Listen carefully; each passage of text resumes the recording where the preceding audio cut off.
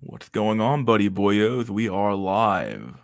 Welcome back to SNI Saturday Night Incel. Episode 63, Weekend Chat, Random Discussion.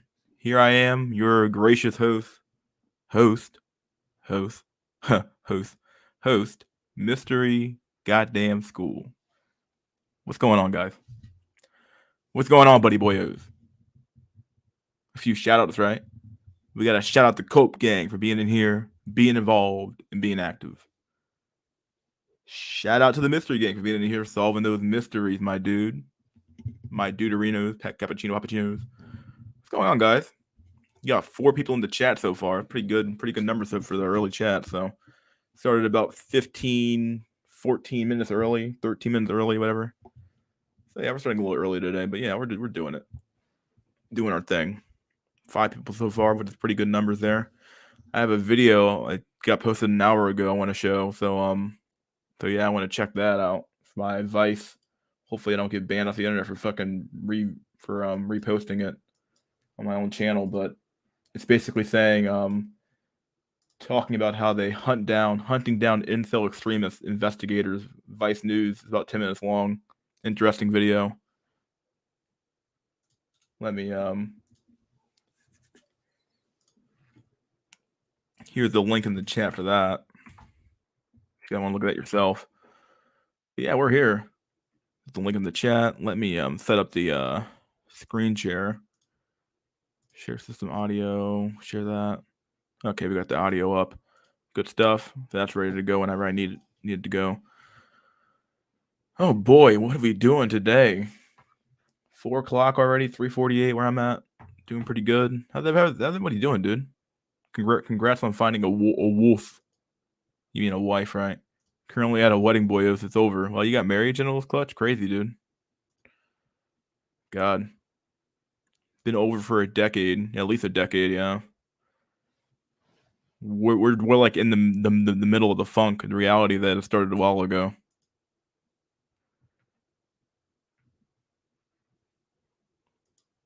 It's only been getting worse since like Gen X. Every generation is getting worse and worse and worse, and getting shittier and shittier and shittier, and getting more depressed and more downtrodden and more upset, and getting more weaker and weaker and weaker. And it's like, what do you do, right? At some point, you got to like burst down and do something, I guess. But I don't see that happening anytime soon. Definitely seems to we seem just too demoralized, just too fucking demoralized. You know, like definitely not a lot going on.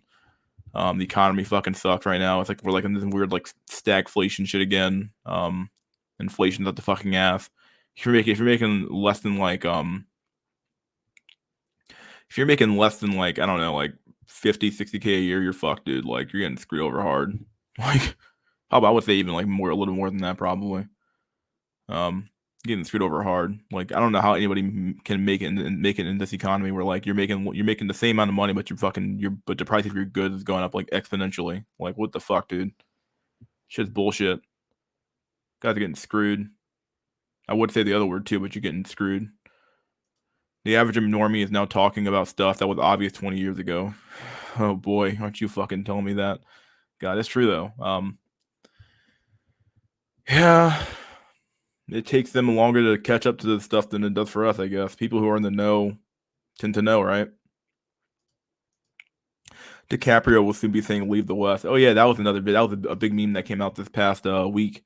DiCaprio and his Jeff Bezos' wife looking up at DiCaprio saying, "Look how attractive he is," and you could see it in her eyes, dude. I was like, "What in the fuck, dude?" I was like, "Wow." It just goes to show you that even being like the richest man in the world or the second richest man in the world is not enough to keep your wife, dude. No fuck. He should have kept his homely ass fucking what's her name? What's that fucking chick's name? Mackenzie Bezos. He could have just kept her. He really should have just kept her, dude. I don't know why he had the need to like leave her for this bimbo looking ass fucking creepy looking chick, dude. Shit's fucking weird. Misery index is high as fuck too. Crash is coming. People are just getting Mackenzie. Yeah, Mackenzie. I don't know why the fuck he I don't know I mean, something's coming, dude. Like if you aren't prepared for that shit, dude. If you aren't prepared for this shit, dog, you're gonna be real fucking screwed over hard. going into like the middle, at least the middle of next year. I'm not sure how much this fucking economy has left in it, dude. People are getting more depressed. People can't afford to buy goods. It's getting worse and worse and worse. Inflation's fucking skyrocketing now. 6% is pretty fucking high. I think the usual target's like 1% or something like that. So he gave up his Becky. Yeah, he gave up his Becky. Like he had a pretty. She wasn't even a Becky. She was like a Miranda. Like very much like she wasn't attractive at all. She wasn't that attractive. She was very much like a middling. Like maybe like a 3. Not a 3. My God, maybe like a 5 or a 4. She wasn't that attractive though. But she was like okay. But for Jeff Bezos though, like for the way he looks, that's pretty good looking. Like pretty bad for what he got. So but he figured, well, I'm a billionaire now, so I can I'm the richest man in the world, so I can get any woman I want. It's like, dude, if only he fucking knew, dude. Got their blue pill as fuck. Not fully over, just 19. Oh, well, yeah, you're only 19, dude. You have plenty of time in your hands, dude. For us, old fucks here, we're fucked, dude. Miranda Bezos. Oh yeah, like, I'm just joking, Miranda. Yeah, like that's like the term I use for like a chick who's like below a Becky, Miranda or something like that.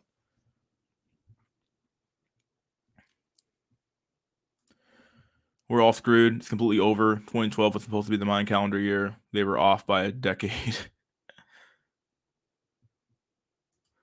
How was your day? It's happening next weekend, not this weekend. That was me. That was my screw up. So next weekend it's happening. So that's why I'm doing SNI tonight. Otherwise, I wouldn't be doing it. So that was my complete fuck up there. So that's why I'm doing SNI now. Thumbnail had me dead. Pretty good, isn't it? 6'4" average face, black. Oh, you're doing all right then, I guess. As long as you can like leverage that shit into something fucking new, and into something, not something into something like tangible. Yeah, pretty good stats, I guess. Have you been rated by women saying you're average or what? Like, do women actually like are women attracted to you or what? Like, what are your not your goals? Like, what are your what's been your like your success rate with women? Just curious.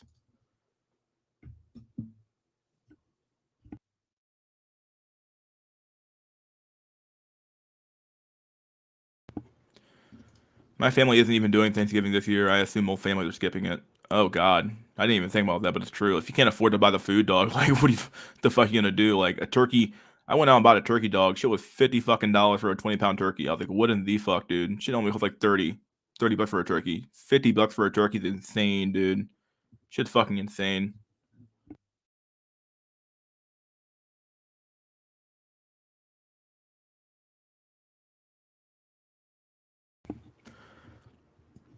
Shit is fucking outrageous out there right now. I see famine soon. I did most of my Christmas shopping early too. I got it all done 'cause I figured it's gonna be shortages fucking everywhere come December. So I figured I better get my stuff now while I can. But yeah, shit's going insane right now. Like the economy's on fucking borrowed time, dude. It always has been, but for a while now. But yeah, turkeys are like $18 in my store. Really? Wow. Are you what size are you buying though? KFC 12-piece meal is $48 for a 12-piece. For a 12-piece meal? What the fuck? Oh my god. That is bad. I see famine soon. Nice and good prices. Boy, you wish.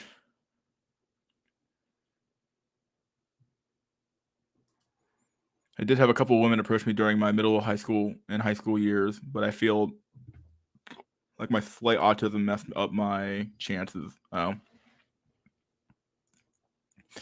Also, quality of turkey matters. That's true. I bought a butterball. Shit was expensive, dude. That's all I fucking know. That's frightening. Yeah. Forget the weight. I would say small to medium. Forgot the weight. I'm sorry. Okay. He bit them. Yeah.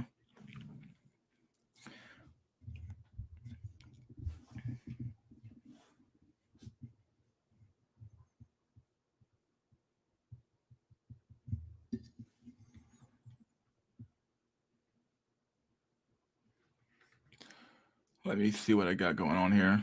Go to Discord.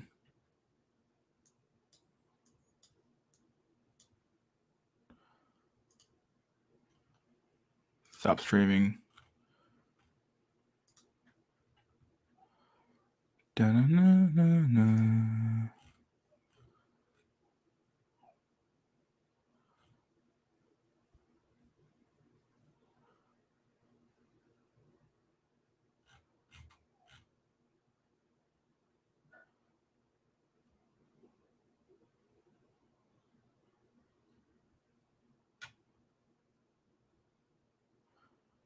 Leave that stuff for there for now. We'll come back to that. We got 9 people in here so far. Nice. But yeah, my God, the whole world seems to be fucking just spiraling out of fucking control. YouTube removing dislikes to help small creators. Bullshit. They're just doing that shit to fucking man. People fucking feel bad, dog. What it comes down to. People are butthurt as fuck about goddamn dislikes and shit.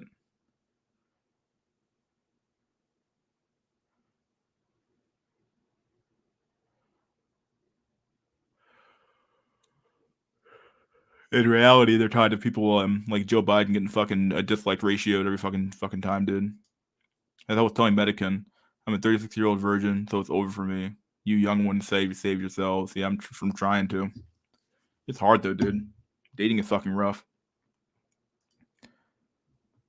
50 million Americans are still paying off debts from last year's Christmas. Fuck. Most Americans are paying off debts from like 20 years fucking ago's Christmas, dude. Americans are an insane amount of fucking debt, dude.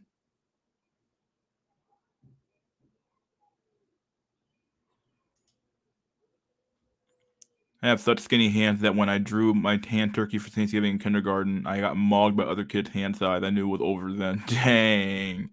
Getting hand mogged. Absolutely fucking hand mogged.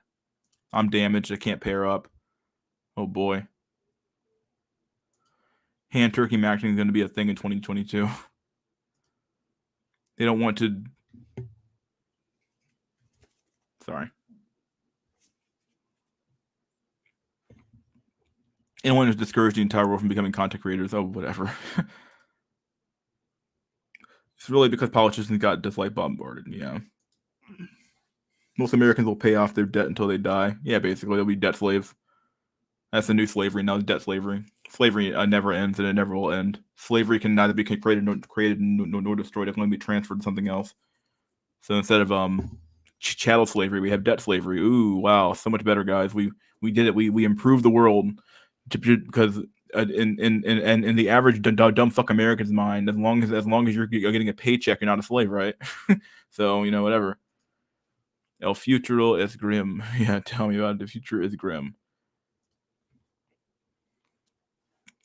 The West is dying. The whole world's fucking dying, dog. Like, god dang, even China's not faring much better. That's the problem with the West goes, the whole world goes with it. Nobody else really has a self-contained fucking economy. Not too many countries do. Okay, since we're here, Grim is back. Grim is not back, dude. Where the fuck is Grim at?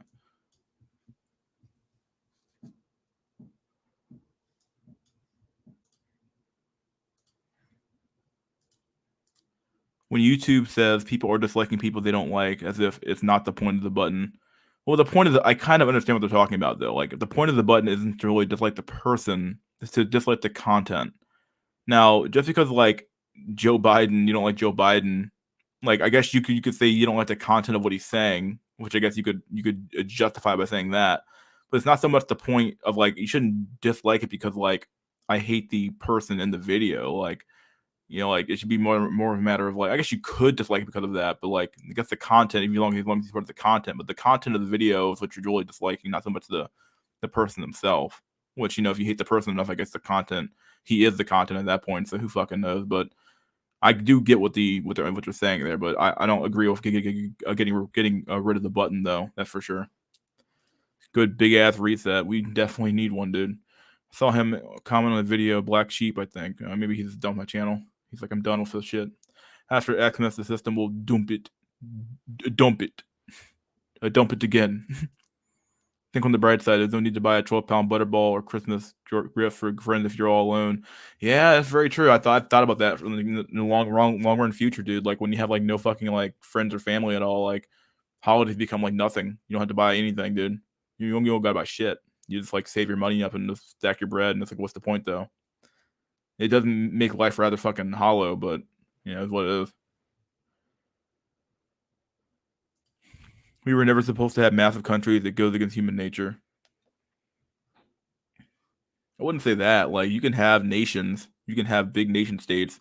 Just a matter of fucking like, like people need communities, and people need to feel more connected to their communities and their local culture than they do to some a nebulous fucking nation state thing. Like, the nation state's supposed to be like a generalized version of what happens on the local basis, on the local level. So we're all going to be chasing turkeys from park like Todd Thundercock for Thanksgiving. Oh god. Grim is still around. He hasn't roped. He can watch on someone else's video. Grim, come back, Grim. Come back, Grim. Come back. I get what you're saying, but people still need to be able to dislike either way. Oh yeah. I agree. Yeah. Agree. A great part about being left to die is you don't have to waste any time buying people shit for holidays. Yeah, very true. Oh god. Xmas fell off the wagon. Did mystery scare Grim away? I think I did. Pot twist. You got to buy shit for your boss. Oh god. Yeah. Hello, fellow copers. I feel obligated to buy something for my boss now because like we've entered this into this like tradition of buying gifts, and it's like shit now because like she bought me a gift on year one, and I felt obligated to buy her a gift. I'm like, dang it, like I don't know, I felt bad. Like like when somebody opens up Pandora's box, it kind of creates a cycle of never ending gift giving because you feel like obligated to buy that person a gift. Otherwise you feel like an asshole. So. The Great Grim Drought of October will end soon, I hope. Overpopulation equals hoax. Got my doll into today, vital cope fuel. All right, well, there you go. Nations are held up by states, and the states are held up by cities. And the cities are held up by the people within the city, like the communities. And the communities are held up by individuals, yeah. It's all like a huge system, You gotta understand the system. And most people have a hard time understanding systems because normally our systems, especially for human systems, are really complex and they're hard to understand. But they aren't too complex where you can't like intuitively know it. But people just don't want to take the time to like think one step ahead. But it is what it is. Crustacean maxing. Oh yeah. The Crab King.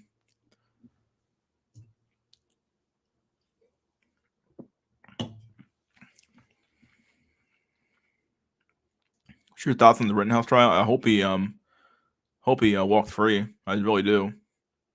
I don't think he did nothing wrong. The only thing he might get is the gun charge, but even that's on ice right now. It might actually not go through because of the way the law is written. It's really weird. Like the law doesn't make a lot of sense. So yeah, interesting stuff happening there. But I hope he walks free. Really do. I was able to get in before shipping totally shuts down. Oh god, yeah. Bucko maxing. Bucko max. I thought Dissenter was a third-party website for rating YouTube videos that block comments. Oh. Walk up to your boss and tell her, I ain't buying you shit. We didn't land Black Pill. The Black Pill landed on us. Oh, God. He losing a fucking job. Population of Earth is probably close to 500 million. Simulators show that cities with similar populations of what's supposed to be on Earth look much larger. Huh. Thoughts on NoFap? No, and no porn. I would say that no porn's probably a good thing. NoFap will probably make you go insane. I think that men need to like really some way, and one way to do that is via fapping. So I would say fap. No fap, probably a bad idea. No porn, probably a good idea. At least cutting back on porn. I would say like if you're watching like very very vanilla stuff, you're probably mentally okay. If you're watching some fucking like crazy ass like midget fucking gymnastics porn or some shit, you got problems, dog. You might want to fucking like come back to reality real soon. But if you're just watching like general like vanilla shit, like big ass and some shit, like okay, like I'm pretty sure you're probably doing okay, like like fuck. But like even then, you should still be like cutting back, like at least like like tap less and maybe tap the porn less for sure. Jordan Peterson, black pilled or blue pilled? Dude, blue pilled as fuck, dude. Human systems are so complex. You get political compass, but even then, there's nuances. Rittenhouse will have to have bodyguards the rest of his life, probably. The center got shut down by Google a while back, I think. Oh. Can you do the Jordan Peterson impression? It's just hilarious. Clean your room, bucko. Clean your room. Oh, just clean your room, bucko. And when the lobster comes out of the ocean and DiGiorno pizza is in the oven, that's when the shadow shows up and he does your laundry for you. And that's not the way the life should be. Your shadow shouldn't be doing your laundry for you. In reality, what should be happening is that you should be doing your laundry yourself. Wash your penis, do your laundry, clean your room. That's all I'm telling you to do. So when the pizza shows up to your house from Domino's, because you already have DiGiorno in the oven. So DiGiorno is meant to symbolize the shadow of the pizza. And what you really want is the pizza to show up in DiGiorno. It's like, what the fuck are you talking about, Jordan Peterson? Like, like, what the fuck's going on, dude? It's like fucking word salad shit, dude. Like, oh, DiGiorno. Like, okay, like, what's going on, dog? Like, like, what the fuck? It amazes me growing up as adults demonizing 17. Yeah, it's crazy, dude. People are fucking shitting all over that fucking dude. All the fucking guy, dog. Like, people are shitting all over this kid. It's like, seriously? How, like, you're like still in high school or some shit. Like, you're gonna shit over some fucking 17-year-old fucking kid who defended himself, and you're like, oh, Rittenhouse was a snow nationalist. And I'm like, okay, what the fuck, dude? Fuck out of here with that crap, dude. Just some dumb kid who got in over his head. Should he have been there? Probably not, but he was there and he defended himself. That's what it comes down to. It's not some fucking like grand fucking narrative of like some secret fucking snow nationalist. He's just some fucking kid who got fucked over. Yeah, he shouldn't have been out there, but he was out there and he defended himself. What it comes down to. Take the pledge. I won't. Only release after 7 days. Yeah, I would say it's probably a good interval, maybe 4 to 7 days. Yeah. No fap is the place bro effect, in my opinion. I did 60 days and nothing changed. I believe it. Plus, even placebo, yeah. Placebo effect. Pretty good. People will call him Juden Peterstein. Juden Peterstein. Placebo effect, yeah. That's my fucking ass up. Brazilian fart porn. If you're watching fucking midget gymnastic porn, dog, you got some problems, dog. Like, you got problems, dude. Judith Peterberg. God, all this fucking stop. I love it. Yeah, it's like, oh, when the lobster shows up out of the ocean, that's your shadow trying to tell you that in reality you never existed. That's the reality of it. And women are right about lobsters. The hierarchy's always been there in lobster land, and it applies to human beings as well. It's like Peterson, please. Like, you're killing me with the lobster. Jesus. Just be a lobster and integrate your shadow. This is a word for word quote. Yeah, dude. Like, come on. Like, schools, don't defend yourself, bro. Leftists, don't defend yourself. Yeah, I love this narrative about like, oh, you can't defend yourself, bro, unless you're already being shot at. Like, okay, dog. Like, so I'm supposed to get shot in the arm and then shoot him back. Like, that's how life fucking works. Like, come on, dude. Like, oh, so like, would you do that? Would you wait until you got shot at before you pull the trigger? Of course not, bro. Like, this is some dumbass shit, dude. Some dumbass cuck shit. Where like, you can't defend yourself, bro. Just take the beating like Jesus Christ and like be a fucking saint. It's like, okay, dog. I'm not a fucking saint though. I'm a fucking human being. Yeah, I'm whooping ass. I'm getting my ass beat, dog. Like, I'm sorry, dog. If someone's gonna take my fucking life, dude, I'm sorry. It's gonna be all fucking no hold bar, dog. We're done. Like, okay, dude. What's up, dentist? Yeah. Hey, man, don't roast the Giorno. That shit tastes good. It's pretty good pizza. I'm not gonna lie. It's better than most of that crappy ass fucking gas station tier pizza they serve they have at the fucking the store. But what's up, dude? He said antisocial person are dangerous. I think he is benzo-maxing during the speech. No nut is a fun tradition. It's gotta be funny. He used to be no shave for a while, but no, he mean no nut. Prosecution saying see Kyle over and over is hilarious. Yeah.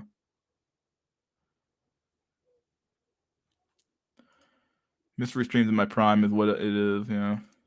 What if a midget watches midget? Well, I don't know, dude. Like, probably good enough. Japanese puke. Oh god. Not watching that one, dude. Not covering that one. Ugh. With overhead genetic combination, brutal. Yeah, dude. Lobster maxing. Yeah. Always go for the headshot so they can't self-defend. Nice.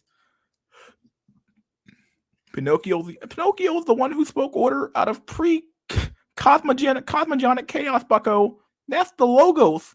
That's the shadow. Pinocchio is the shadow. He was always there. Pinocchio is the shadow. He was always there. And remember, guys, when you order Little Caesars pizza, you have to go pick it up. It's $5 to go pick it up. And we all know that deep down in our hearts that pizza is too expensive for what the fuck you're getting. And it tastes like cardboard. And the reality is that when you manifest into your higher logos and you read Dostoevsky, he tells you that on the Gulag Archipelago that the reality is that we're all stuck in a big matrix that the bucko clean your room. Like, all right, Jordan, my dude. Meanwhile, the same lefties would be a geriatric couple and burn down their store for not accepting 90. Yeah, dude, it's true. It's true. It's I believe the term is anarcho-tyranny or something like that. Anarcho-tyranny is the name for this term they want basically law-abiding citizens get their ass beat, and the ones who don't follow the law are the ones who like basically get to do what the fuck they want. So it's like really fucking weird. Seems to me like the entire left motive is to get to like no rules at all. Like that's what they want to become anarchists, basically. Just be Pinocchio, bro. Jesus died for our sins so we can defend ourselves. Yeah, nah, looking at that one.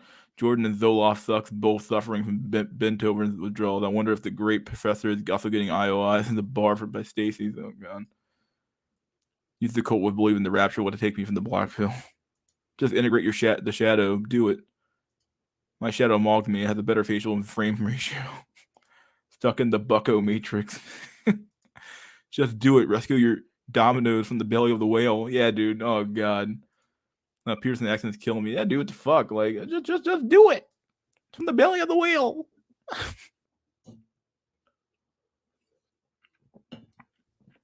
I'm not even saying Pearson's all wrong. Like, he has some stuff he says that's like, okay, fine, I hear you. But like, man, it takes him way too fucking long to make his point. And he's just like talking and fucking word salad fucking everywhere, dog. With fucking ranch all over that shit. And it's like, dog, are you ever gonna get the fucking point? Like, you ever gonna get the crux of the issue? No fucking way, dog. No way.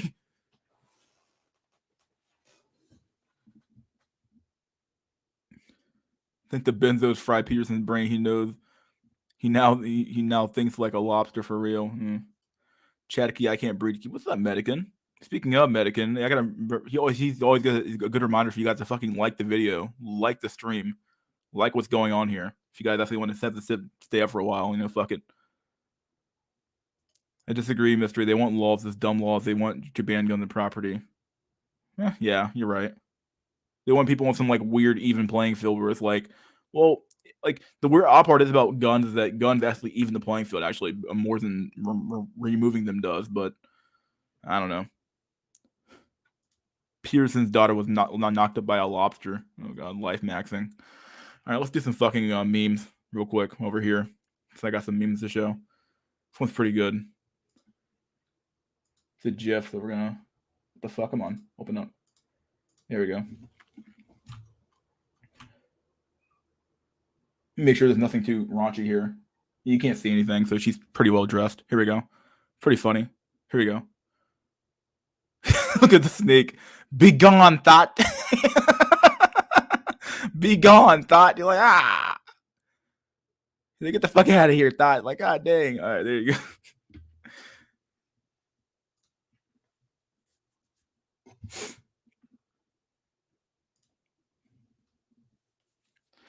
Next picture, we'll do a quick one here.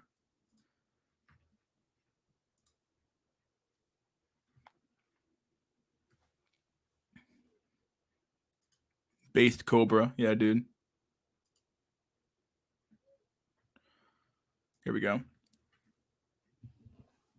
How do people get laid according to normies? So we have confidence, good personality, hard work. Okay. How do people get laid for real? Merciless exploitation of women's psychology and birth lottery. Yep. Very true. If you're born a certain way and you get you're born to a rich family and you look like fucking Chad Thundercock and you got fucking 9-inch long and you got 6-pack abs and you're just naturally fucking athletic and got the fucking jawline and shit, you're gonna have a huge advantage there, buddy. And then if you once, because you have all that, you have the ability to do this. You have the ability to abuse and misuse women's psychology against them. So these things work together. This shit here is bullshit. This is bullshit. Plenty of men work hard, get shit. Plenty of men have good personalities, get shit. Plenty of men have quote unquote confidence, get shit. So yeah, they get shit on. So yeah, it's the reality of it.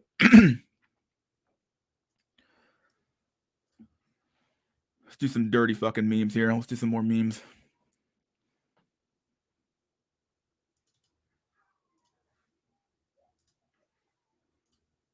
Here we go. They say it'd be haha, comrade, but it's not. I love it. Pretty, very simple. Very simple. They say it'd be haha, comrade, but it's not.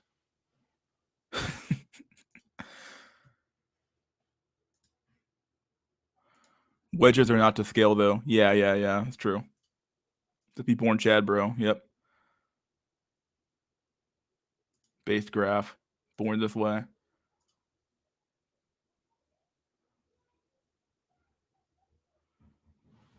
I'm confused why feminists don't like guns. Literally, if you don't have a gun, why would they would need a man? Liberals, police is evil. Also libs, give up your guns. Yeah, I don't. Yeah, there's a massive contradictions there.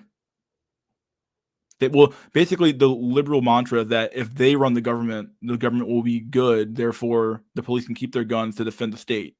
But the moment the other side gets the government all of a sudden becomes evil again, and you have to get rid of the guns to stop the state, and also get rid of the police too. So it makes zero sense. Like, or rather, it makes sense if you're stupid. So, or it makes sense if you basically have no principles at all. So yeah, I'll go with that. Members are indoctrinated by retarded, mostly liberal schooling, mainstream media. No wonder everyone is so retarded nowadays. You tell me about it. Fuck. Oh god. How fun. Yeah. Let's see. More memes we got here. It's like I have some from last week I didn't use at all, actually. So I'll use those later. My favorite. I love this meme here. It's very simple. Very, very simple. So like whenever somebody asks you for a source, you just do this. Here's what you do. He's like, dude, bro, you have a source for that, bro? None. I made it up, dude. Like, fuck you talking about, dog? He's like, I made it up, dog. I'm Chad, dude. I don't gotta do shit. Like, source, I made it up. Well, at least he's honest.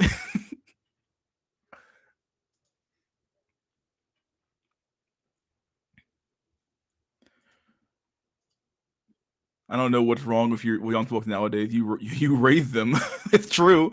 That's what I always tell my mom. I'm like looking at her like, well, I mean, who raised these kids? Like, come on. Like, well, why do people act like these behaviors came out of the East or some shit? Like, no, dude. Like, they came from your ass. Like, you taught them this shit. You let the kids be indoctrinated with the crappy media. You let them be indoctrinated with crappy fucking stories, and the government mandate the what's it called, the school systems. Well, this is what you get. Like, you get bullshit. So.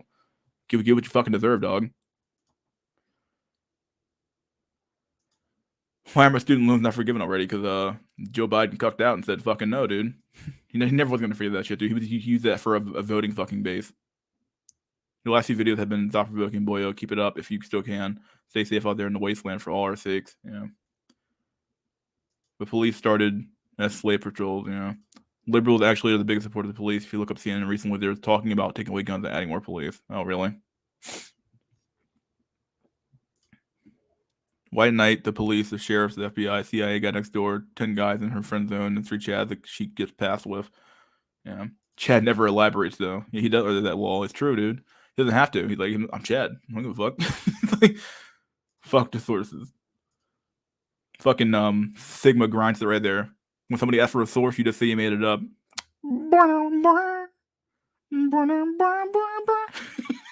This fucking song, dude. Just say you made it up. Fuck it, dude. That's so fucking Sigma grinds that's not even funny. Somebody asked for a source, I made it up.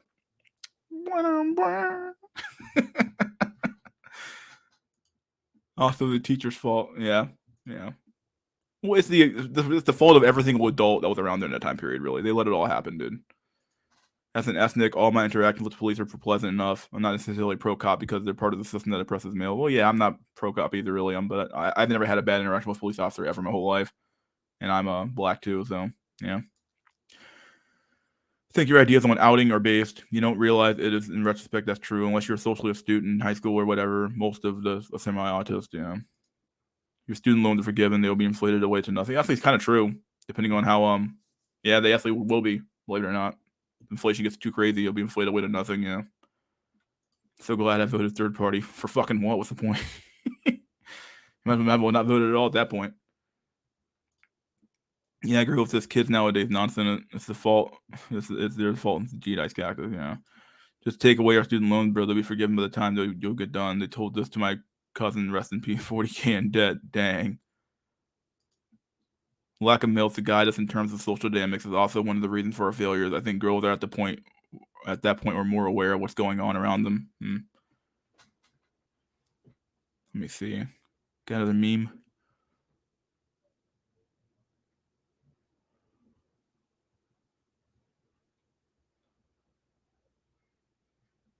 Fuck, we covered this topic earlier. We'll go back here again. Here we go. This is pretty sad, actually. With the world economy, real estate, central bank, pension, stock market, they're all sitting on top of this. Dog's like, oh my god, if I move one time, it's over, dude. If I make one step, it's over. Oh boy. He's like, shit.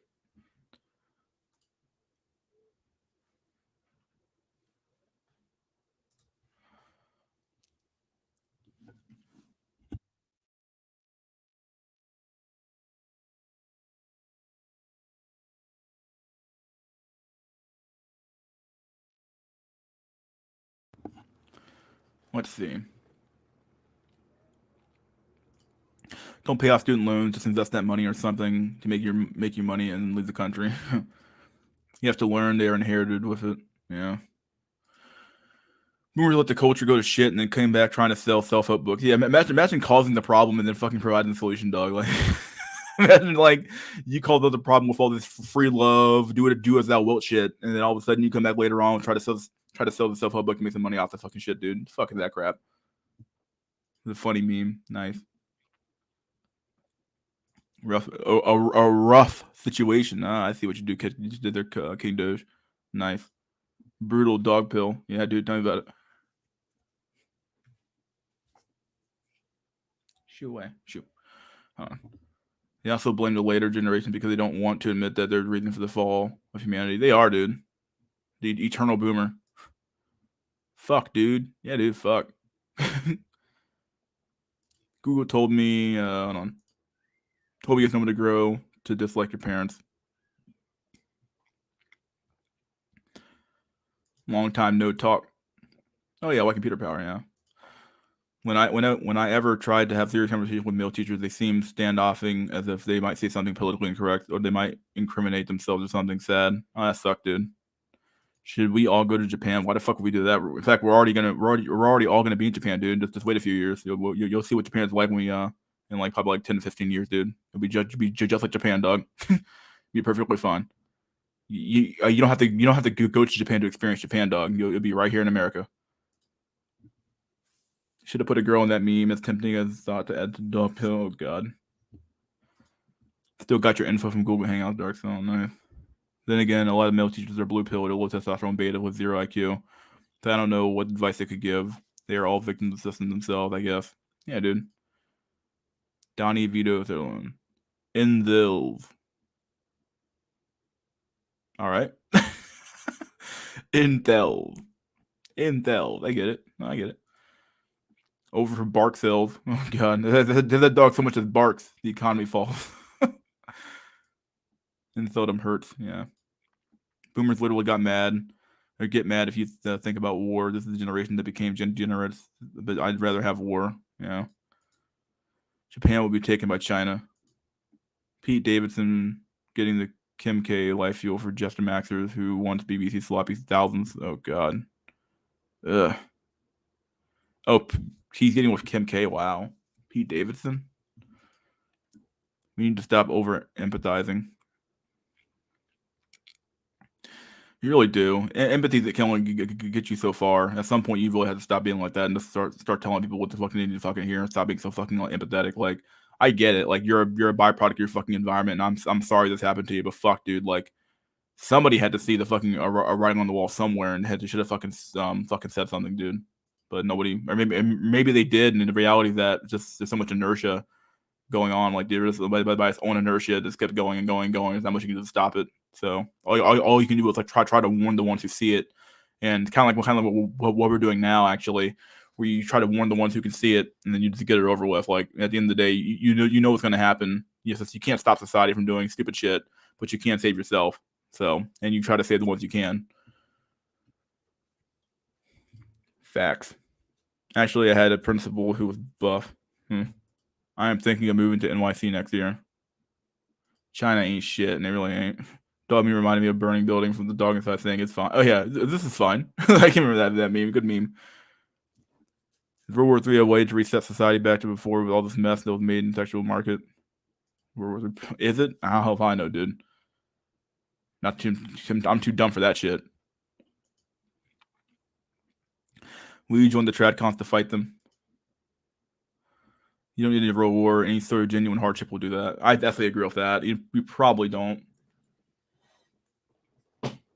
I think that if the economy takes a huge shit, you might end up with a world war and hardship. So it doesn't matter. I guess you're gonna get both anyway. It's not over for me. Yeah, dude. Look at that picture, dude. Fucking Chad right here.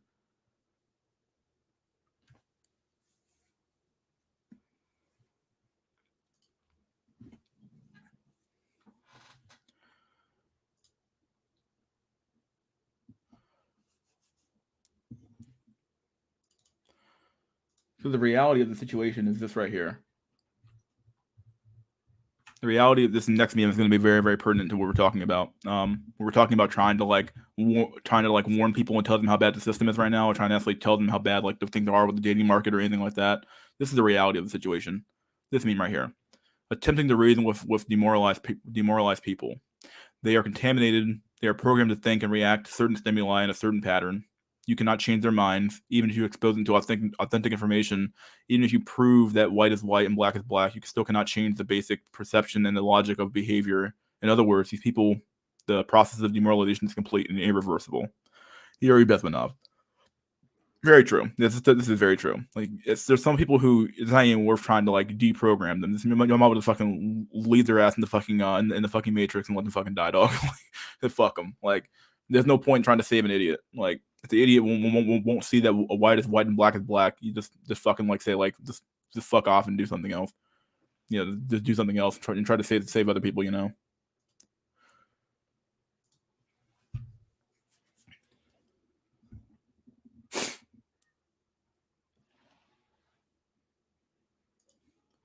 I saw someone post an instructional video on giving a dog the Heimlich maneuver on Facebook. They said it was because they love dogs more than most people. Yeah, it's true, dude. I don't know. I used to do some weird stuff. Like, I would go on Omegle, and I would use a GIF thing. I would use like this thing called like mini cams to like post GIFs, and I would post some like gory GIFs back in my teenage days where that stuff was funny. So I would post some like gore gifs about some dude getting his head chopped off or something like that, and people would be laughing. And I would post one gif about a dog getting hurt, and people would literally go fucking insane. And I'm like, wait, what? And I would ask them like, why are you going insane about this for? Like, human beings just died, don't you care? And they're like, no, it's a dog. And I'm like, what? Like, people care far more about dogs and shit like that than they do about fucking people, dude. More about animals than because they view animals as being innocent and human beings as being like inherently fucking evil or some shit, dude.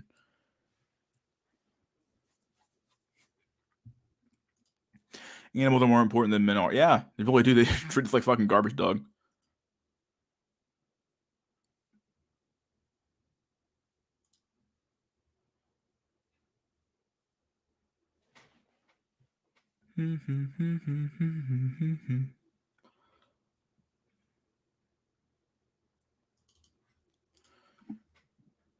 Here's a quick meme here.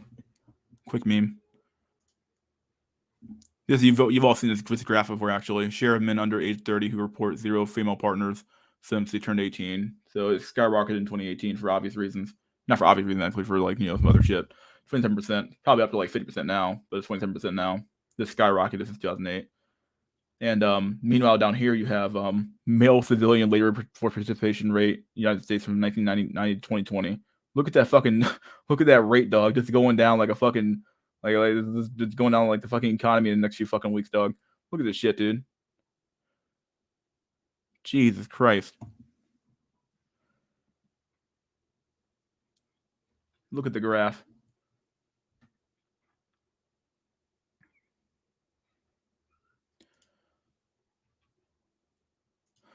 Mark Pasayo made a new video for the first time in a long time. He always talks about order followers, and as the elites refer to as literal dogs. He's gotten really angry in the last few years, though. He's done.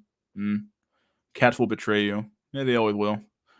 That's because people don't believe in determinism. It destroys their worldview. People hate determinism, dude. They think of it like as like an affront to like their choices. Like, what, you're telling me I didn't make any choices my whole life? It's like, I'm telling you that like your choices have weight. Your choices have like, I'm not saying your choices you didn't quote unquote make those choices, but those choices, they weren't free choices though. You weren't making free choices. There's no such thing as free in this world. There's no free lunch. Okay, like that's the only way I can like get people to understand it. It's like the best thing is like there's no free lunch. You don't get to pick your parents. You don't get to pick the neighborhood you grew up in. You don't get to pick the food you get to eat.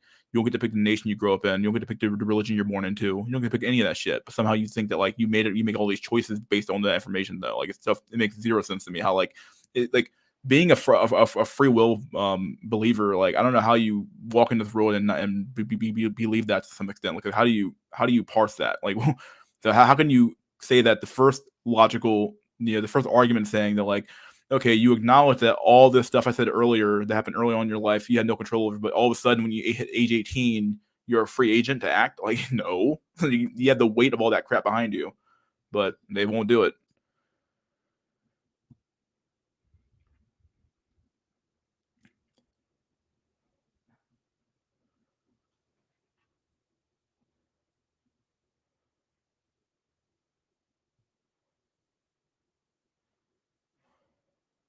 Term doesn't destroy your ego. It definitely does. Very ego destroying.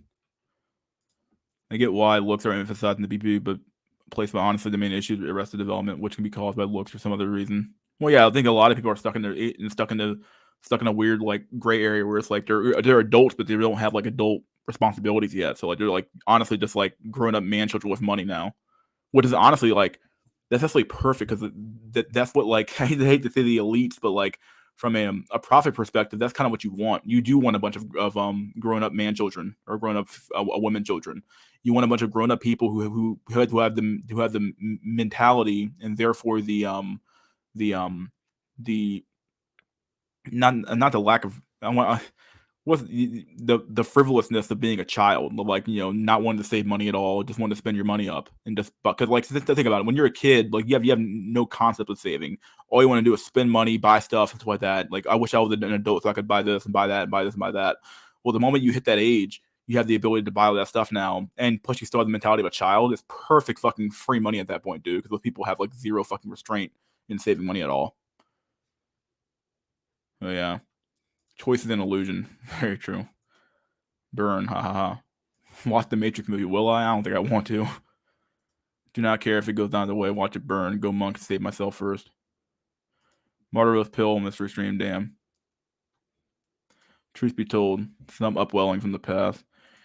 You don't pick you don't pick who fall in love with or who you fall in love with. Yeah, I agree with that.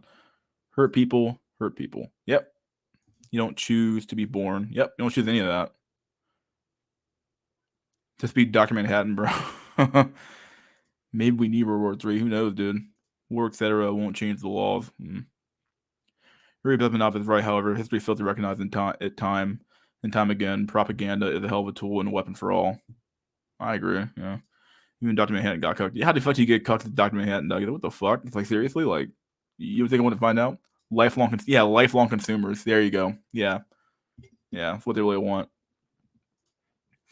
It's good to have some hope on the back burner, yeah.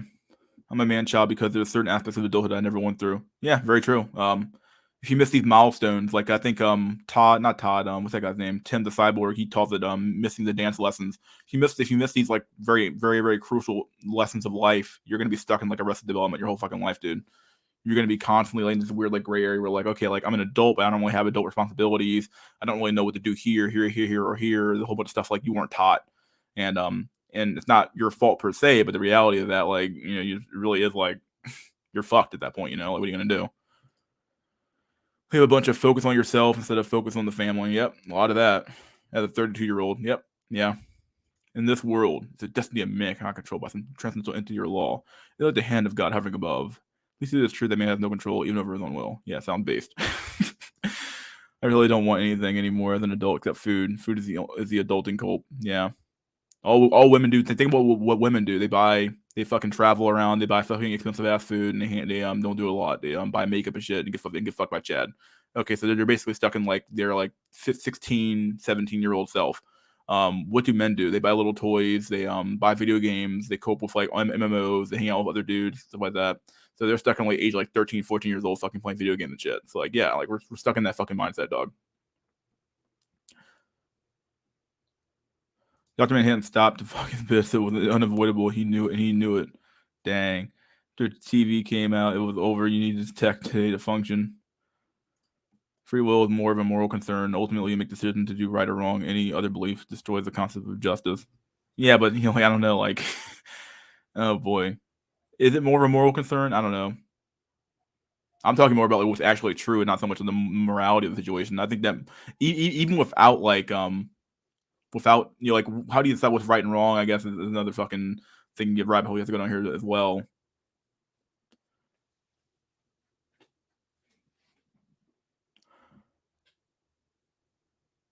Because people can still be held accountable under a deterministic system, and it does happen naturally.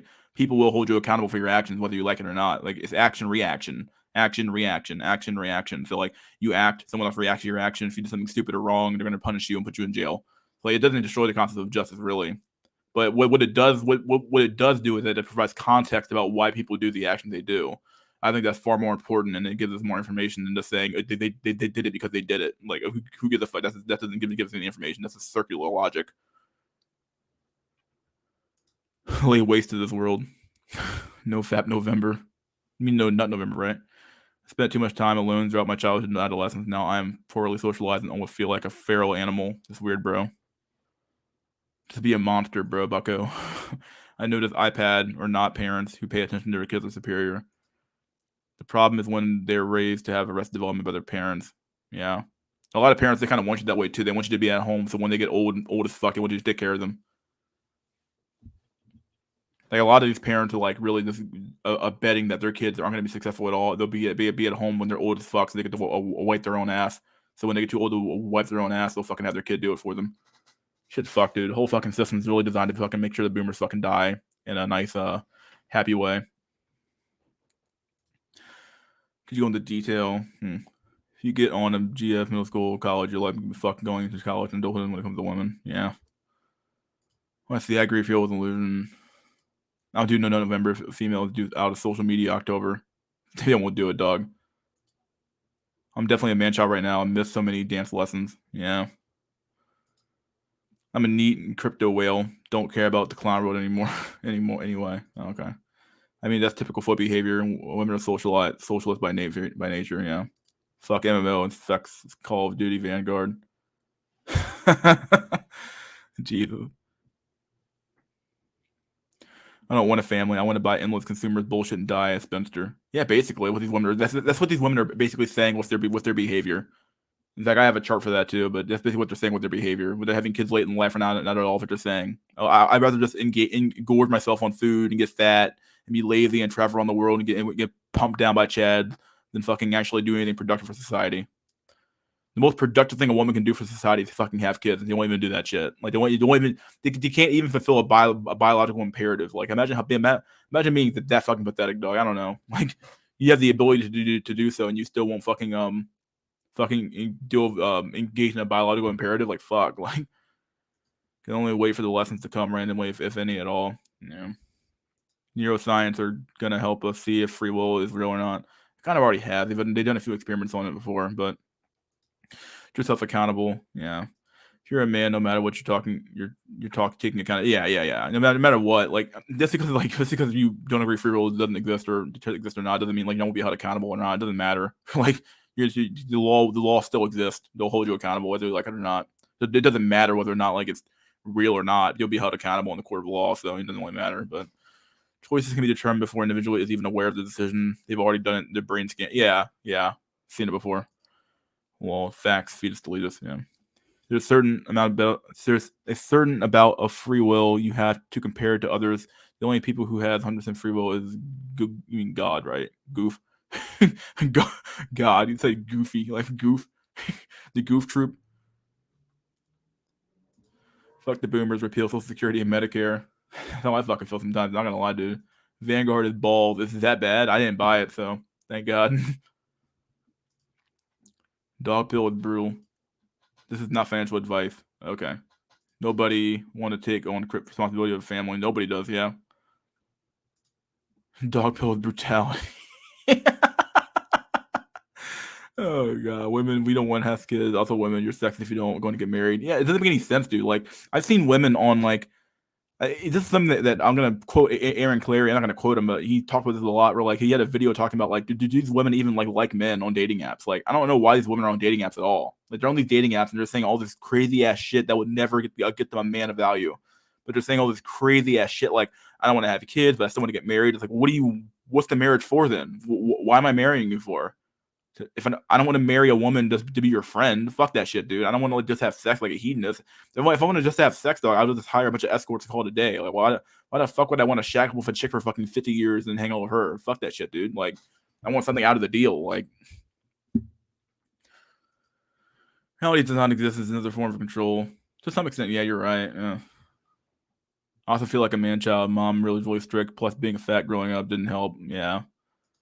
A dude on Reddit shared a story where he came home from work early and saw his GF dog piling him from the outside. What the GF dog piling him from the outside window? What the fuck, dude? What's up, boyos? Woke up from last night. Okay. Fuck your dog having to do with their own men. Yeah, very true. We're indoctrinated to accept all the planned changes in our lifetime. Goofy guy, 100% free will. Fucking goofy. Oh, yo. That's goofy, right? Oh, yo. Vanguard campaign was okay. I watched it on YouTube. Okay. Everyone fighting over the same jobs, then add a mass immigration, those jobs become obsolete. Right? Fucking true, dude. Fucking true. Oh god. Beyond that, so like not only did we added like, so before you only had to compete with other men, and now you have to compete with men and women, and now you also have to compete with men, women, and the rest of the fucking world now for your fucking jobs in America. What the fuck, dog? And you expect those jobs to still to maintain their value like over time? No, it's the basic supply and demand. Women have disgusted me with their abandonment, and I have a reason to complain. Men, even red and black pillars, wouldn't mind supporting a family if women were decent people and were full of various Chad DNA. Yeah. I'm staking on Polka Dot and Cardano. Those are mooning soon. Single men with low pay, dead end job, waiting to die. What a life. What the fuck, dude? What a fucking life. The government knows what to do, what it has to do, but has no balls. It doesn't have any balls, dude. I was talking about that earlier. Like we can't be the only people to figure this out, and there's no way we are, by obvious reasons, dude. The reality is that these motherfuckers, they know what's going on. They know how bad things are, and they're like, wait, what the fuck? Like they can see the fucking the birth rate charts. They see all this shit, and they don't have the balls to tell these women and men that what they have to do because they're afraid of the backlash. Oh God, telling people what to do as a government, like as our fucking job is to tell people what to do to make the fucking law. We can't do that, guys. We'll lose a re-election because they will. That's the reality of it. They will lose re-election if they did this shit. So we're stuck here. We're stuck in this weird situation. We're all fucking stuck in high school, and yeah. I'd be having roasters trying to convince me that I should get married. My ass off, dog pile. Yeah. Automation is taking jobs away. Anyway. Did I read that wrong? That was you, Rogod, right? Oh, dog piling him from outside. Oh God.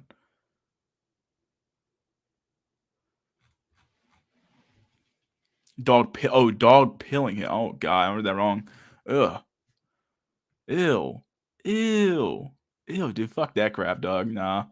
Automation is taking jobs anyway. Everyone has their moms crying out inflation, but deflation will become too. Yeah, campaign looked good from what I saw.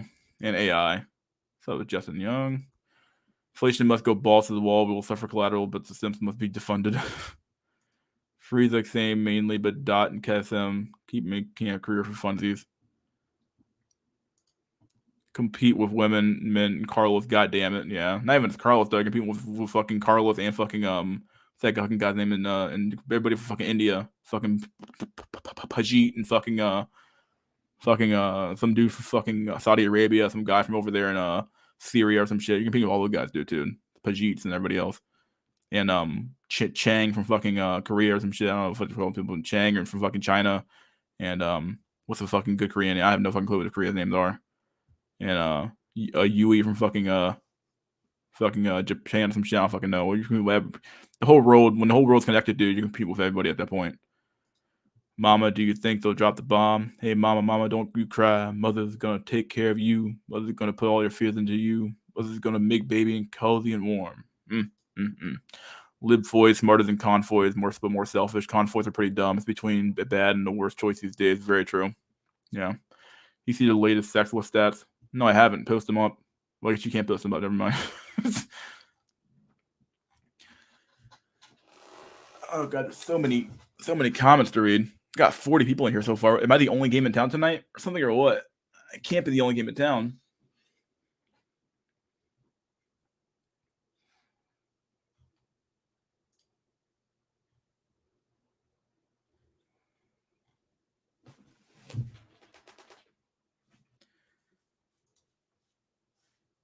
Something I do want to play real quick before we get to should I do charts and data or should I do this 9-minute video?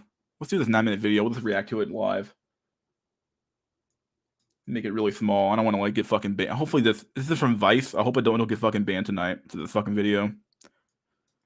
I haven't watched it yet at all, so we're gonna be doing it blind.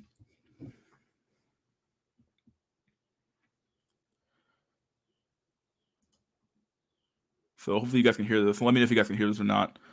Let me do this. Put it here. Online. You guys hear that? Does that sound good?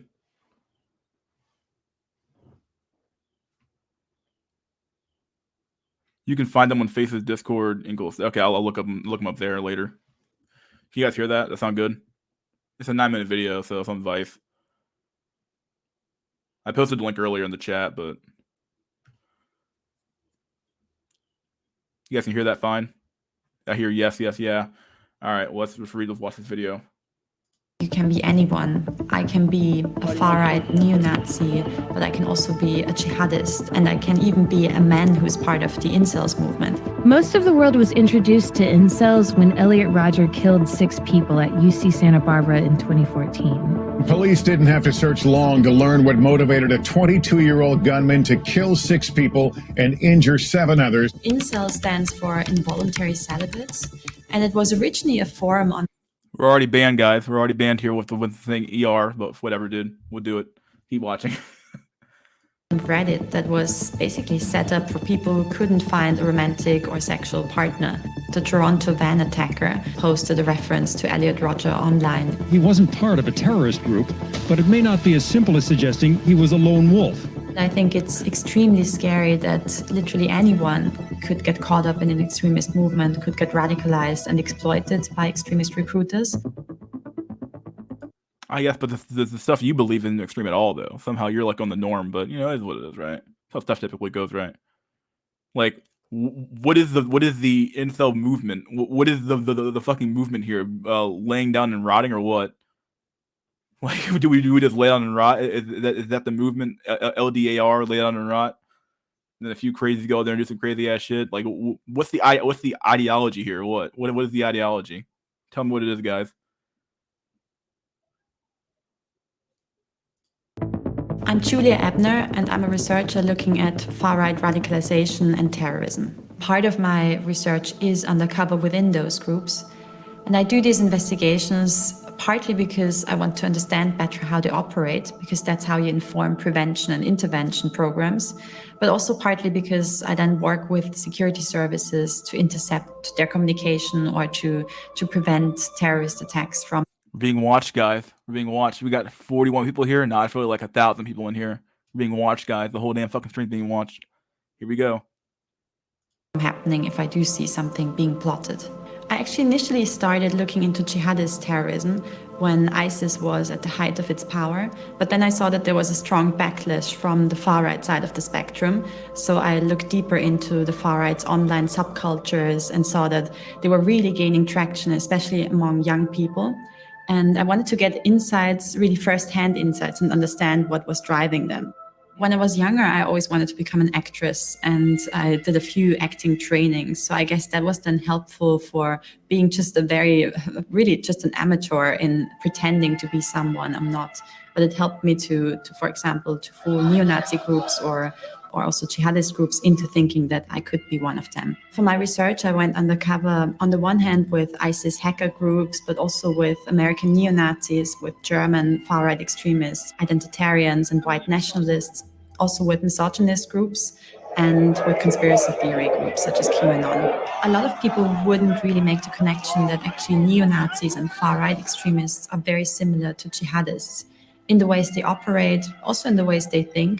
Notice how they never actually fucking go. They never actually go out there and they never investigate Antifa or any other left wing group though. It's always the far right groups that get investigated, but never fucking Antifa or BLM or any of these other groups. Because like keep in mind they're part of the narrative. They're part of the they're socially acceptable. You know, they're socially acceptable terrorism basically. But everything else, dog, and yeah, nah, dog. Like, yeah, if you're on the other side of the aisle, though, and you can investigate all the goddamn time. FBI's in your fucking ass, CIA's in your fucking pocket, dude. Everybody's fucking watching your fucking ass, dude. Yeah. They go on the other side, though. You guys are perfectly fine. Antifa is just an idea. As Joe, as our friend Joey said here, Joe Dementia Biden said, Antifa is just an idea. Yeah, all that stuff happening in the street was just an idea, guys. And all that shit that happened in Minneapolis, guys, was just a fucking idea, guys. No way. No way, dude. Just a fucking idea. But especially in the ways they use new technologies. I've been interested in the rise of anti-feminism for quite some time, and especially when it manifests itself in targeted hatred against women or especially against feminists. The manosphere is a loose... Oh shit, Manosphere got fucking name dropped in here. Holy crap. Here we go. Let's see where they go with this. Network of different online subcultures that are all misogynist and united in their anti-feminism. Oh, they're all misogynist. Okay, so they're all misogynistic. I wonder how she actually like engaged with the actual groups though, engaged with the actual stuff, like the material. She actually looked at any of the data that we actually post here at all, like any of the actual data about how bad it is for like men out here. How women are the ones who fucking get to go to college for free, basically, and men get not for free, but at least they go to college in droves, and men get left out in the fucking dust. How there's no scholarship for fucking men at all. How like men don't get anything at all when it comes to the system at all, but women are exalted and loved. And men literally get shat on fucking non-fucking stop, dog. These are just buzzword keywords, fucking shit. Like Justin Young here said, just keywords. Oh, here we go. Incels is one of the most radical and potentially violent. Of course, she went on a forum called Incel, but it is what it is, right? Violent groups or networks within the bigger manosphere. Incels was originally a forum on Reddit that was basically set up for people who couldn't find a romantic or sexual partner and who were lonely. There was a positive goal behind incels in the beginning, but it has been hijacked over the years by deep... Why is the movement always hijacked? They always go with hijacked. Like, no. What always happens with any movement is that the men in the movement get tired of waiting and trying, and they get tired of being gaslit, and they come to the realization that, oh, it's not going to get better. It's not going to get better. That's what they come to the realization of.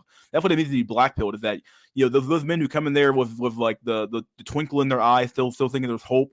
Those are the guys that are still blue pilled or red pilled. You're like, okay, there's still hope if I do game or this or that or this. And eventually, over time, you get more and more extreme in your belief because you become to realize that, wait a second, like the problem isn't me. The problem is something else. The problem is not me.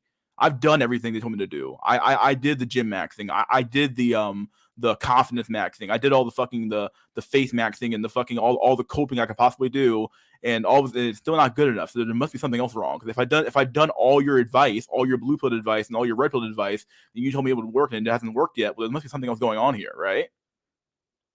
There must be something else going on. There has to be something else going on. Like if your advice is so good and it works, well, apparently it doesn't work because I've done all the fucking work. That's why that one graph I posted about the hard work is true. Like, the hard work doesn't fucking matter as much as the fucking genes do. Misogynist and anti-feminist activists who've turned it into one of the most hateful places you can find on the internet. When you're black-pilled, you don't believe anymore in being able to find a romantic or sexual partner. You don't believe that it's possible to change your behavior in order to find a girl. Oh, here we go, dude. Yeah, how does one change their behavior? Tell us, educated one, tell us, how do people change their behavior? How does behavior happen? What is behavior? And even if they did change the behavior, it wouldn't matter. You want to know why? You don't have the looks to back up that behavior, dog. If you want to be, you can't just become confident, dog. Confidence comes from competence, and competence with women comes from what? Generally looking decent enough to actually have interactions with women to begin with. You can't just fucking become competent with women, become confident with women just by fucking doing it. You can't just like show up by osmosis into a fucking book. It just shows up in your fucking brain, fucking morphs, and you're like, I'm ready to go. Like, no, that's not how fucking life works, dude. Like, this is why being a determinist is so fucking important to some extent when it comes to this movement, because like, if your belief is like things just happen, well, you're fucking just dumb. Like, you're a fucking retard. I'm gonna say you're a fucking retard. Things just happen, guys. You just showed up and you didn't have sex. Well, you're just a bad person. Things just happen, guys. Like, bullshit. They believe that actually it's only the really good-looking guys, they call them chats, who are able to find women. So attractive men are called chats, and attractive women are called Stacys in the incels vocabulary. In 2014, Elliot Rodger was, I would say, the first big case of an incels sympathizer who went on to commit an act of terror. The nearly 10-minute rampage ended with a final gun battle with sheriff's deputies. In the end, Rodger... ER was a fucking... He was an idiot. If you truth be told, was a fucking idiot. Dude, he did so much fucking wrong. He was an idiot, dude. I mean, fuck. But yeah, he's a fucking idiot. I mean, at the end of the day, he was a cell, but he was a fucking idiot. Just put it like that. I gotta go now. See, have a good night. See you later, Lone Hiker. Keep going here. And 6 others were killed. He became the hero for the whole incel. The hero? I don't know about that, but okay, we'll go with that. He became the hero. We use ER more as like a fucking like a punchline, and more like than the fucking like hero. Subculture. So he's still cited, his manifesto is still quoted by new perpetrators of the incels movement. He posted a 140. I love the word movement. Like, the word movement being used here is pretty fucking funny. Like, the movement. What is the fucking movement? What is the movement? One-page manifesto, mostly blaming women for not having sex with him. He also published a video in which he said that he hates all women, that he wants to take revenge on women for not having sex with him. One example of such an inspirational attack is the Toronto van attacker, who in 2018 went on to commit a van attack against pedestrians, and he also posted a reference to Elliot Rodger online in a Facebook post. And most recently, we've of course had the Plymouth shooting in the UK, where the perpetrator was also inspired by the incels movement. My job is to do research into various different extremist movements on different sides of the ideological spectrum. But as part of this, I often go undercover to expose some of their communication tactics or their recruitment tactics, and to then also inform. Here we go. Antifa is an idea, but incel is a movement, just propaganda. Yeah, I'm sorry, it's true. It's true, dude. This stream is definitely banned. There's no way it's not. I don't know. But normally by now it would have taken the stream down by now if there was something wrong with it. So who knows? But we'll keep going. The wider public, but also the security services or international organizations on how to approach these topics. For my undercover investigations, I usually have different steps that I follow. Step 1 is to understand what my goal is, what do I want to get out of this. Step 2 is to develop a profile, a credible profile across different social media outlets. That means often spending months to really develop that profile, to make it credible. I sometimes think about my own character or that fake character almost like I would think about the character in a novel. But it also means that you have to invest a lot of time into actually running these different accounts, turning them into something that could be an actual person's account. They want to have several proofs that your Twitter profile isn't just a fake profile, that you have profiles on all of their alternative media, social media outlets. Like there's an alt-right equivalent for Twitter, for YouTube, for Facebook, that I would have to have accounts on all of these simultaneously and run them for several months in order to be credible. And then some of the groups have very rigorous vetting procedures. So for example, when I joined a neo-Nazi group in the US, I had to actually submit the test results of a genetic test to prove that I'm white or to prove that I have no foreign background. Step 3 is to learn the language of the community. And it's important to almost learn that language before reaching out to the recruiters or to other members, because otherwise they would already be suspicious because they can immediately identify you as an outcomer. An example would be the Incels movement, where you have a whole list of terms that they use that you wouldn't know as an outsider. You wouldn't know what a Chad or a Stacy is, or what. Nah, those terms have basically become mainstream now. I don't know anyone who fucking doesn't use the term. Not anybody really, but like I see the term Chad or Stacy being, not Stacy so much, but Chad being pointed around quite a bit now. Like a lot of people know the Chad versus the Incel meme, where they show like the Chad cat versus the Incel dog or something like that. It was like a lot of people know that meme now. Like especially Chad's become very mainstream of a term for sure. But let's keep going. Or what the derogatory terms are that they use to describe women, or that you have to be black-pilled in order to be part of that community. And step 4 is to reach out to other members. And step 5 is to really get deeper insights and to gather information from the inside. One of the key findings from my time within Incels was that they're all deeply vulnerable individuals, and they've all had a past of either traumatizing experiences or of just really a lot of sad experiences that happened during their youth or during their childhood even. All of the incels that I spoke to or that I had conversations with had an extremely low self-esteem. So they also talk a lot about how to maximize their looks. It's called looks maxing. There's a whole forum on that where you can do different types of surgeries. They have this ideal picture of what a man should look like in order to be successful. And some of them also no longer believe in any of these looks maxing strategies. So they've given up all hope, and what you in incels language would call they lay down and rot. Yeah, this is what the whole movie's about, guys. This is what it's really all about. Once you come to the conclusion that like you can't fucking do anything, dog, this part's definitely kind of true here. Like you definitely kind of got a lot of stuff right here.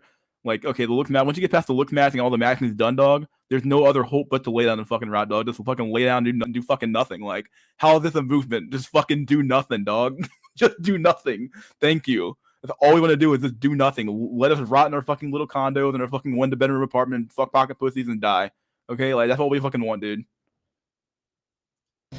They've basically decided that their life is no longer of any value, and then they resort to either committing suicide or they resort to planning acts of violence against women to take. Okay, normally it's not the first one. You just do nothing. Like typically it's just do nothing. Okay, like you try to find autism bucks, so you try to get autism bucks, and you do nothing. Oftentimes that's all it really comes down to. They show me an info form with this planning going on. If you find me one chick, I'll pay you like $1. I'll give you $1. Maybe in your fucking private chat, but not in the fucking goddamn open forums though. Like very rare shit probably fucking happens at all, dude. Revenge on the people they blame for their lack of sexual experiences or for their inability to find a romantic partner. I do think it's possible to de-radicalize them, but wait, where's the picture of that? Like she said that without any real evidence. Where's the normally you have a picture of saying like, oh, there's a forum post saying this guy here said he wants to go out there and he's planning an attack on December 3rd, which do some crazy shit. Okay, where is that at? Like you posted something about the first one, but not about the second one though. So like later on the route, you had a very easy one there. Where's the hard one at? Where's the evidence? In order to inform good de-radicalization strategies or intervention strategies, we need to have really good knowledge of how these communities operate and what's driving them. It's not hard though. It's not hard. Like the problem with incels is that they literally can't find women that are worth a fuck to fucking date sometimes. what it comes down to. They aren't doing anything. Like, the problem is literally women like you. Like, not saying anything should happen to you, but the problem is literally women like you. Members. So I think there is value in going undercover with them. The other part of the story is, of course, intercepting their communication if there is an attack that's being plotted or if there is an announcement of violence, and then forwarding it to the security services or forwarding it to the tech platforms that shut down their accounts.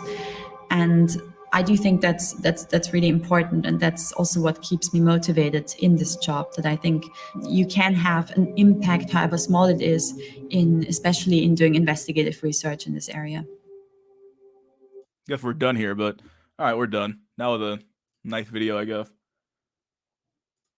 But yeah, dude, like, where's the evidence that of the attacks? Like, other than ER and fucking Alec Manassi and the other guy and the other guy, what's that guy's name was? JD. Like, okay, like those guys seem pretty independent. Where's the organization after this movement? What you call it a movement? Normally movements are organized, typically, oftentimes, right? Like some sort of like organizational structure with it. So where's the movement at? Where's the fucking where's the goddamn where's the forum post saying, hey guys, there's a planned attack here. Let's normally you would show stuff like that to buttress up your argument. I don't see that stuff here. No, you could be hiding it because it's under investigation right now or something like that. But for what I see, I don't see any evidence at all. So I don't know. It seems like a lot of bullshit to me. A lot of bullshit on that. But 50 incels here and only 3 likes. Where the fuck my likes at, dude? 50 people here, no, only 3 fucking likes, dude. What's going on? Now let's get some fucking invites going on here. Let me copy the clipboard. Is it over? Let's see. Let's end the poll here. Trying to justify her job. I believe that. Did I post this link? Did it go? Enter. There we go. All right. This stream doesn't get. Someone said 3. Oh, only 3 likes. 23. What the fuck? There's just the link. I'm going to intermission, guys. Probably gonna lose a lot of viewers here, but fuck it. I'm gonna lose some viewers here. Going to intermission. Gotta go to the bathroom. Gotta do some stuff. So let me post the poll real quick. Is Incel a movement?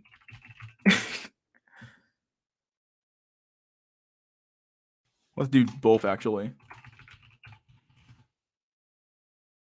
Let's do it separately. Actually, I'll ask the second question later.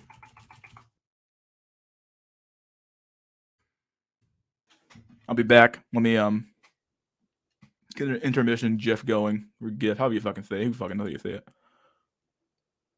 Let's do a nice comforting one here. Let's do a nice chill comfort GIF. We'll do this train ride. Fuck it. He's going to Pepe Land here. Here's your intermission GIF. I'll be back.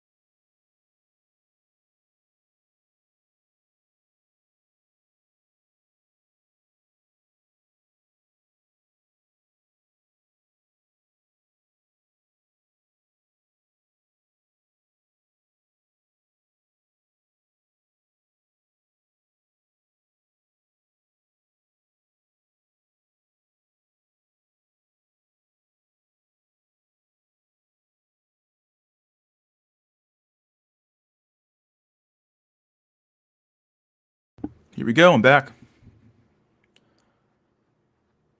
Let me what the fuck my mouse at? There we go. We have a guest ready to go. All right, we're good for once. We have to have a guest for once. There we go. Perfect. Hi guys. What's up, Doran? Can you hear me? Yeah, you sound good. Fine. How's it going? Are you fine? Are you doing well? Are you coping well? Doing well. Doing good. Yeah. Me too. Had a good week.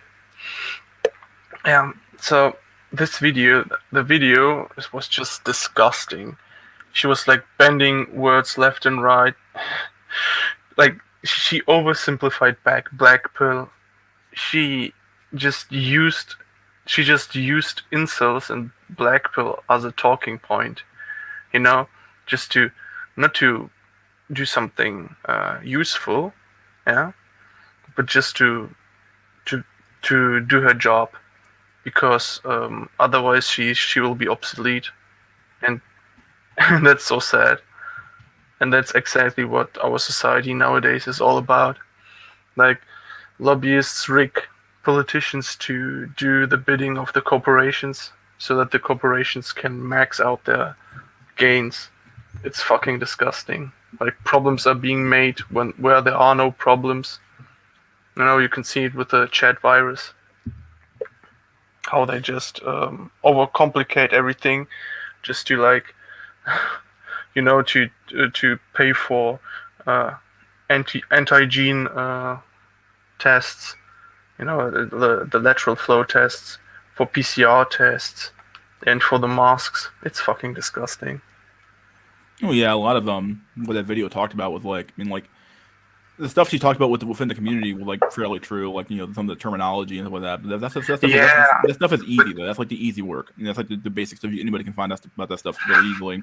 But the part she didn't show me was that, like, okay, like where's the violence at? Like all I see is like, okay, you show me a post about laying down and rotting. You show me a post about looks maxing, but you're not going to show me a post about actual violence being planned on a site. Yeah. Like, where's that at? Like normally you would need that polarity, She needs that polarity to make it more interesting, because if it's all about just accepting doing nothing, doing nothing and accepting your fucking fate, just accepting that you're like never going to be anything special, that your life is basically shit. If it was all about this, then nobody would care. In fact, nobody cares about incels. I mean, people would care even less. People would actually want them to obliterate off the planet, probably. But yeah. Yeah, it's just about to get the hype, to get some more publicity. It's fucking disgusting. But she didn't get the term black pill right. She just oversimplified it. It's more. How would you define black pilling? Oh, black pill. That's a really good question. And so black has a lot of, the term black pill is very symbolic. So I think everyone is familiar with a scene from Matrix where Neo is given the choice to choose between the red and the blue pill. And so it has to do something with Matrix, to be aware that we are living in a matrix, in a system that is being used to exploit us. That's very important, to exploit us.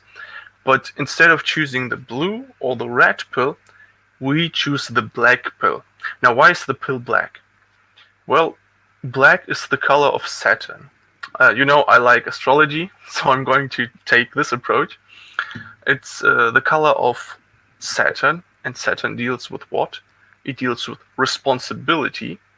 It deals with the harsh realities, the harsh truths of reality, and it deals with the end, with death, And I saw a video of Incel TV. I think a lot of people know him too. Yeah.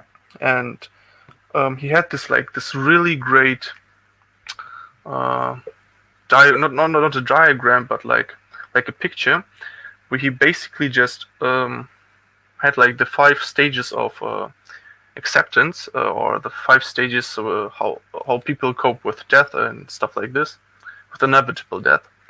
And the first and the second stage were considered to be blue pill, the third and the fourth were red pill, and the final stage, acceptance, was the black pill. So taking all these three things into account, black pill is just about acknowledging, realizing, waking up to the realities of our world, of our system, of our societies, and taking responsibility to. Now, how do you take responsibility? You have to know that you are in a certain situation. Yeah. So you accept the truth, and now you take on the responsibility, and because you know that nothing's going to change. Really, nothing's going to change if you're not going to do anything about it. And that's where I think the second part of the black pill comes in, where you try to, look smacks, but effectively look smacks, maybe get plastic surgery, I don't know, train your jaw, money max to maybe get a wife from countries that are not that, don't have that good, what is it called, where the economy isn't that good. For example, I'm thinking of taking a wife. Countries, right? Yeah, I'm thinking of taking a wife from the Ukraine, from Belarus, from Russia, because the economies there isn't that good, and I've been there, and the women are more beautiful than German women are. I'm sorry, but it's the truth. They're more beautiful. So I think you'll get more bang for the buck if you think it like this. So yeah, so too long, didn't listen, accept the truth, and then take action based on it. Not based on some blue pill romantic shit or red pill illusions. No, accept your limitations, Saturn, planet of limitations, your limitations, the rules that you have to deal with, and go on from there. Do something useful with them, or try. Yeah, that basically kind of amounts down to like what I always tell people to do, which is to basically, I don't really tell people to take responsibility for like what they were given, but rather I tell people to like make calculated decisions about what they can do. Yeah, but that's what it means to take responsibility, isn't it? I suppose so. I guess. Yeah, depending on how you. Cause people use the term responsibility when they say responsibility, they mean it in like a. Yeah, the blame game. They play the blame punitive, game. Yeah. Like a punitive stance of like, oh, like you take responsibility for your actions, like a punitive stance, where like. That's so stupid. So this society is so rotten. It's rotten to the core. Like, it's like so deep embedded into people's brains, It's like being propaganda. It's like this propaganda is being done through the television, through a lot of media, so that they always like go from this stupid free will point of view. Yes, of course you have a free will, but how does it effectively work for you? Like, okay, so you've been born with a set of genes, with a genome that you don't have any control over. You've been raised and nurtured, and now the question comes. So, in psychology, they always they try to explain things by looking at nature and nurture. Yeah. So if nurture and nature has been taken from you, what is there left? Yeah, and if you don't want to go this way, then let me we all believe in physics, in science. And I say believe because a lot of us don't have like the means to prove certain laws of physics.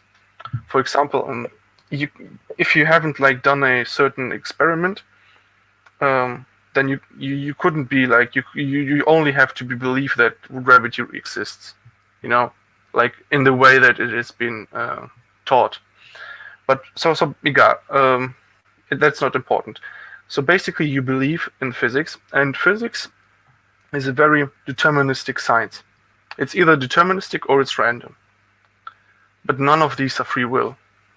So we're all made out of particles or waves that behave as the laws of physics tell us, and there has been no free will discovered in laws of physics. And if you think about it, it doesn't even make any sense, free will, because you're always reacting to something, and if you're not reacting, then it might as well be random. Yeah. And I wanted to go even deeper, if you wish. Go ahead, buddy. Yeah. Okay, I'm going. Like, this is like a personal anecdote from me, and I think it's a very powerful experience. I think people only get these kind of experiences when they take drugs. I didn't take any drugs, but I had a dream, and I think the brain just like gets some. But you basically get hallucinations while you're dreaming, and I guess there are some drugs involved in this process, in the process of dreaming. So I had this like super realistic dream. I don't really know like about what it was. I know I was standing like in front of like some super futuristic gate or something, but I'm not sure. It was a while back, a long while back, and so I woke up, and I was like, "Holy fuck! This was like so super realistic." And I was like, and then I understood like it's not just consciously, but like subconsciously. You know, it's like for example, if you think like, oh, I might miss the train, you know, then you're not going to be like very worried. But then if you see the train leaving, or like, then you're like, shit, fuck, you know, it's gone into your subconscious. Your subconscious is being motivated, you know. Like if you like see the train is just like halting at your station, and you're like 50 meters away, and then you're just running, or like 100. I don't know. I'm bad with distances. And you're running because you just fucking, you have like this, your sympathicus is like working, you have this adrenaline. Yeah. Yeah, this is something very different. And this is what I had. I had this because I was like still very like drugged, or like I had this like, the memory of the dream was very recent, and the dream was so super realistic. I was like, shit, like this life that I'm living, you know, this story that I'm like effectively watching, it's just one of these multiple stories. You know, I'm not my body. I'm not like this guy talking in front of you. I'm just someone who just experiences it all. You know, I'm just here to experience it. I'm just here for the ride. Yeah, nothing more. And it was like very powerful experience. And I went on to go to the toilet. I was like, shit, like it was very, and I went back and went to sleep, and the next morning I was just normal, just like a normal dude, because I like forgot the dream, and like this subconscious stimulus of it being like super real, and like of this like sudden like understanding that like this reality, you know, reality that we live in might just as well be a dream, or just a hallucination that is temporary, and that we are actually like it may be experiencing more. And when you have like this, see the difference, or like can compare it very well, you're like, I understood that I'm not this body. I wasn't the body that was like present in the dream. I'm not the body that was like present in reality. You keep using the word I was I. something else. What do you mean when you say I? Are you talking about like? Could you say it's not your body? Well, of course it's your body. Like, it's my body, like, but I mean like. It's an amalgamation. Like your mind is like really just an amalgamation of like all your senses. Yes, but limbs, I'm just telling you, nervous system, and what they call it's all that stuff. Like what makes you you. That's true. That's 100% true.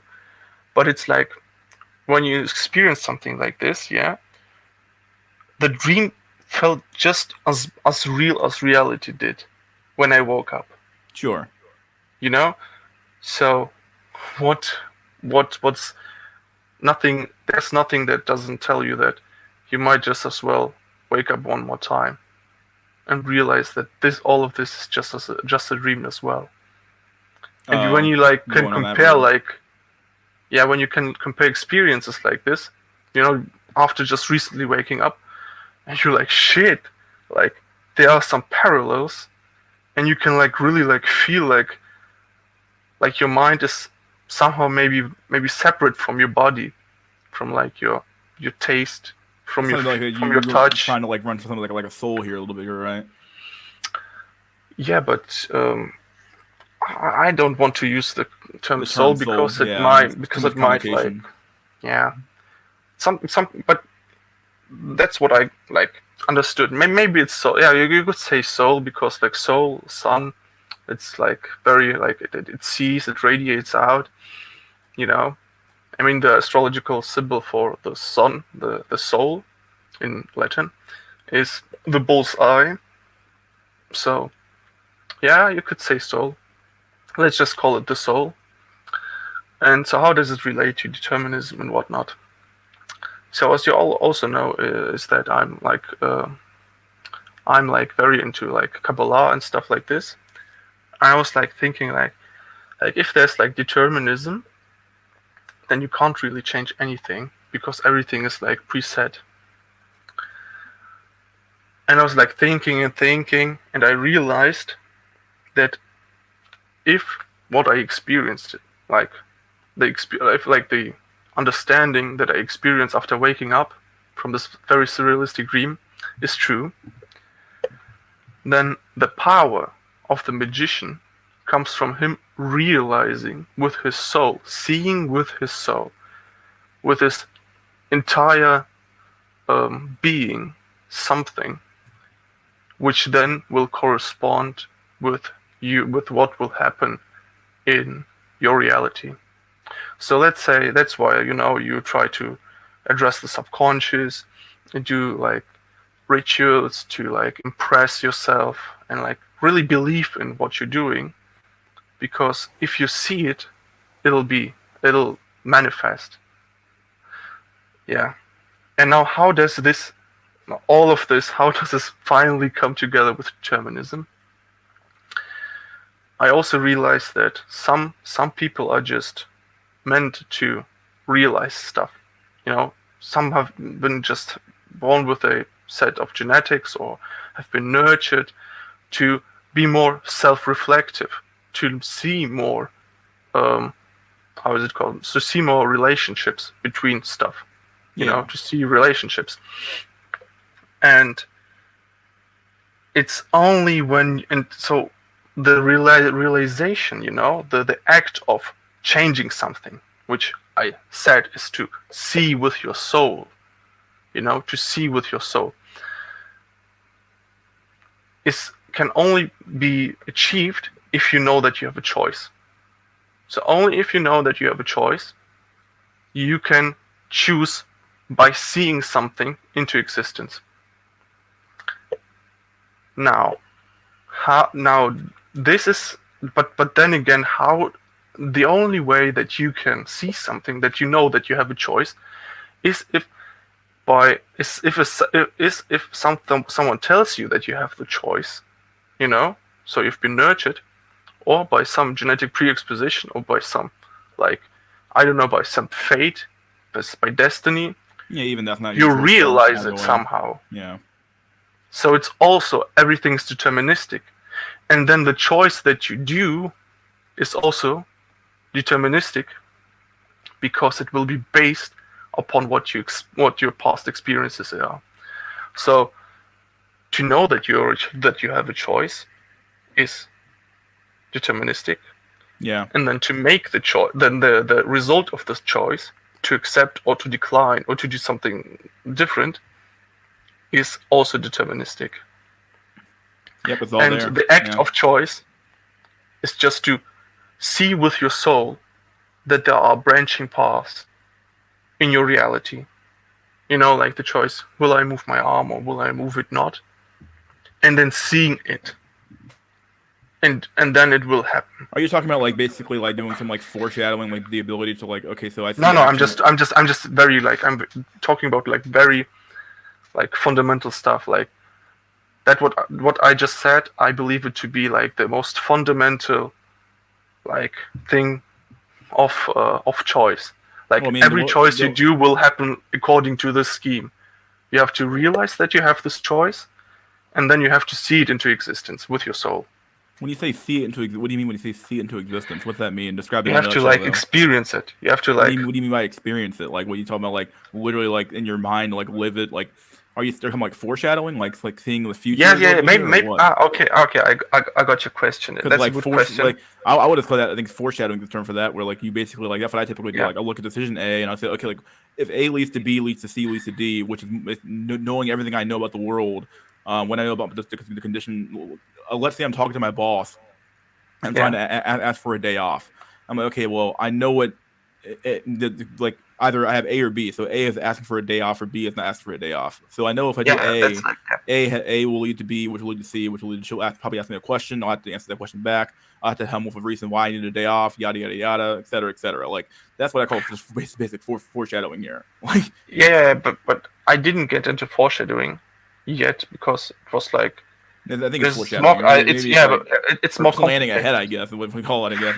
But I wasn't like talking about planning. I was like just talking about like seeing that there's like that you have a choice, you know.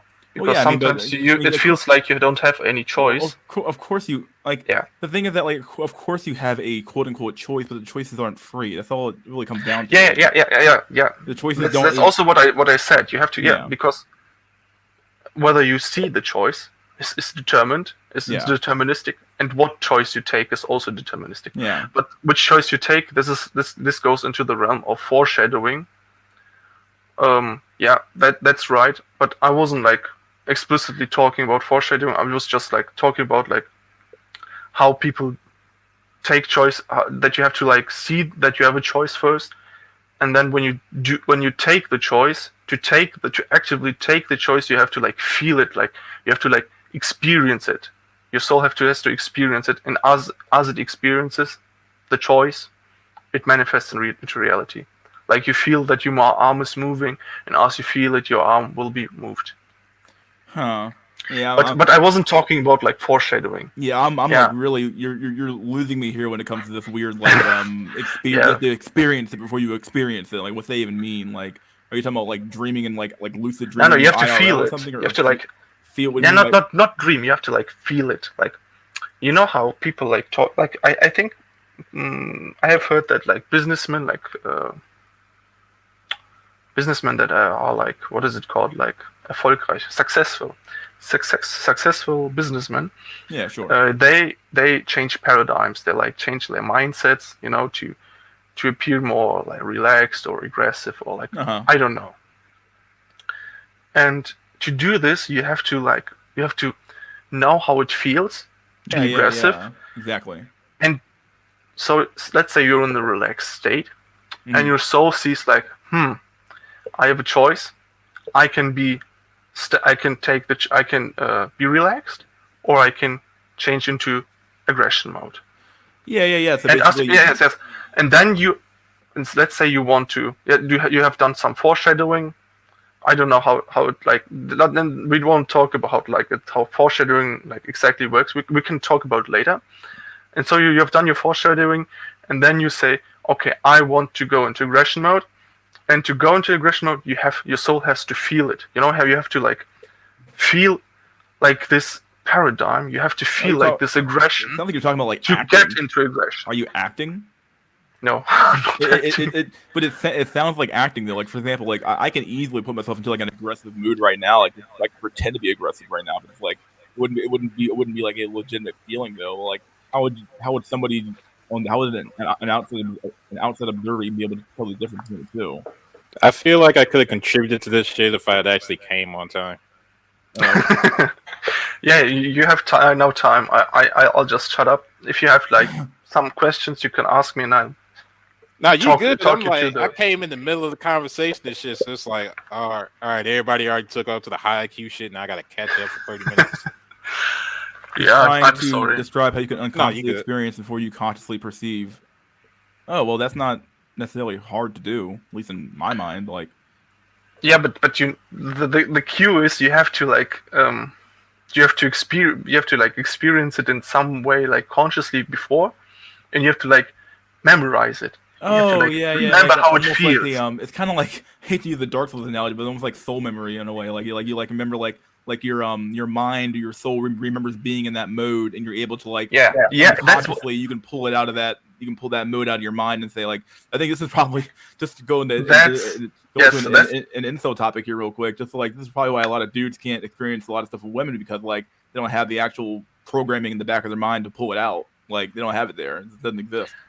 Yeah, that's exactly what I wanted to tell you. Yeah. But I guess it's like so weird to talk about this, or like so outlandish that it like sounds very, very abstractive.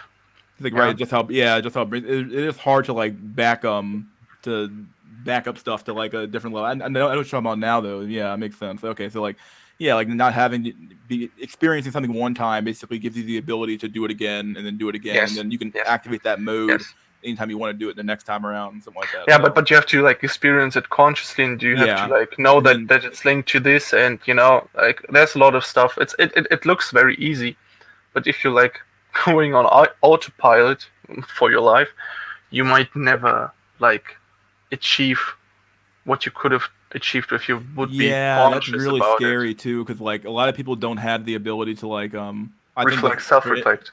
Not even self-reflect, but beyond that though, like if you don't have the like experiences of being aggressive, and and then you go to and then you end up in a situation where you have to be aggressive, you're gonna be on like you're gonna be constantly on autopilot trying to be aggressive, and that's not gonna be nearly as authentic as somebody who's like authentically aggressive. You know what I mean? Like that's why when I brought up the term of acting, like depending on how good your acting is, you can act pretty aggressive enough to scare somebody off, but you might not actually be aggressive like in your internal state of mind. Like you're acting. Oh yeah,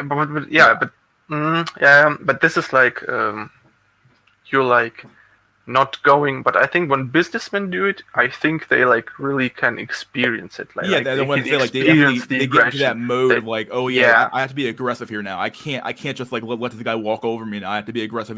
But they're not. Like I think there's like a difference for when you like actually feel like this aggression, you feel this will or feel the emotion, and this manifests through your behavior, or if you like fake your behavior. Is it prescience or prescience? I can't remember. I think I'm thinking prescience and like that, but basically you have to practice the best. It's not natural to do it. Yeah, to do. Like being with a woman is generally pretty natural, but like knowing how to like game or be suave or be cool or be chill is like not something you can like naturally know how to do, like in general. So how can my spider senses get me laid? Well, the problem is that like you would have had to have developed these skills early on in life in order to use them later on in life, but because you didn't develop them early on in life, you don't have the ability to. So like you're stuck in this weird, like I said, we talked about Arrested Development earlier, but you're stuck in this weird Arrested Development shit where like you literally have like zero idea what to do naturally. So you're constantly in not autopilot. You're constantly in like a manual mode trying to like game the woman in like a manual way, and it doesn't work. Entry level job, 3 years experience sort of shit. Yeah, exactly. Yeah. Yeah. Yo, what's going on, fellas? What's up, Drolix? I covered a video earlier today about this. It was an hour-long, I think it's an hour-long, 10-minute video about the. Somebody posted a video about the dangerous incel community, so I watched that video on here. It's like a 9-minute-long video from Vice. So I watched that, and then we did some memes. Yeah, I posted the link in the chat early on in the chat earlier. Can you post it again in the private chat? I'll post it bookmark it and watch it. Let me find it real quick. Hydraulics. I didn't get to say hi to both of you actually. Yeah, what up, Jack? What up, Goran? Nothing. Chat. Here's the link to that. I think Jack was here when I played it, so there you go. Isn't this like the societal form of silence is violence? Like, if you're not participating in shit, that's actually. Well, what are you doing? It's like, you must be a violent person. Let me post it inside of the actual chat. Yeah, if you're not, it's like this. Here you guys go. Wait, isn't this woman like the one was interviewing what's it Todd Thundercock? Not sure. I'm thinking of probably a different woman, but there was like some woman that's a reporter that's like reporting on incel community or something. Oh. Interesting. Correct. I can't teach older children to do backflip. Like it's not to imagine if you can't. It'd be harder though. Like if you don't have the skills and the balance to do so. But maybe it's a matter of time. Yeah. Like you can learn stuff at an older age, but it's much harder to do than compared to when you're younger. Like very hard. Bro, are we talking about missed opportunities? Because I could in a tell way, you, kinda, yeah. yeah, I think there's been moments in my life where I know this chick wanted the D. I was so fucking clueless that, you know, she wanted it and it just never happened. Yeah. And, you know, later in life you realize like, oh man, she And you feel like literally, shit. Well, yeah, she you was realize like literally 5 years inviting later, me you're like, what the over. fuck? You're looking back like, what the fuck was that shit? Oh, wait, what? Yeah. I was Yeah, just dumb, like, you know, like, yeah. That's exactly what it is. I was like scrolling through Facebook and I was like, oh yeah, I remember this girl. And then I was like, oh my God, like that was the missed opportunity. Oh, I can feel you. I have the pain when you realize you could have like fucking busted a nut. Yeah. Shit, man. I used to be like that, but nowadays it's like, yeah, no. I know the opportunity's there, but I just like don't know how to interact with humans like that. So it's like, yeah, I caught the tail end when I joined, but yeah, I think it's just kind of like anything in life. If you aren't socially adept to certain situations, you'll just never know or fit in or yeah, and then like the backflip analogy is pretty right. Like I've done backflips in my life. It's not natural. Like you have to consciously think like, okay, I'm gonna, you know, get some momentum. I'm gonna, you know, twist my body in this unnatural position. And yeah, if you don't know how to do it, you just don't know. Yeah, I would say this is very true, actually. I think a lot of dudes don't want to admit that sometimes just not prepared, not that they were undesirable. Yeah, that's scary. Like that happened to me like at least 1, 3, 4 times in my life where like I just was unprepared, had no clue how to interact. That's my fault, partially my fucking parents' fault, the one of the two. But yeah, I just was unprepared altogether for like women. Yeah, What do I do? The sad part is it's like even when you realize it later, like at that moment for the Foyd, she takes it as the ultimate rejection, right? Yeah, so there's no recovering from it. There's no second chances, dude. Yeah, you can't call that bitch up on Facebook like 2 years later and she got 2 kids. Yeah, she'll get really like, okay, well, you took me, you didn't do anything for me. You didn't even like acknowledge my existence. Like, I didn't know. Like, hey, remember back in high school? Like, yeah, no, it's not. Yeah, they literally take it as a serious rejection, like and it's over. Like it's more insulting to them that you didn't even like acknowledge them. Yeah. And I was just like, fuck. Why is communication so hard? It is, dude. Yeah, I don't know why it's so hard either. Like she literally could have just told me, let's fuck. You know what? Yeah, like literally tell it to my face, and you know that's how clueless I was. Yeah, me too, man. I can feel you totally. Like, I mean, because think about it. Like the game with them is isn't to try to tell you, it's to try to get the proper reaction out of you so they get the result. No, you gotta understand. Every Foyd operates on plausible deniability. Yeah, that's what I'm saying. Yeah, they want you to take the risk. Yeah, they expect you to take the risk. Like you have to sit there and just be there and like give you the hints, but like she takes the risk. Yeah, like you take the risk rather. I'm sorry. Yeah, you have to act. I'm gonna act in a certain way to where he's gonna react and do what I want him to do. Like, okay, I'm gonna flirt this way, deniably, and he's gonna act on me, just like Mystery said. So the onus and all that is on him, and I just happen to be there and shit. Like, oh my god, I got hit on by blah blah blah. Yeah. No. Yeah. You mean like they just? I was gonna say like $1 million in cash could be sitting right in front of them, and they'll just be like, "I don't want to look greedy or whatever. I'm just gonna pretend I'm reaching out. I can't reach the money. Have somebody hand it to me, and then there's my deniability." Yeah. Well, she couldn't reach it. I She actually do it for her, but she wasn't that greedy though. It's like, okay, buddy, like you can. Sometimes if they're like really desperate. Sometimes when they're like really desperate, I think they'll be like active. I've like experienced this with myself. I've like dumpster dived like pretty low. I've like just like I think I was like in the supermarket, and I was like, I thought like maybe I should like prep up my game do some cold approaches, like not really cold approaches, but like,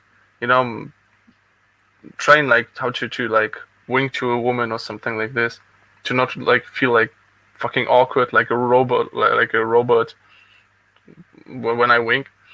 So I winked like at this like super ugly chick, and then and I didn't do anything more, no. And then she came up to me and said, "Hey, let's like date." And I can tell you like, what did she tell me? Like she told me like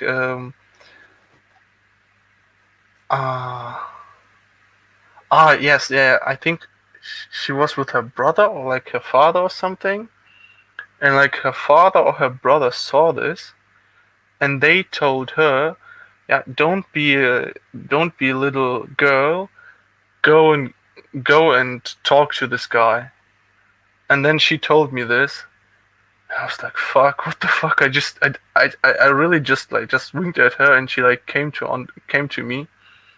I know this I'm not bragging. She was like really really like very very low, like a 2 out of 10 or something. Oh wow. Yeah, like I yeah, and I guess like people won't they won't believe me that I'm like maybe like an 8 out of 10 or something. But that's what I was willing to fuck at that time. And yeah, Well, so look we at dated. you causing all the sexual inflation, my dude. Come on, dog. Yeah, man. Fuck, man. Yeah, this crisis is your fault now that. Yeah, you call this. You have to call it the crisis, dude. All this sexual inflation is your fault. No, we gotta chat in the chat, like ban this fool. Yeah, we gotta ban Zorn here. Yeah, the fucking Federal Reserve of pussy over here just boosting the supply and shit.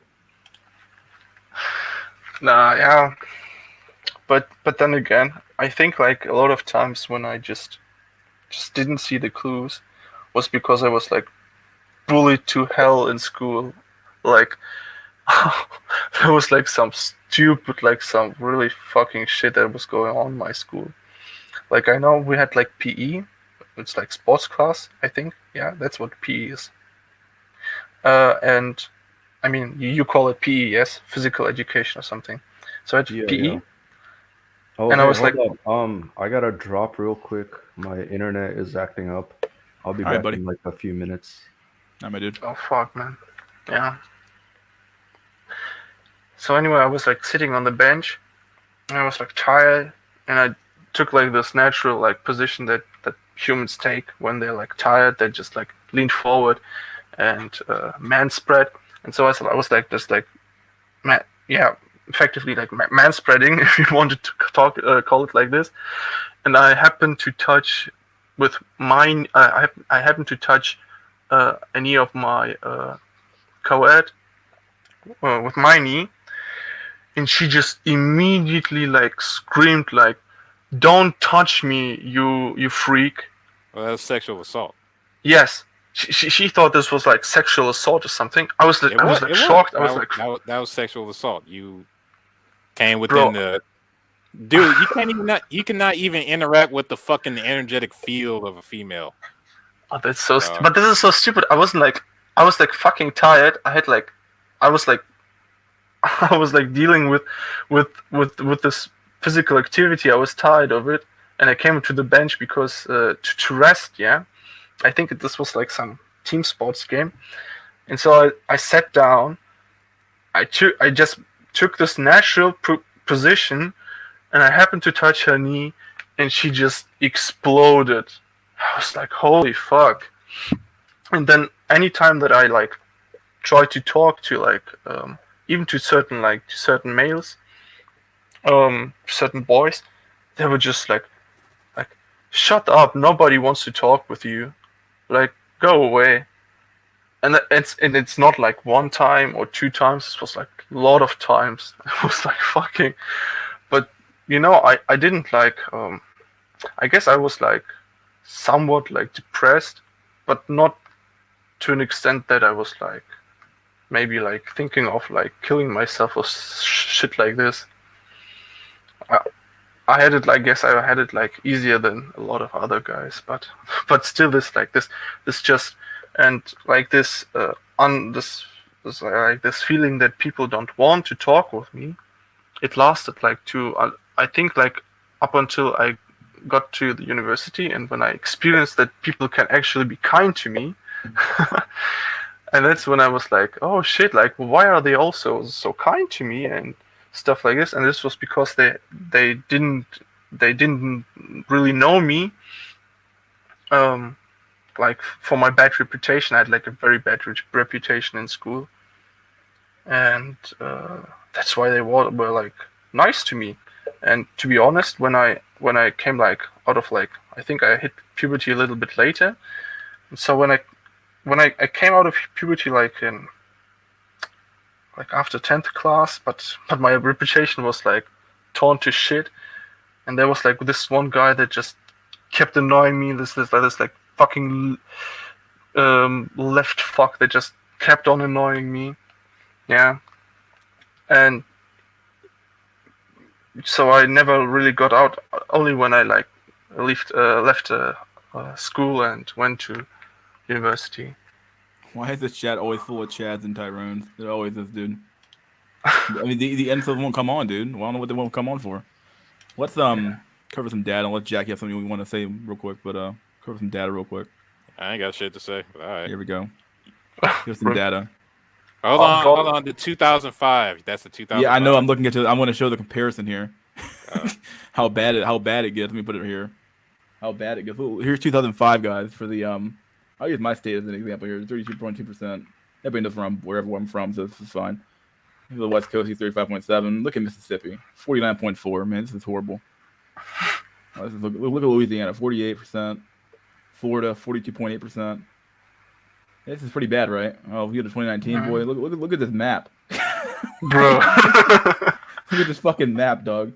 35.1%, which wasn't that big of an increase. 54.9%. Percent of babies born to unmarried mothers by state. I mean, it's only getting worse, dude. Right here in the Rust Belt and the South is like this baby heaven, dude, for single mothers, dude. And you got California off to the left, lying like a motherfucker. Yeah, they lying, dog. This stat ain't fucking real, dog. Why they always fucking lying here? Mid streets, goddamn it. Shit. I see you're looking at the chart I sent you. Yeah.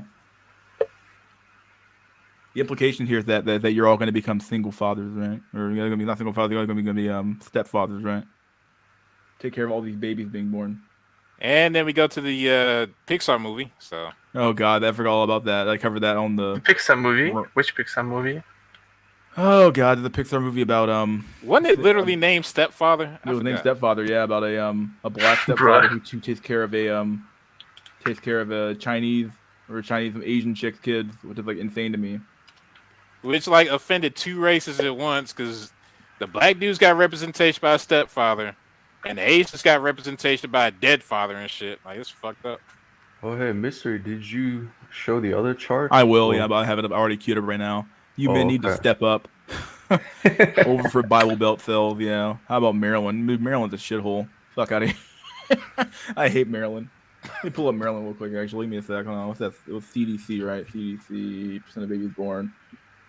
As of 2019, Maryland had a 40.5% fried fetus deleted. 40.5%, my dude. So there's far more single mothers in your state than mine, my dude. The internet's crazy, Drolic. Yeah, I redo them. Maryland is absolutely garbage. Yeah, it really is. I can barely hear you, your audio isn't really good. It's you sound good now. You sound good. Now that's fine. Here's the next chart real quick. We do this one here real quick. Here we go. This is births to unmarried women by age group. Look at the 40 plus year mark. Very, very few. But if you look at these lines, you can see where the babies are coming from. So like this one here is going down pretty steeply, really, if you look at the line. The trend's going down for age 20 to 24, which is the prime age you should be having kids at. So this is gone. This line's going down. But if you look at the next level up, 25, 29, this line's going up exponentially though. Every year this line's going up. This 15 to 19, probably you don't want teen pregnancies too much, but like 18, 19 is down for sure. I think 19 is okay. No, so this is like literal proof of the the CC riders. Yep, CC Rider. I was about to say that. Yeah, very So true. Go ahead, Drelix. 25, 29 is so women are delaying having kids, and then I think around 25, 29 is when they realize, yeah, I gotta have a kid sooner than later. And then the prime year, 20 to 24, they're delaying it, right? So you see a decline at the top in the orange. So they're writing the CC right there, and then later on the green line, they're having more kids. Teen pregnancy has took a nosedive, Yeah. which arguably it's good. Like I don't think teens should be having kids, but yeah. And then the delusion of The the 40-year-old. 35, yeah, the 30 to 34 also correlates with the CC riders, like they're having kids later in life. Look at the 30 to 34 line too. Is also going up, which is these are like your late bloomers for CC riders. They get off at the really late, and then the really late ones are the 35 to 39 riders. They're like on forever. So Yeah. all And these then, lines are going up, other than like the blue and the orange. Wait, so does that mean as far as the teens that there's less sex going on? Is that a hidden black pill in here? Yeah, there's less going on for sure. I mean, by this line, Nah, if you were to go off of this, well, maybe not less sex, but less not for kids. not for the voids, not for the voids. no, I think better protection, I guess. Which I'm. Yeah, I Yeah. think there's definitely still a lot of snuggles going on in the teen years with Chad and every teen Foyd. But then yeah, I think they're more cautious about getting you know Getting the having an baby. Getting the unwanted bread in the kid. oven. Yeah, having an unwanted kid early. I think like any Foyd in 2021 is smart enough not to get pregnant early. Okay, cool. That's great news for the nation. We have a nation of responsible, picky hosts. That's Yeah, but What- what- it's that chart literally just proves like the black pill and what's happening right now. Like if the end result is to have a kid, at the end of Snuggles, usually it's like the timing is when, and that literally just shows exactly what's happening. Yeah, and then it's so funny whenever you see the Bumble profiles and they're like, "Yeah, I want to have a kid eventually at like 40." Yeah, the kid. Yeah.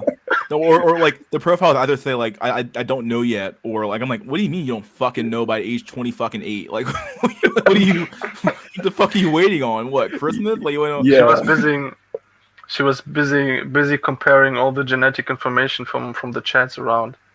yeah, that is some buzzer beater coochie right there. God Yeah, so that literally reminded me, like when I was just laughing at the 40-year-old line. It was like the mysteries of Bumble profiles, just laughing my ass off.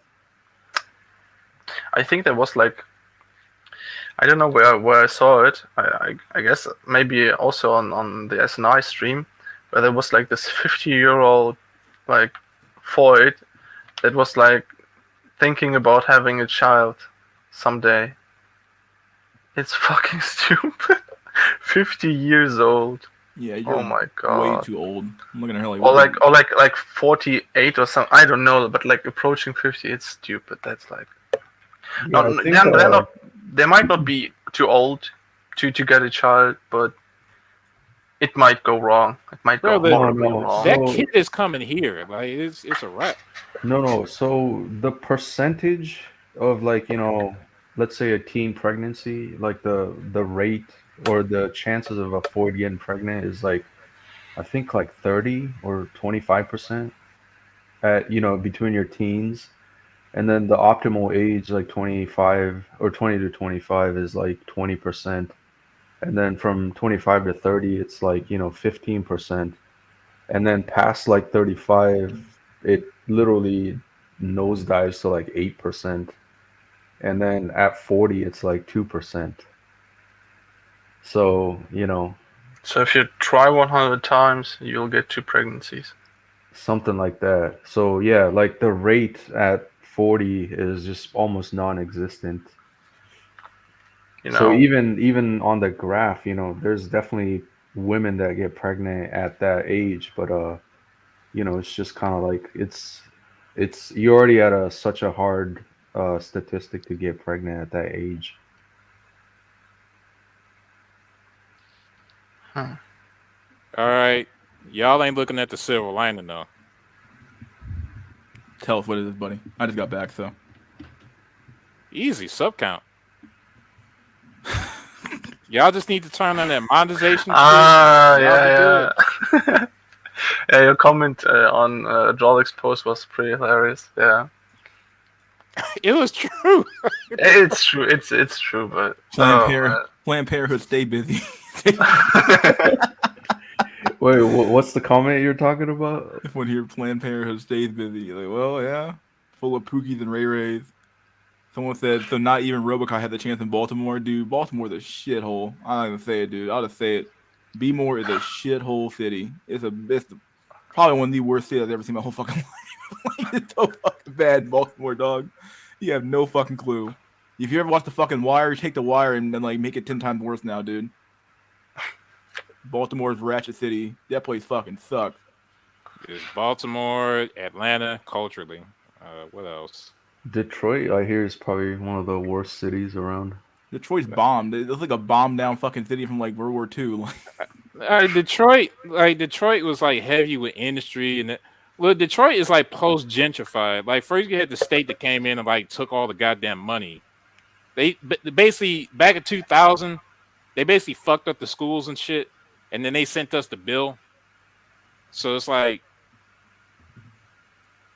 ain't shit left now. Now it's being sold out to like developers and foreign investors and shit. So it's already a wrap. Sadly, it's true, and I live in Baltimore. My dude, I feel bad for you.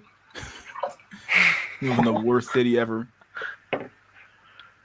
Yeah, I think I watch what's that TV show that got picked up by Amazon Prime? It was like the most realistic space sci-fi fiction. But then they had Amos returning to Baltimore City, and even in popular sci-fi, Baltimore gets picked up as a shithole. You got Baltimore, you got fucking Chirac, you got fucking whatever else, fucking Detroit. Some real fucking great looking cities in America right now. Oh yeah, I just remembered. It was called The Expanse. That was the TV show. Maryland is so bad, I'd rather live in the sewer. Jesus Christ. Ninja Turtle Max. Yeah. Cowabunga, my dudes. Oh my god. Get some pizza real quick. Go find your April. Yeah, there you go, buddy. There you go. Let's take April's hanging out with Shredder, though. Fucking brutal. Take a lighthearted change of case here. We got a lot of profiles to go through here. Look at this shit. Oh, nice. Dude, look at all these catches. All these catches. Elizabeth, 39, UVA. 5'10" without heels. My God, it's a tall woman. Genuine, active, funny, affectionate, NYC based. 5'10", active, socially, never, no pets, relationship, want someday. Ooh, chick. Oh. I don't know about that one. Pisces, liberal. Okay, here's the first picture. It looks like a Pisces.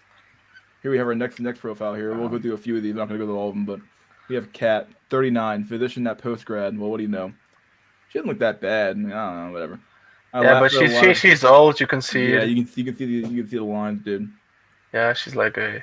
I laugh a lot and can 6 out of 10 in best. the middle of telling a funny story. I love podcasts, reading, learning, adventures. I like my job and have a good work-life balance. I'm curious, outgoing, empathetic. I love the outdoors, land and sea sports, plays, science, art, museums. There's more. Lol. Oh, 91 centimeters, under 3 foot. What? It's like what? I was going here. Active, graduate degree. Never smokes. Want someday. Ooh. Yeah, of course. I mean, she has so many hobbies. When will she have time for the kid? Look at this catch. Isn't this the danger zone, or is it no man's land? She's beyond the danger zone, dude. She's like in the next. She's in the next level. She's in fucking Mad Max, fucking Fury Road right now, in the fucking goddamn wasteland. Oh, it's no man's land. Kevin and Samuel terms. Spiritual, curvy woman. Well, we know. So she's fat. We know what. There you go. That's why I listen German for. You're German, right? Yeah, bro. I'm German for. Fucking direct. Curvy, greenish lifestyle. Oh, so she's a fucking eco bitch. Future She's like holistic coach looking for LTR with a kind, loving man who wants a family. Oh no, I feel bad. Who wants a family? Oh God, cares about the environment, community, and is hopefully a bit quirky like me. I enjoy travel, biking, dancing, personal growth classes, holistic events. 5'4", graduate degree, socially, never smokes, no dogs or pets. We're gonna call it relationship. Wants someday. Capricorn, liberal, spiritual. Oh my God. So basically, she's looking for Will Smith. 42 years old. Oh, she's also look at that face. Look at this grin. Nurse, dude. She's also a nurse. She's a nurse. She's a nurse. Is she a nurse? Fuck, she's man. At pediatrics. Ooh, that sucks. You get to see other women have kids and you have none. It's true, dude. I'm not even lying. I just gotta say it's true, dog. Like it's real. Manhattan dweller, former archaeologist, kickboxer, pizza eater. Former archaeologist. Wow, what a hobby. Pizza eater. Eater. Wine drinker, laugher, museum goer, loyal friend, among other things. I love a good fart joke. Okay. All right. Swipe right if you're into meeting in person. I'm looking for a partner and not something casual. 5'3", active, graduate degree, socially, never, none, relationship, want someday. Ooh, 38. It's over, lady. Never, want someday, Scorpio, liberal, agnostic. Well, liberal, graduate degree. The common thing is a graduate degree. Yeah, it's very common here. A graduate degree. You spent their fucking goddamn 20s getting a graduate degree and have no kids to show for it. Let's see, a line. This is a line here. I think it's Aline. Alina. Oh, that could be Alina. Alina. Yeah. Just pronounce it like Germans do. Looking for something real. What does real mean to you? Love moments with family and friends. Nature, dancing, art, architecture, and design transform me to another dimension. Ooh, another dimension.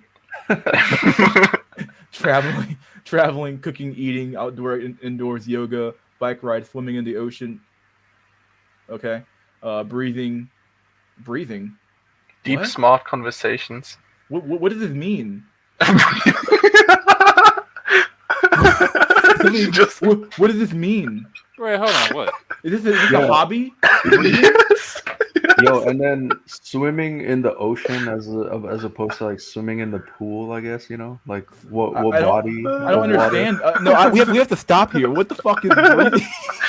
So next time is this her hobby? Yes. Okay, well, deep, smart conversations, kisses, and more. Okay, do you think she?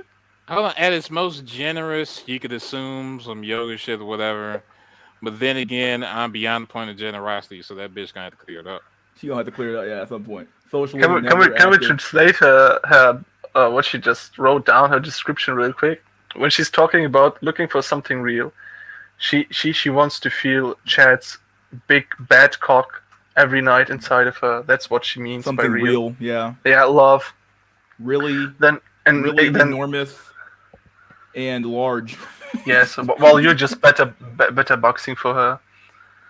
Oh man. Want someday, 5'4", none, relationship, Virgo, spiritual. Yeah, 38. What do you fucking know, dude? Just another lost cause. Wait. She also said that eating is her hobby. I hate that shit, dude. Shit killed my fucking soul, dude.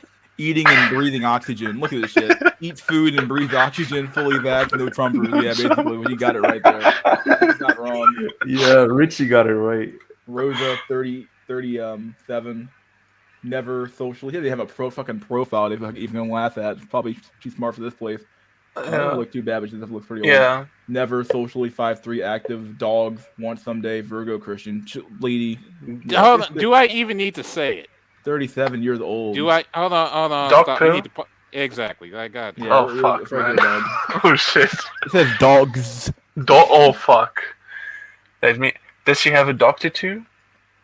Like a porter too? PM at construction company or something like that. So, project manager probably. Allison, 36, corporate strategy at ad tech company, Wharton Business School, 2015. Fun-loving, easygoing, adventurer rather.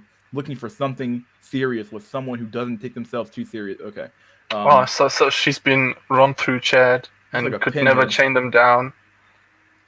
Active, So now never she's looking relationship, 5'9". She's a tall, homely looking woman. I'll put it like that. Want someday, graduate degree, socially none, Jewish. Well, there you go. Jewish. Yeah, yo, zoom in on the group shot. Like, there's a huge 5 head going. Which one? This one here? She's this on one the here. right. Whoa. Yeah, there's Look a at the 5 head. Ooh, yeah, man, that forehead. No, She's it's like a got that 5 brain. head. She's like just seeing the whole Five fucking world. She's like head. Professor fucking X and shit. Bell, fucking 40. I'm clear on what I want. Are you? Bro, oh no, just fuck, man. I hate women like these.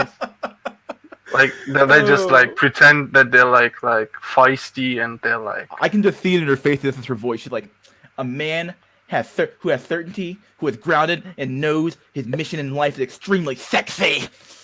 Fucking know Karen. by the way you Get the present fuck out of yourself. Bilingual, successful, bubbly, independent mother. Of one, right? What does bubbly mean? Exactly. Active, never, none, socially, 5 foot, graduate, relationship, Gemini. She's a single mom, so at least she had a kid, right? Bro, 152 centimeters. She's looking for that. She's looking for that black man to come in there and fucking be that stepdad, right, from fucking Pixar. There you go. Goran, what's 152 centimeters in like English? Look how many profiles we have to go through. Look at this. Oh, I think. Yo, mystery, send me the gold mine, dog. I hit the gold mine, dude. Yeah, send me a link to this, dude. Yeah, I'll send you an email. I think I have your email somewhere. We'll do one more. I'll probably stop it here, and we'll do some more later on. So you have like a dry spell somewhere in the middle of the conversation. Stacy. Oh, we have Stacy. Wow, look at this. Stacy with an E though. Ooh. But she's not Stacy. Yeah, not the Stacy, but yeah, she's a Becky. She's a Becky. Stacy with an E is like the whitest way to spell that. Never mind. Hi, I'm Stacy. Oh wow, what do you know? That's pretty nice. Anyway, love going out and trying new things. Wow, what a fucking hobby that is. Movies, football, go Eagles. Well, you must be having a disappointing year, right? Running, lifting, yoga. Eagles doing good this year? I have no fucking clue, actually. I'm not even lying on that. Looking to meet someone with similar interest, someone that can make me laugh and no drama. I guarantee you're full of drama, lady. No way you're not. LTR. What does this mean? 5'4", active, graduate degree, socially none, relationship, want someday, Aries, Christian. Lady, look, you're 37. You got this in your fucking profile. You might want to fucking hurry up. Yo, you're fucking running for the fucking hills. She's a specialist at a school, so she works with kids. Yeah, she's got to see the other parents with kids, and look at her, dude. She's like, yeah, I don't know. Man, there's some pain behind those eyes. I remember she earlier. Shit. Look at the fucking eyes. You always know there's no X. She can't see her eyes. Fuck. Look right here. Look at the eyes. No X. Look. Fucking X. No X. You can see it in their eyes, dude. There's no fucking Dude, X. that's a fake ass smile too. Yeah, that smile was fake as fuck, dude. This one's, I don't know. Oh, this one's just creepy. Look at the fucking eyes, dude. Look at her eyes. You can tell she's like, I am so dead inside. I have nothing else in. She's hollow. She needs Chad's cock to feel meaningful. Wasn't she the one that had a reel in her profile? No, that wasn't her. This one here did, yeah. You can tell she's like, I've taken so much cock, I don't even know what a cock looks anymore. Oh my god, that's taking miles and miles and miles and miles and miles of it, lady. I'm gonna just say this up front and keep it for real. I'm probably part of the problem because I still smash like. You know, it's this one here or this one here. We're all part of the problem if you think like that. Yeah, it's like it's dark in the bedroom. You ain't gonna fucking know some shit. Right. Like every one of us would smash any one of these. This one here, tricks. I don't know about that one, dude. It's like the problem is like none of these are, quote unquote family or wifey material. No, I think we said before on this stream, the only strategy left is short-term mating. Yeah, I agree. All the consequences of that. But yeah, we'll take a break here off the I'll send Drox that picture if he wants to look at it. But yeah, oh my god. Some of these are like 41 years old, 50 years old. What the fuck? I'm like, geez. Oh, let's go over the ones that are like, 50. Let me see if I can find them. There's so far, there's so many profiles I have to go through. Like, those are the ones with the most delusional. Those are the saddest ones. You're like, oh my god, lady. Like, you could have. It's all. Wait. The oldest might be 43 in here. Hold on. I feel like there was a 150-year-old in here. 53 want someday, all that sort of shit. Like 53 wants lady, like you should have. You a few years behind. Like you missed that bus like a few miles back. There's no time machine either. What the fuck is this thing? Oh my god! I have to use this. I have to go back. What the fuck is this thing here? We have to zoom in real quick. Hold on. What the fuck is this thing? Tommy Oh my boy. god! Tony, Is this education Tony. sales consultant at Crick Software? Yeah, got a crick in your face. Oh, must see movie. Okay. Holy fuck. Tommy boy, yeah, you look like something, lady. Independent, vegan, silly, makeup enthusiast, happy fat bitch. Oh no! Oh She's no! self-aware, I'll give her that. SJW, dude. SJW. Sapiosexual, sassy businesswoman, cat mom, looking for something real, baby. No, fuck, man. She's like, I know I have 40 cats. I know I'm fat, and I like it. I do not Oh my cuddle or God. have sex with strangers. Thanks for coming to my TED Talk.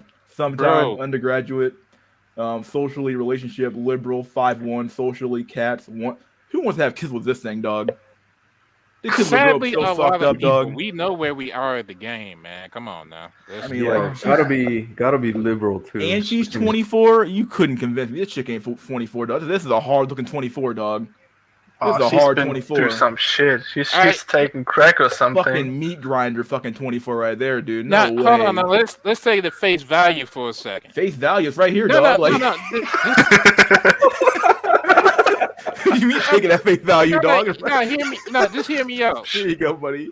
We got this profile. This is a 50-year-old woman's profile at 24. That's true. Is she a smoker? Let me see. Hold on. Let me go back. Socially, yeah. Wait, did you just okay. sapiosexual? What does I was this mean? gonna add, dude. Yes, sapiosexual means she's attracted to intelligence, allegedly. Oh, okay. Yeah, so I was gonna add, like, smokers usually they age themselves by at least 5 years. Ooh, well, she a hard 24. Oh, that's all I gotta say, dude. It's a hard 24 right there. I'm like, what the fuck's going on with your face, dude? Like, Jesus. That's a white woman's 24 right there. God damn. She's gonna raise kids like I have a picture of this somewhere. I have a fucking picture of this fucking shit. They'll think that it's her grandma. We'll do this quick meme here. She's gonna raise kids like this shit. Hold on, we're gonna do this real quick. Homeschooling? No thanks. Those kids turn out weird. Come on, Timmy. The bus is here. Fucking Timmy. She's gonna raise kids like this guy here, dude. Yeah. This fucking weird fucking kid. That's gonna be her fucking kids, dude. Fucking Timmy looking like that. Fuck, man. Some white girls really age like they do, dog. I don't know. White men be like, oh yeah, but we got the hottest women. Yeah, for like 3 years. Then all of a sudden it's downhill from there, dude. Yeah. Slam's got it right too. Like, how can you be fat and vegan? Well, she's stealing all the food from the cattle. She's eating like nonstop. no, man. Look, there's lettuce on the burger. That's true. Oh, you're right. Yeah, that covers it. It's like 2 food groups right there. You straight. Probably too much bread. Yeah, a lot of Refined bread carbs. probably in their diet for sure. A lot of carbs. A lot of people who go vegan like substitute a lot of carbs and fucking bread and create the fucking processed shit in their diet. A lot of vegans are shit. Yeah, because they don't eat fucking protein and shit as well. They don't eat like real shit. They eat like the fucking proteins are the least like we call it Brennwert. It's like you get not as much calories from proteins like you it get takes longer from to break down to your body to upgrade, which is why it's so much more. Because you have to like proteins are excreted through urine.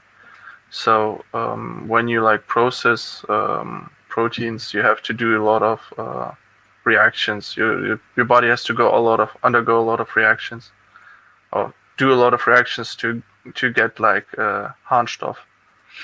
Urea that's how it's called. That's why you lose energy. He's a big mega has lettuce. God, some Asian women age badly too. I don't know about that one, dude. Some of them age pretty well, in my opinion. No, I mean, as a rice cell, I can confirm, like, probably Asian foids age gracefully, like the most graceful of all other races, I would say. It's because of that neotenous feature. But then, yeah, like I've seen some terrible looking Asian women too. I mean, it really depends. Yeah, like either you're born with not so great genetics or like a smoker and a drinker, they didn't take care of themselves. Yeah. After 50, Asian women age badly. Yeah, it's like they turn like I say Hispanic women turn to like a soccer ball at age like 25 when they have like one kid, like a soccer ball walking around, and then white women age like fucking milk. Black women, the black don't crack, so they don't age pretty gracefully. Asian women turn into like some like it hit like age 50 or something like that. All of a sudden they turn like it's like some old fucking like Mr. Miyagi looking motherfucker. Like, what the fuck? And then like Shit. oh, Jack Yeah, fell it's off. true. Fuck, dude, come back, Jack, please. Oh, he said he'll be back in 30 seconds, Oh, but will he? Oh, it'll be back. Oh, did he? Okay, I'll let it back in real quick. There I go. Yeah. Okay. Yeah, I tripped on my microphone cord and then took myself out. Oh, okay.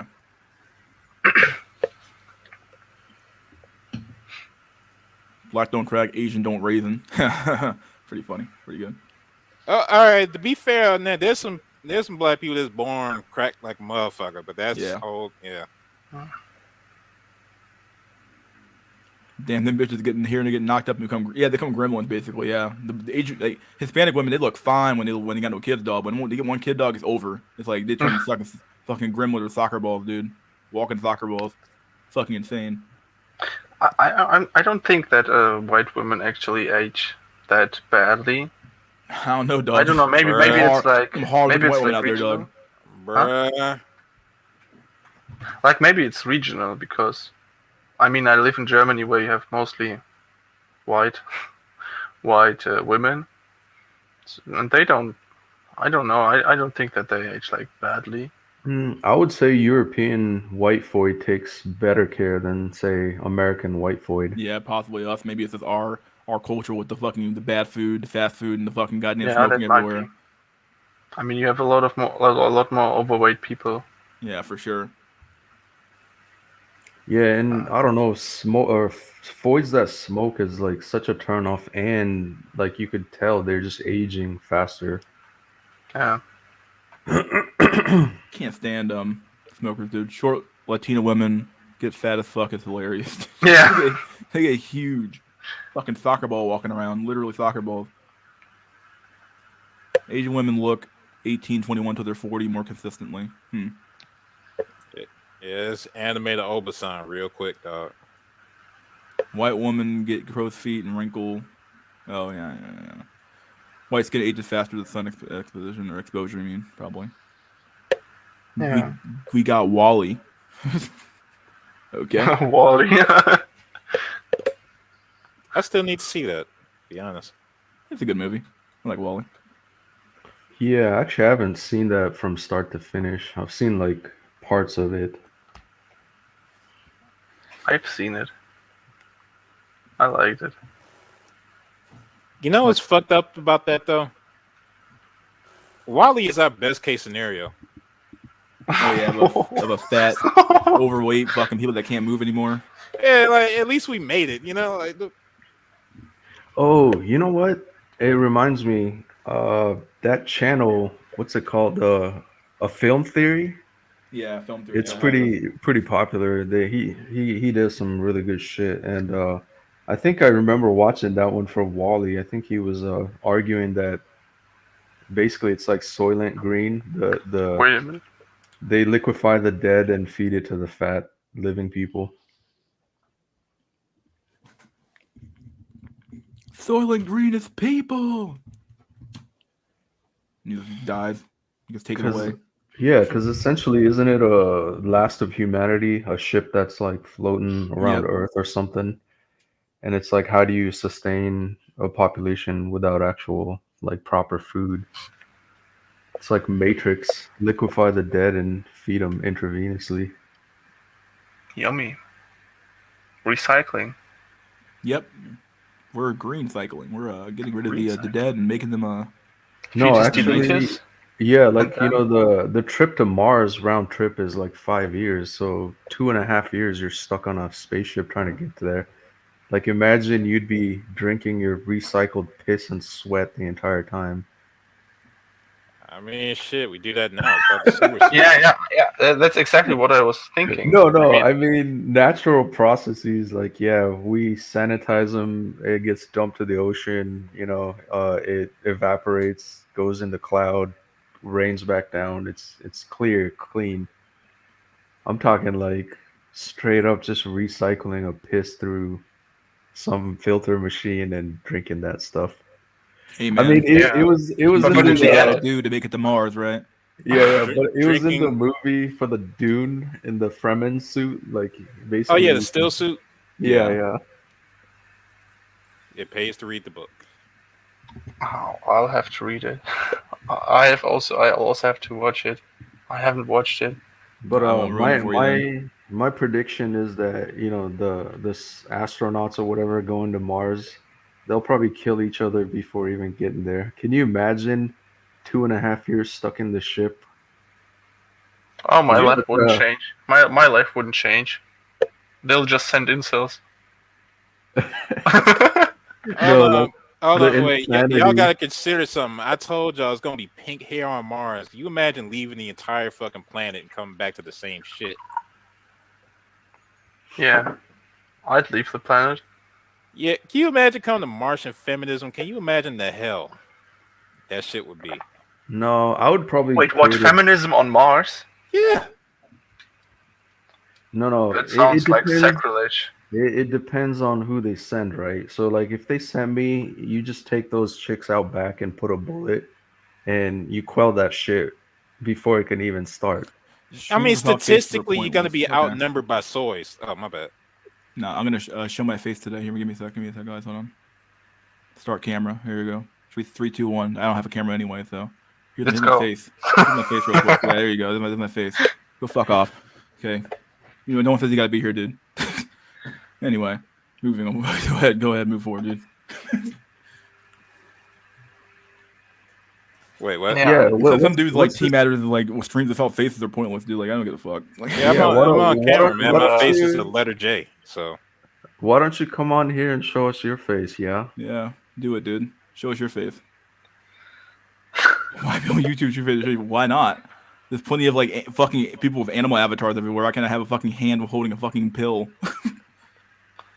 Like, dude, like, if somebody here's the ultimate test. Like all these fuckers that are like, oh, show your face. Like, why don't you come here and show your face? It might add some credibility to your resolve, but 99% of them won't. Team matters. The Vice journalist probably. Yeah. How dare you make fun of me? Well, I don't know, dude. Like, I deserved it. I didn't make fun of you that much. I just kind of like said, like, you're like the problem. But here we go. Here goes the wise guy. Yeah. Old for J Cell. Yeah. Yeah. No one enjoys watching my sub-3 face. So it's all good. He wants to dox you. He just doxed me. Yeah. I'm doing you all a favor by not showing my face. He already saw my face. It's right. I already showed it earlier. It's right here. Here you go. Here it goes again. Yeah, here we go. There you go. Perfect. I don't even have a webcam on the computer, which is nice. I don't have to worry about any of that weird webcam shit. So yeah, I disabled mine. So this is I custom built this desktop without a webcam. So none of my monitors have one either, which is nice. Yeah, if I could, I'm thinking I should like nail mine out of my computer, just use a small nail to tap the glass and shit. But I don't know. You could always use a tape. Yeah, I'm already doing that, but I'm paranoid as fuck. Like that's why my mic wasn't working last week, because I had disabled the shit to such an extent that I forgot how to re-enable it. Yeah, I don't have any cameras connected, so I don't think I have to worry. Yeah, don't worry, FBI. I ain't got shit worth seeing, so whatever. Yeah, that's the thing. Like, I'm a sub-5 face. Like, no one enjoys looking at a sub-5 face, so.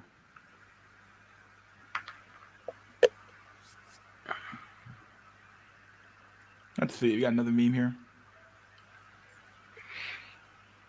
Let's see. Do a cool. Oh, this one's not good enough. We'll do this meme here. This is pretty funny. Someone might get a kick out of this one here.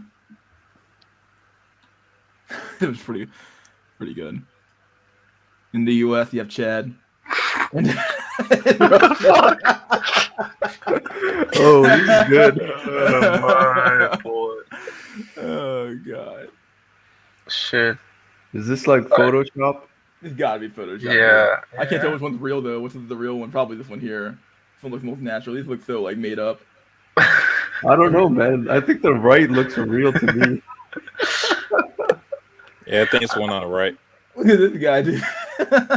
Looking slob as fuck, dude. I think it's a common misconception that like Russians look like bad or something. Like Russians, if they're like ethnical, like 100% Russian, they look actually good. They don't look bad. So first wheat waffles was doxed. Now you can just dox Medican and shit. It's fucked up. Wait, what? Medican got doxed? Oh man. Oh no. Oh dude. Rip. Wait, Medican was doxed? No, it was a joke about that picture. I know about the picture, yeah. Oh. It's like saying that Medican is one of those guys. Yeah, I get it now. Actually, I think Medican had a video of himself that he posted. He actually had the video. He has one video of himself up there anyway. He has his face covered a little bit, but other than that, yeah. Here we have a picture of a Pepe here. We're going to do a quick Pepe picture. Whoa. Here we go. I am the law.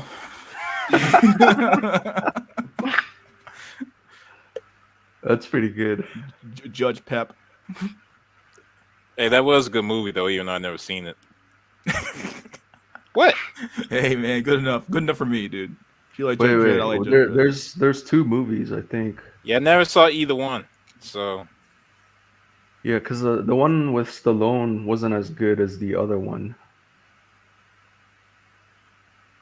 The other one was actually legit, purely good, entertaining. literally the only part I saw was like the end where you got a high on drugs, just tossed out the fucking building and shit. Yeah, it was yeah, spoiler alert. I think it was Lena Headey or whatever. She played Cersei in Game of Thrones. She was in that movie. Or what was her nickname? Big Mama or something? Big Mama. Some shit like that, yeah. Forgot. Me too. It's some time ago that I watched it. All right, and for those who didn't see it, she was playing basically the lead villain, who's kind of like Vaz from Far Cry 3, except without the monologues. So there you go. Yeah, but that movie had some pretty cool like gun tech, like fingerprinted guns, different kind of ammos. Yeah. I am the law. That's all I know. I am the law. I'm the lol. The lol. The lol. The LOL. I am the laugh. It's like, okay, well, there you go, buddy. Here you go. First they ignore you, then they laugh at you, then they fight you, then you honk. Honkler. Honkler. Yeah. Oh man, this fucking, is like fucking based. Yeah. This is like me in school. Look at him, dude. He's so fucking happy. He's so fucking happy with the fucking road dog.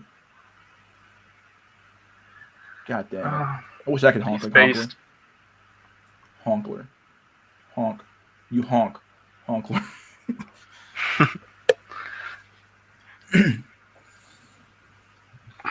Yes, so far. What does the Incel movement want to accomplish? They want to honk. They just want to lay down and rot. After that video was so like such a fucking shit show. They just want to lay down and rot. She even had that in her video thing, like it has the concept of laying down and rotting. And this is and then she was giving like, up on the system. And it's like, but this is not a good thing because like these men are depressed and they're angry and they're mad, but then they're also terrorist men. I'm like, okay, like all right, dude. I told you the Eldar is actually the biggest threat. Everybody getting tripped up on the ER shit because it's all spectacle, but Eldar is what they really worry about. I showed that picture of the labor participation rate for men going down as the sexless rate goes up. So yeah. Yeah, like ER, you can always come down criminally and all that, and have a watch list. But ER, like Eldar, like how the fuck you gonna make doing nothing illegal? Like even China's like falling because of that shit. Yeah. So you know what's funny? Like if you go back in the timeline and the videos that I post, it's like it's ahead of the trend. So I know Sarp and Saw did the tamping maxing for the Chinese Eldar, and I made a video off of that, and then now it's like the Great Resignation, like in the West or in US, like 3 months behind, and Yes, so it's like all the black pill shit I post, it's like ahead of the curve by like several months. it's even deeper than that. It's like the whole world is converging in on the same set of memes now. Holy fuck! I have to watch your videos. I've watched some. I have to watch every single one. Yeah, shit's getting insane out there, dude. If it's true, like they had to lay flat in China. Now we're sitting here fucking looking at the Great Resignation from Americans, and it's like, well, yeah, like people are just getting tired of the fucking rat race, dude, and like they're tired of like working for nothing. What's the point? Like, what's the point of like working your ass off to come home to a pocket pussy in a fucking one bedroom apartment and jerk off and go to sleep? Like, Yesterday. Oh, I was gonna say yesterday I came across some of these British TV shows or documentaries. Like because I always like hunt YouTube for good material and just watch interesting docs. And the social experiment, like so, what do you call it? What was the show? I can't even remember the name. But anyways, the UK sells like just the average people that are on benefits. I think the maximum allowance for benefits or something is 26,000 British pounds, which I think is equivalent to 35 USD, 35K USD. So basically, they swear off government benefits and welfare, and they get a large, literally no string attached, 35K, large sum, and see if they can pull themselves out of poverty. And I watched the first season, and it was like pretty successful. And you kind of realize, like, damn, like the average person, like living on, the bare minimum. It's like how do these people live? And if that's the standard of living in the West, even for like a first world nation, it's kind of scary to think like, yeah, and if you have no opportunity to like advance your life, it's like goddamn, it's like a lot of people are just fucked, like royally fucked. especially now with the inflation so fucking high, dude. They're really Yeah. fucked because like I couldn't. I look at myself and I'm like, man, I'm spending like $100 some odd dollars for groceries right now, even though it's normally like $50 or $60. And I'm Yeah, looking let at me somebody. find I let couldn't me find the imagine being link. I'll somebody who's post like, it. what's that? I'm sorry. Go ahead. Oh yeah, I was gonna say I'll find the link and post it in the chat. But it was like super eye opening, and yeah, not to brag, but it's like, you know, it makes me realize like, damn, I'm so ahead of the curve. Like just in That's terms correct. of yeah, and I could have easily been one of these people since if I didn't STEM max and career max and all that shit, I'll probably be living the same life. And Trollocs, I get why a lot of people are just fucking angry, and like Eldar is like literally the future. Drolix, I told you what you need to do. They're gonna be selling pussy for beans of Bitcoin soon. You better stack up. Yeah, no, I'm prepped too, but yeah, it was such an eye opener. Stock up on what? On bitcoins? Beans and Bitcoin, canned beans and Bitcoin. God damn it! Okay. You get some non-perishable food and some crypto, and get some of these former OnlyFans prostitutes and shit. Once the economy go to shit, there you go. There's your 2022 ascension plan right there. Yeah, I guess I think Germany is a little bit less affected by this, but yeah, I also think that someday the economy is going to crash even in Germany because Yeah. Germany has also a lot of debt. I'll post the one where it's like the season one accumulated video or whatever.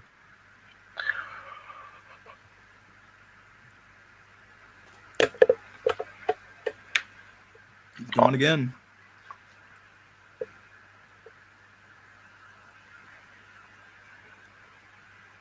Oh, there he is. He's back. There you go, buddy. Welcome back. Hit the wrong button. Get your mic straight too while you're at it. Is that any better? No, you sound pretty like muffled. You sound underwater. Okay, let me rejoin. Okay. What's going on with Drolix? Internet today. Anyway, but yeah, the inflation rate's been fucking high as fuck. How's your crypto going, Jack? Pretty good. Let's see. After I rebought my shit on let's see, buy box, I bought it in at like 21, and now it's at 19, and it's been running flat for like the past week. So, dang. The stuff I bought was like going up pretty good. Speak again. Testing, blah blah blah. You sound better, yeah. You sound clear. You don't sound muffled like you did before. We ain't gonna know about T King until the shit actually release. Season 2 come out. So it's whatever. Is that how like the meme coins work when like there's like big action about it? It's like when you actually goes up or something, or what? Yeah, pretty much. Dang, I didn't know that. I'm not big into meme coins though. I am now after losing all my shit on fucking stock. Fuck it, I might as well. Shit. On what stocks? Like on the traditional stock market? Yeah, that's where I started. I started too, but I did link. So if you're interested, you can watch that. But yeah. Yeah, thanks. 1 year. The Great British Benefits Handout changed my life. Huh. 6 unemployed families and individuals were given a cash lump of $26,000 in return. They must sign off from the benefit system to see if they can use the money to secure long-term prosperity. Huh. The British. But I guess they got a pretty good welfare system. Better than ours. Not as good as the Germans. The one in US is you're fucked, man. Like if you don't get your shit in order in like less than a year, you'll be like literal homeless. In Germany, people like immigrants are coming to Germany. Cynthia G has a stream titled "If Aborting Black Males Isn't the Solution, What Is?" What the fuck? What the fuck? Yeah, man. Look, as far as Cynthia G, that's probably like the least inflammatory title she's probably had lately. So whatever, bro. Nobody takes her serious since Robert Perkins. Anyway, it's a wrap. How can you hate your kind so much?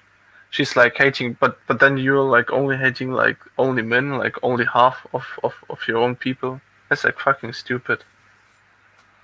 Is she like a single mom now or some shit? I have no idea. I know she, like I said, she ain't got no clout since Robert Perkins because we found out like she's part of the fucking problem. Like, if you remember that story. Yeah, what happened with that? Tell me about that. All right, she was a couple years into being on this shit, and then she got pregnant by Robert Perkins, which is another dude on YouTube, kind of like a half-conscious Pookie or whatever. And he got about 6 other he got about 6 other kids by a few baby mamas, and she became number 7 because she got pregnant. And then everybody roasted her over it because he was like, "All right, you taking all this shit about black men and fucking up community, but you over here, you did the exact same behavior, getting with the dude that's proven like he is a proven Pookie, like he is scientifically, like, bro, like what." Oh man! I mean, how about women, or really black women especially, stop making horrible decisions with mate choice, but they don't want to admit to that. So any admission to that fuck up, they'd be fucking like, oh my god, like, well, we have to actually own our bullshit. Like, yeah, dude, nah, I'm not buying this shit. No way. Man, it's like chicks are off the fucking rocker, dude. Yeah, it's like I said, it ain't a black thing. They just ahead of the curve. Yeah, really ahead of the curve. Yeah, you're everybody's heading towards it. Yeah. Yeah. Yeah, the black community was the canary in the coal mine. They're all just playing the blame game, blaming others instead of taking make black women take accountability. Well, they won't. That's the problem. They'll always blame you. They'll always say, "Well, why aren't the men building anything? Why aren't they doing this? Why aren't they doing that?" Like, okay, like men don't build for fucking free. We want like the women to come with us as well. And it's like, like we're not just gonna fucking build a community and have you come there and fuck it up. Like, You want to have a stable community of all this shit. And it's like black community is over. Yeah, I agree. Stepdad is a Pixar movie. That's not real life. Not real life. Yeah. And notice how they didn't have a black stepmom. It was literally just like an Asian woman. So it like broke that narrative a little bit, but still kind of weird how they fucking have a black man there though. It's really odd. I think it'd be a white dude. There's no race that would have been okay with that shit. Like, what race wants to be the cuck, man? Like, that kind of shit. Let's say he was Asian and the dead father was black. Like, there's nobody you wouldn't have offended with that shit. Save the community. The what community? You really, literally, the what community to save? There is no community. The black community is literally just a bunch of like fucking like a clusterfuck of shit. And people call it a community. It's like, are you sure that's the community? Because it doesn't seem like one. This is a clusterfuck. It's a massive clusterfuck, in my opinion. Should it be investing regardless, putting away $100 a month for your age? 2026 has 1.6 million hours testing. Long term is how you make money. Meme stocks will lose. Yeah. Okay, that's now what Drolic says is true. And I know it is in my heart, but at the same time, I'm not sure I'm going to make it to 40, so that's why I keep on making these big-ass bets and shit. Just do it, dude. Make your dreams come true. No, I think you should be investing, putting away like 100. It's like all about the magic of compound interest. So at least you'll have, a safety net if you do make it to that age. I'm not, dude. I'm sorry, but there's no point in me saving for the future when I'm gonna rope halfway there. I'm gonna just keep it for real, shit. No, but that's why I don't even have fucking life or health insurance. I'm like, no. What I'm saying is, if you do decide, you could always, take it out early and then, blow it and then check out. Yeah, that's probably what I'll end up doing. Like, I don't think I'm gonna be here till like 65. I'll probably check out like 50 or whatever. Yeah, like, and then again, you can pass away elegantly, like overdosing on some drug or something. Nah, dude, you do this.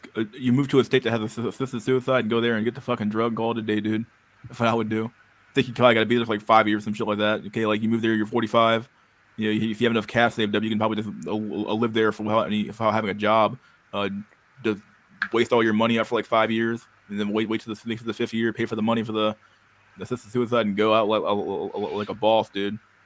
All right, and empty, like you don't know people's lives, man. Like you don't know who might do what sort of shit. I'm talking about. Yeah, I'm not saying I don't advocate for that shit, but you should some people just want to. If you want to check out, that's like you're fucking right, dude. That's the way I fucking view it. I never understood why people get so upset. Like, okay, I want to check out. Like, you do what you got to do, dude. It's not for me. I don't think I would ever do it, but I'm saying if I was gonna do it, that would be probably the way I would do it. Go to a state that has assisted suicide offered, or go to a country that has it. Stay there for 5 years and then check out that way. If you want to do it in a painful way, or hell, you just go out there and in America, you go out there and buy a fucking buy a shotgun from Walmart, call it a fucking day. But I don't know about that. Yeah, but that's I think it's it's harder to decide on getting shot. You might fuck up and end up being a fucking vegetable your whole life. Then again, I guess at that point you're kind of dead at that point, though, right? Effectively. Yeah, who knows? But yeah, but it's also even if you succeed, it's messy, and you might get afraid of this act because it's so messy.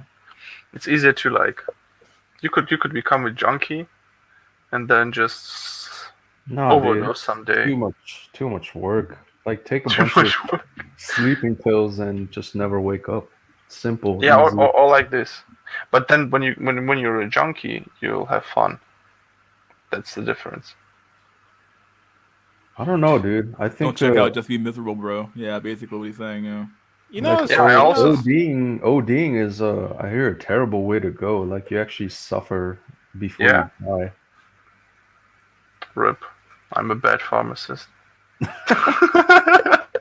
No, but we don't I don't think we have ever talked about like what overdosing feels like. No, like I know drowning is one of the worst way to Oh go. Jesus Christ, no, hell no. And so like like ODing and that kind of shit, yeah, it could be equivalent to drowning, like drowning in your own freaking vomit or some shit. Like it's not Rip. a good way to go. Maybe you could like, I think like going into like a chamber and letting carbon dioxide slowly flow in is like the best way. Like the most. It looks harmless. It feels harmless, and you don't even like uh you don't know when the time will be when you'll like die, because you basically just fall asleep and never wake up. Don't people recommend going like nitrogen or some shit that the body doesn't Yeah, or recognize? nitrogen, yes. Basically just like maybe carbon dioxide maybe not the best thing, because then you're like the pressure, the partial pressure of carbon dioxide might raise in your blood, and I don't know what the fuck this can do to your body. Yeah, and when you do the carbon dioxide thing, you get like acute headaches and shit from the lack Yeah. of oxygen. So Yeah, you'll rip. suffer regardless. Okay. Fuck. I'm a bad pharmacist. No, that's what I I'm should saying. have Just known this. OD on sleeping pills, like you'll just sleep and never wake up. Fuck, man. Okay. Someone said helium tape max thing. I don't think they even works anymore. I heard they put like air in the tanks now, which is like you need like pure helium. You can't just have like a tank from like Walmart or some shit. Oh, I think helium is one of those gases that it's very difficult to replace, so they're diluting it with Yeah, air. yeah, It's that's what I like was a talking about. limited resource, literally. Unless you're a scientist, then you can get your helium for your GC, for your gas chromatography. And I don't think that this is diluted. This shouldn't be diluted. Or maybe it is. Best way to shoot your stuff if you got the balls. Oh my god.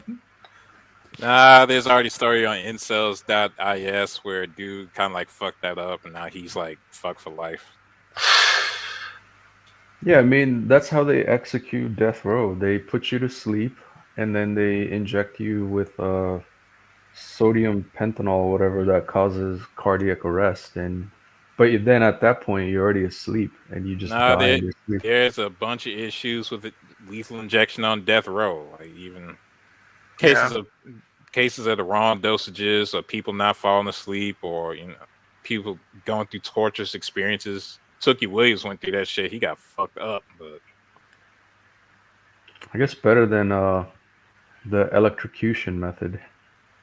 Why don't they just like, I don't know, like blow them up? I think it might be it might cost a lot more, but that's a sure way to get rid of people. I mean, if there's nothing left, then they're probably dead.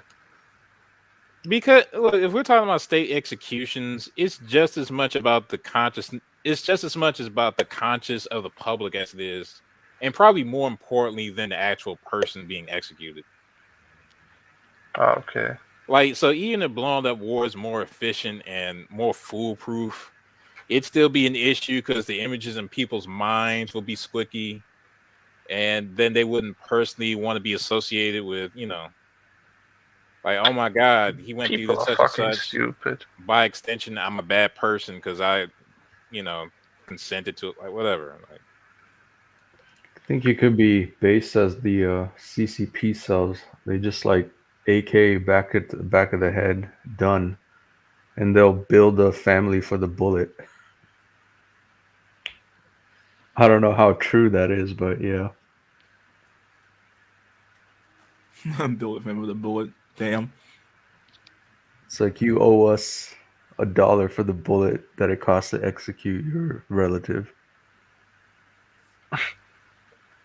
well, CCP has all the profit from selling the organs, so that's different. You guys got any? Yeah, it got really dark in here. Hey, hold on. That's some OG incel talk right there. Yeah. Goddamn, that's some R9000. That's an R9000 classic. Shit. Not wrong. Important life choices. Yeah, I don't advocate for rope typically, but if you're gonna do me it, too. I wouldn't say you want to do it now, but I kind of want to see where life ends. But yeah, we don't advocate for rope. We just advocate for competence. That's it. Yeah, competence. God. Competence. How to do it right. How to not fuck up. This is actually a good talking point, right? Like when we say the rope, the original execution by rope is that you will actually hang, but you would fall from a deadfall where you'll snap your neck and die quickly. Oh yeah, there's two different forms. There's the long drop, which is where that happens, and then there's the short drop, which is what people usually think of with asphyxiation. Yeah. So you want to just do the long drop, really. Like, why would you want to, hang there for like 2 minutes, like choking to death? I mean, what if you're like a manlet and you can't get that high? Oh my God! What a way to do that. That's stupid now. You got a fucking a ladder and a high chair on top of the ladder to get up top there. Like, okay, I did it. Time to go. Yeah, I'm just saying, if you're like Randy off of fucking Joker and shit, like it might not work, man. You might be cut by life. Like it. But I guess then again, maybe being a manlet isn't that bad. I mean, you get to stay alive. That's the only time when being a manlet will save your life, or one of the only times. I'm not sure I'd want to be saved in that situation. Like, can you imagine, like being saved by paramedics and them telling the story to everybody on their job for the rest of your life? Like, I would definitely try again. He couldn't get on top. He just couldn't get to the top of the ladder, dude. He's too fucking short. Wouldn't die. We had a teacher. We had a teacher, a female teacher, that was very short, and so I think the 5th grade, they just pulled the chalkboard. They pulled it up, and she was so short that she couldn't get the chalkboard down, and she couldn't write anything on the chalkboard. And everyone was laughing, and she was just so fucking sad. Because of her short height, nobody was talking with her seriously. Nobody respected her. She had no authority, and she was mocked. Fucking brutal. Here I have another black pill. This time about a void. I mean, yeah, but she's a chick. Like, her whole life doesn't depend on respect like that. Yeah, but I mean, when you're a teacher and you're constantly being yeah, I know. I'm not just saying, taken seriously. I think that's brutal. That's pretty brutal. I mean, on one hand, it's not as brutal. On one hand, that's a black pill. The deeper black pill is that her life can still possibly be good. Yeah. Like, if it's a manlet teacher, like his whole life is like that. Like, that's just it. Yeah, because wait, was this a female teacher? Yeah, that was a female teacher. Yeah, at least that's just a little bit more tolerable. Like if it was a manlet, or turbo manlet, God, it's over. Yeah, you ain't getting no pity, dog. Like, it's a wrap. Like, I mean, as a few.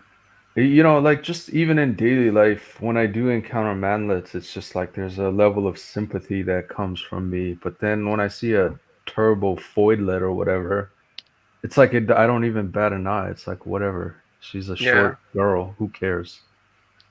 Petite. Yeah, if anything, it's hot. Yeah, exactly. She's a spinner. Yeah, I would definitely date a bitch I could put in the backpack. Like, that's cool with me. Comfortable. Yeah, that's portable pussy. Ah, yeah. I don't like short girls, though. But I'm not in the position to choose, to be honest.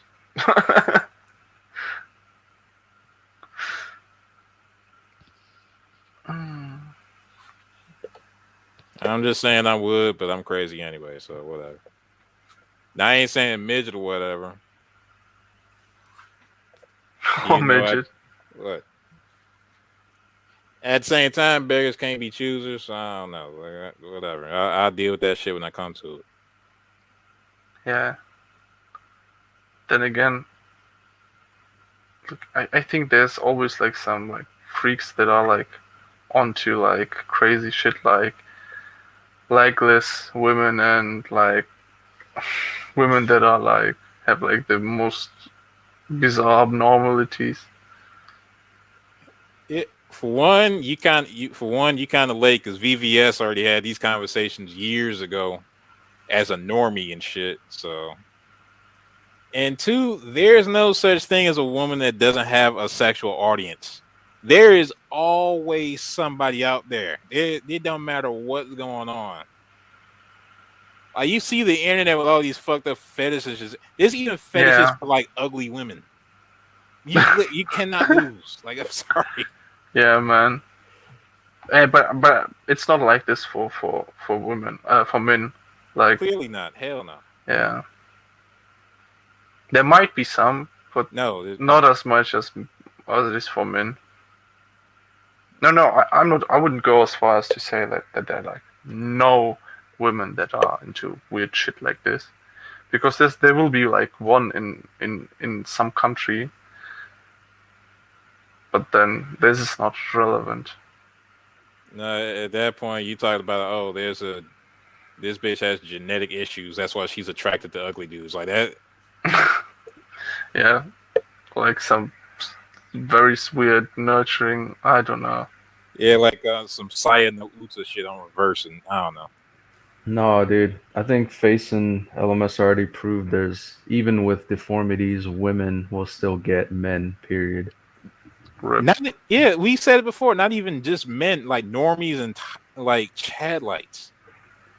Yeah, and it's actually you're more likely to get with a foid with deformities because her self-worth is like lower than most, so she'll most likely take even a normie, whereas a Becky or Stacy would hold out for Chad Light.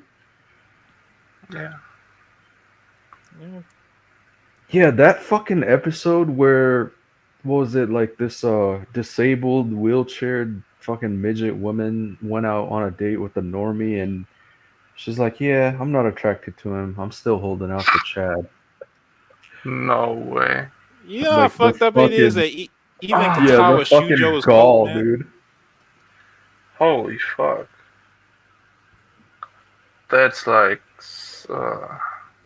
Yeah, and then the other one was I think she had some skin condition and she had all these brown spots all over her body and face. I mean, she looks normal aside from those spots, but like a fucking zebra. Weird. No, zebra is stripes. She looked more like a panther, I guess, or leopard.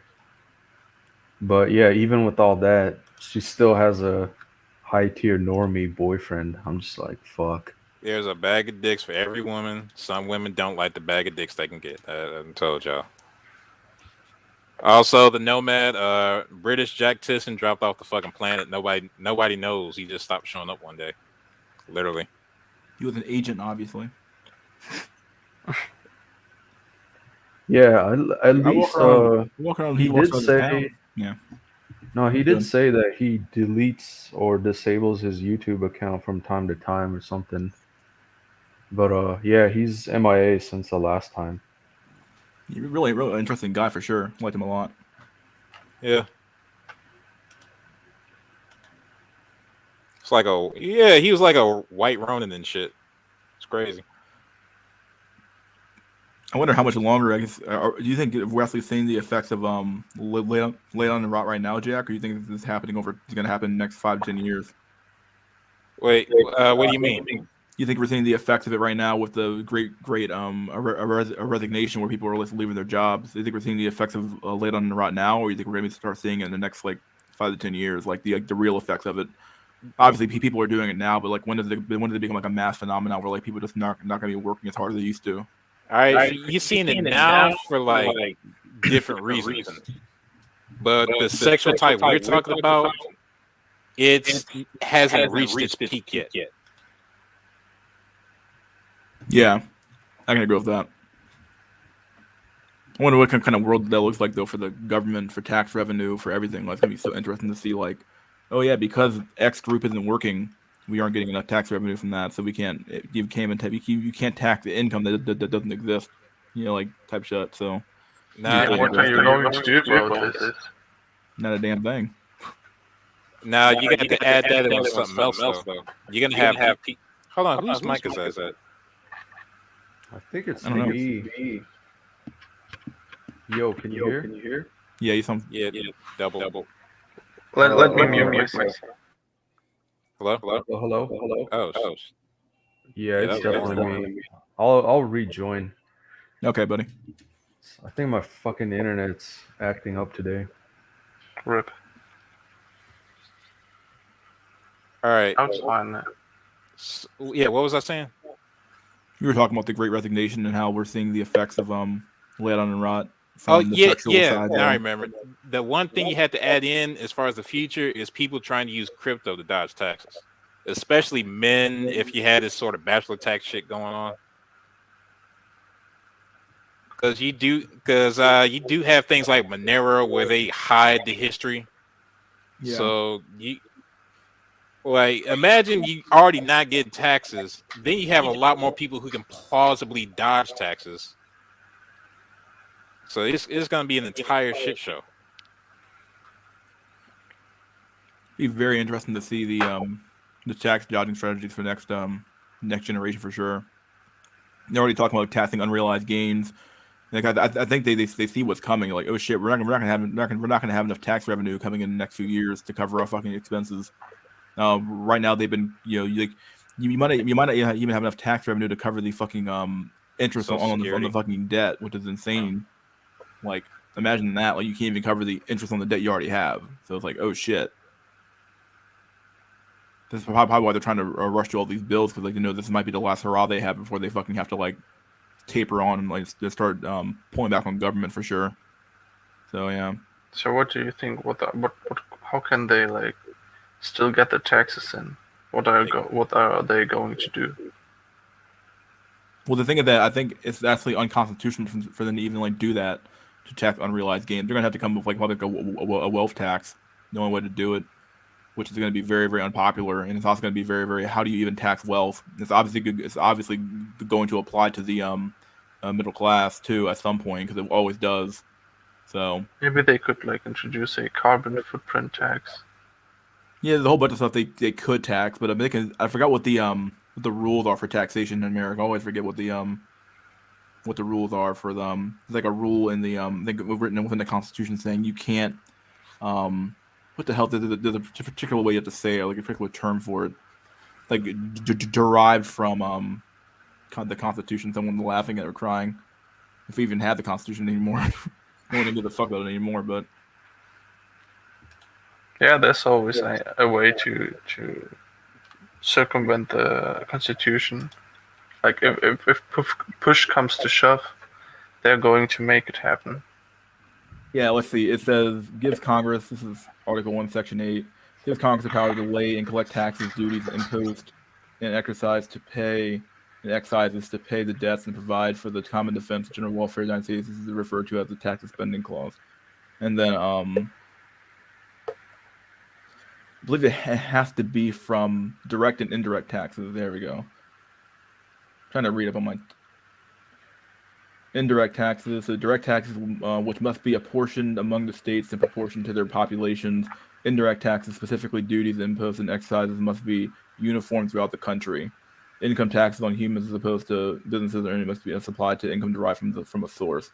So I think it's the problem with the indirect taxes, where they're not necessarily taxing you, but they're taxing around you. They're taxing duties, imposts, and excises must be uniform throughout the country.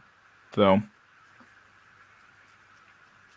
yeah, I think it's even gonna get worse, because the up and coming, or the people that have the means are just gonna leave. Well, yeah, you would say we're at 50 fucking people right now. What the fuck? Am I the only game in town? Go away. Too many people here. I'm joking. You're going from top 4 to top 3, dude. Just embrace it. Yeah, whatever. Anyway, I guess I should.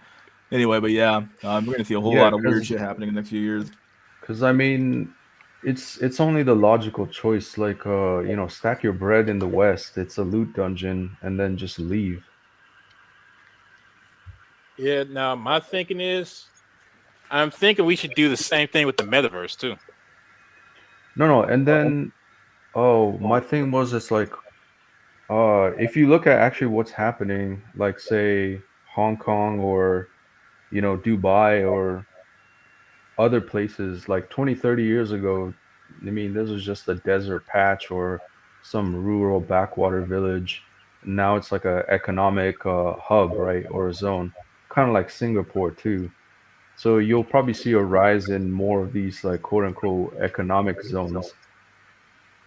And then the people that have the means will definitely be able to shift over to those, financially and more viable places.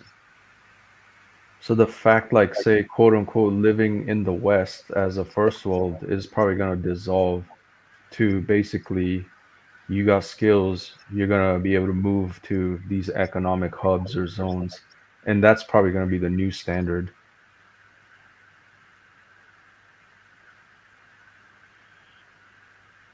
Like living in Beverly Hills in California is like probably high status AF or, whatever. But then now it's just going to be like, oh, I live in high rise in Dubai or something. Yeah, the road becomes more global. It's gonna be really weird to see what the new area is gonna be. New hot area is gonna be like for economic zones. Yeah, from environmental wastelands to reproductive wastelands. That's the cycle. Yeah. And what do you call it? It's like these zones will have to be competing with each other, right? So it's actually more beneficial because it's like, oh, come set up your company here, bring your startup here. We'll give you like a 30% tax break. And then, zone B is like, oh, they're giving you 30, we'll give you 35 instead, and so it's like zones will be competing for business, and competition in a sense is always good. I And wonder if if it could you're get to a point where, oh, sorry, my bad. Yeah, so then my point was like if you're left in the dust, like literally you'll be ending up living in Detroit, Baltimore, as everywhere turns into that place.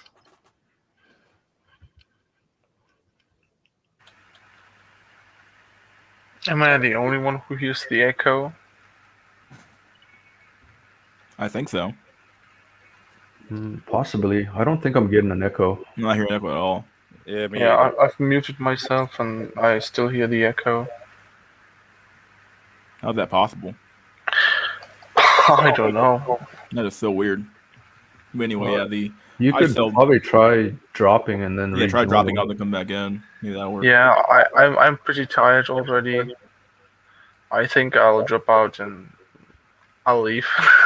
All right, buddy. All right, I'll see you next time, my dude. Thanks for coming on. Yeah, man. Stay sharp. Just be warned, don't do a binge on Drolix videos. It's pretty depressing. Trust me, my laboratory studies were just depressing enough. Nothing can stop me now. Well, anyway. All right, man. Take care. Yeah, bye. See you later, buddy. Yeah, I still need to make 2 videos, but whatever. If I keep on saying this shit, so I'm probably never gonna do it.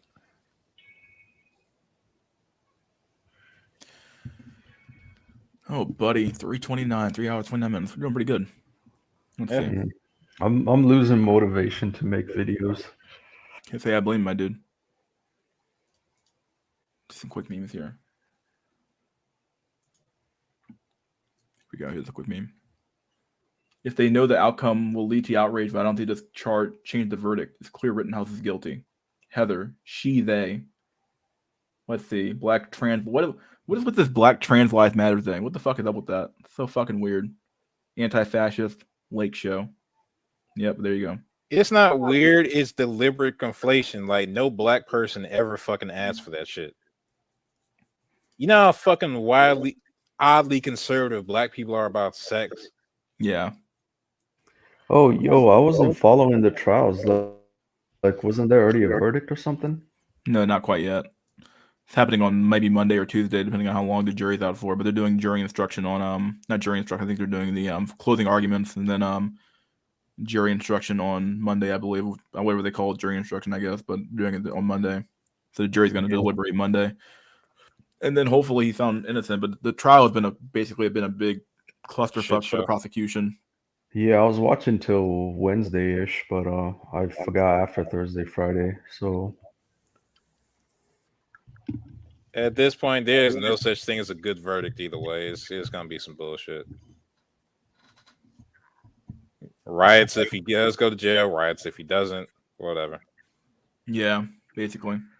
See, but don't they realize, like, you know, if the court system is stacked, if they're the ones being accused, you know, it's not necessarily going to protect them either. It just means that if it's inconvenient for them, they would also get shafted. And that's what they're hoping for, rooting for. It's like, whenever you fucking mess with the rule of law, why? Well, the sad part is even the charge they think he might get, which is the having a gun while being under 18, there's like a legal loophole in that law where, because he's 17, the law explicitly states 16, and there might be a loophole for him to get an athlete around that too, which is like even the judge had to concede that. He's like, wait a second, you're right. So like he was like talking about that. So like if I don't know if he catches a murder charge or something lower than that, I'd be surprised. But in my opinion, I think he's gonna walk away, maybe with only one charge, which is the gun charge, which might be it carry the max of like 9 months. So yeah, I hope that he gets off, but gets out of there. But who knows? I have no fucking idea what this bullet. Man, I checked out during George Floyd, to be honest. It's like, look, I already know where this shit's gonna go. It's not even about what happens. It's more about the politics and forces. Yeah, the politics of it matter far more than the actual case really does. It's amazing how, like, I think someone said this earlier, but amazing how, like, they've like basically like taken this 17-year-old and ran his ass to the mud. And it's like, dude, he shot, like, of all the people he could have shot, he shot a literal convicted pedo, a literal a wife abuser, and some other guy. I'm like, and a who else did he shoot? And he shot a known communist. Like, what the fuck are like the odds that you shoot 2 out of 3 like convicted felons? I believe. Yeah, and didn't like 2 out of 3 die or something? Yeah, the guy with the skateboard died. Who hit him with the skateboard died. The guy he shot the first, who ran up on him, died, and then the last guy got his bicep blown off. Yeah, I just say it's a shame he didn't get 3 out of 3. Like, he literally ridded the earth of scumbag. Yeah, I don't know how you end up with like. I guess then again, you're at some sort of riot rally, what I'm gonna call it, but like those people, man, I don't know how you end up with like 2 out of 3 your targets being pretty much like shitholes, like or shit people. I don't know how that's been possible. Yeah, maybe it was destined for the third guy to live so he can testify against him, which worked in his favor. Yeah, it was so funny when he was testifying on the stand. Yeah. I'm like, seriously, like, you're just gonna like give away the whole case, something, or what? I ran up on him. I drew my gun at him. I pointed at him. Then I got shot.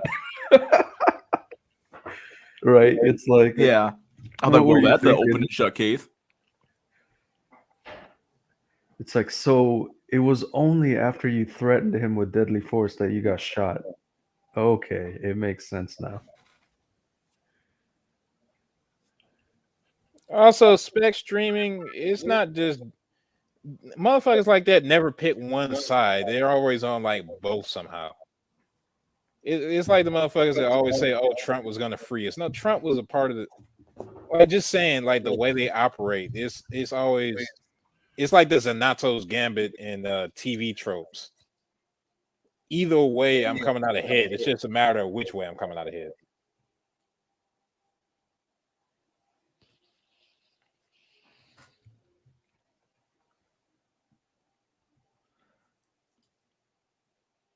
But George Soros, he shot a child rapist in the groin, a strangulating wife beater in the lungs, then he shot a dude pointing a gun at him in the bicep. Yeah, there you go. Yeah. I mean, what the fuck are the odds that you shoot those 3 people? like Jesus Christ. And then for him to not like shoot anybody else on accident is like amazing to me. Like, wow. Everyone is Yeah. fake. Wants just not have to pick a side and stand on their arguments. Yeah, very true. Yeah, he didn't do anything wrong. The only wrong he did was hitting him in the biceps. Should have been like, a couple of inches to the right.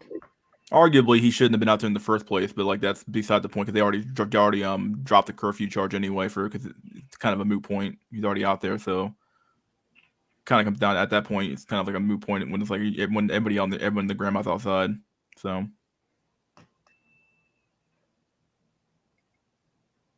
I should go to one of these things to videotape. I don't know. What's that? So maybe I should go to one of these things to just videotape one day. I don't know. Be interesting for sure. A lot of danger though, but it'd be interesting. Shit. Fucking living is dangerous. Like, yeah, living on the edge.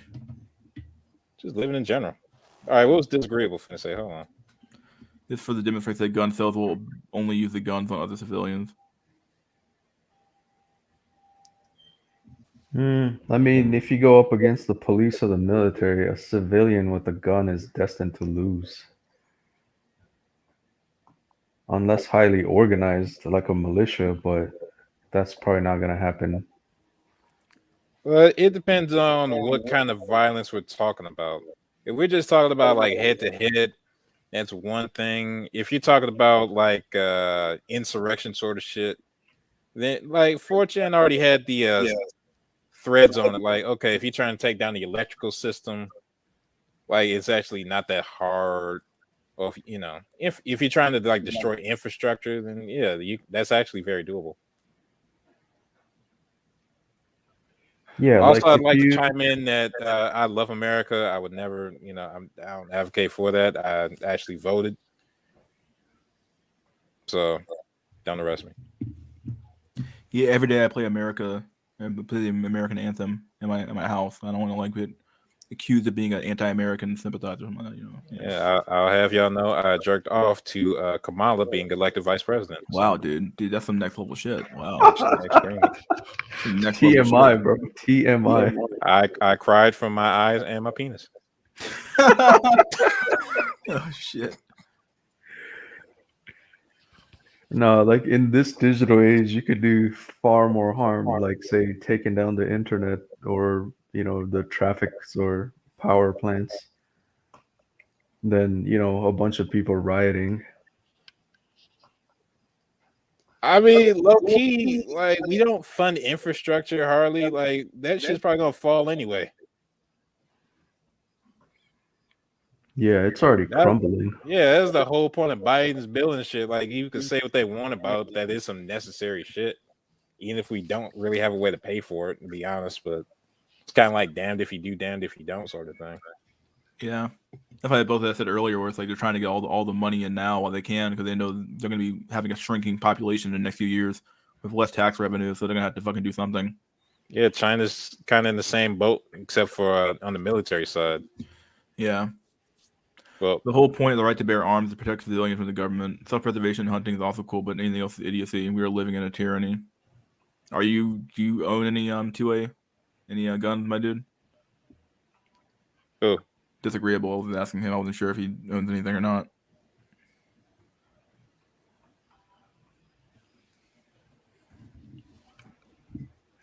And the reality that some shit would have to hit the fan for people to actually do anything. Like people would have to be like literally starving on the street, like mass starvation. Right now they have enough food stamps and gibs to keep people fucking in line. All right, and Justin Young, how's it gonna fall without insurrection? If you're talking about the infrastructure, we don't properly fix shit over here. If you're talking about America in general, basically nations aren't just something that exists. They're made of people in small organizations. The smallest of that being the fucking family. And once that's fucked up, then everything fucks up by extension just down the line. So if you're not having proper citizens raised and shit, and they can't get together properly, then everything else by extension is gonna fuck up slowly. Like right now, we exist in the shadow of a functioning patriarchy that used to exist. We're just in the crumbling infrastructure of that. Once that shit goes, then we're really gonna see how far our culture right now can actually go, and it's probably not that far.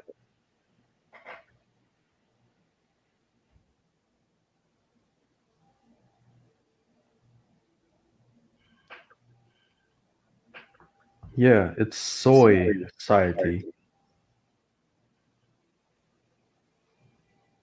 Let's see. And I guess Mystery School's gone, so okay. Guess I'm third host, whatever. Once the shortages take effect, gun confiscation will be next because of COVID security. They always trying to do that shit, but it never really works. Like there's just too much shit out there. I think there's literally like more guns than people by order of magnitude and shit aren't in it. Also, Venezuela is the prime example of what's to come if we do follow that route. So it was like the citizens gave up their guns and whatever, the police would come and take over their businesses. Had they kept their guns, probably wouldn't have happened. And I don't think Americans would give up their guns freely. And it's always retarded. Like criminals don't give a fuck about the law, so they're gonna get their guns either way. So citizens giving up their guns is just like, oh yeah, just more power to the criminals.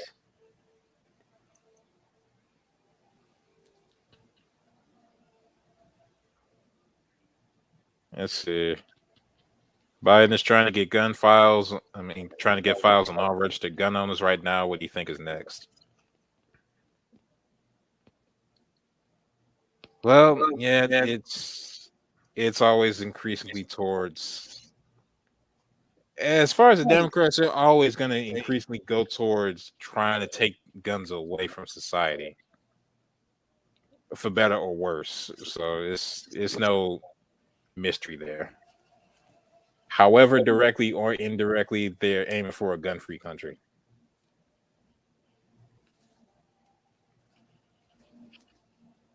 Now, how are they going to do that in the world with 3D printing? I don't know, but whatever.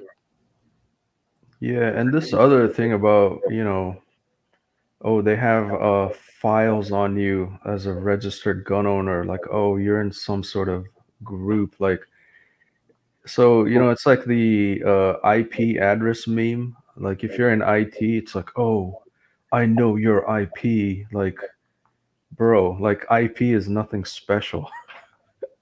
You know what I mean? It's like if in this country, at least if you have a social, you have a freaking credit card, a bank account, a fucking driver's license, like literally the state and the government know who you are, where you are, what you do. I mean, you paying taxes to the IRS, like they know how much money you make. Oh, so now they know I have a gun? Like, who gives a fuck? It's All like right, first of all, this if you paranoia bullshit is like, it's just laughable. like if you have a cell phone, you already have a snitch with you everywhere anyway. Yeah.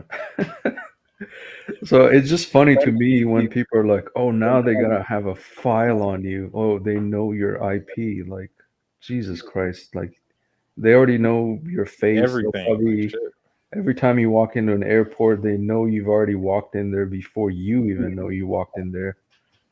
Like, they got facial recognition. Your face is already in the database with your driver's license or your passport.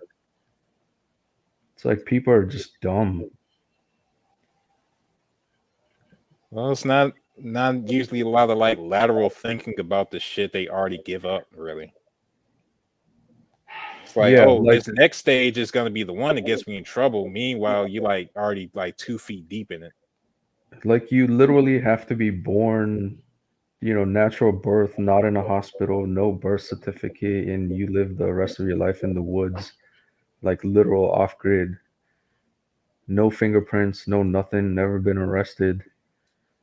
And then you're like a true ghost in the system. But 99% of people born are in the system already. All right, and disagreeable. I know it's not exactly equal. I'm really just saying I'm not saying it can't get worse. I'm just saying people don't really take into account like the foot in the grave they already have, really. But yeah, it can clearly like get to like really dystopian levels instead of just covertly dystopian like it is now. Of course, I guess China to like test run this shit, see how it affects society. To be honest. Also, I think Britain is full of cameras, but whatever.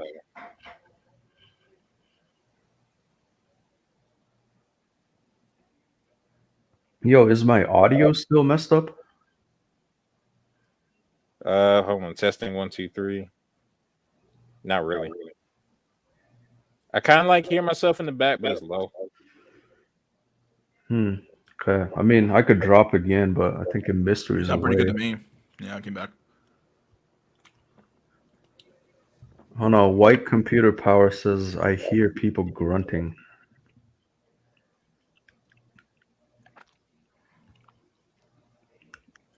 Not me. I just got back, so.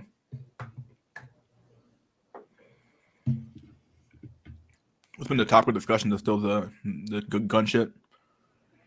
Well, I was just saying, like, you know, people are paranoid about, oh, the government knows about you, this kind of thing. It's like they already know. They literally already know. Like, if you have a social, a passport, a driver's license, they already know everything about you. Yeah, I can agree with that for sure.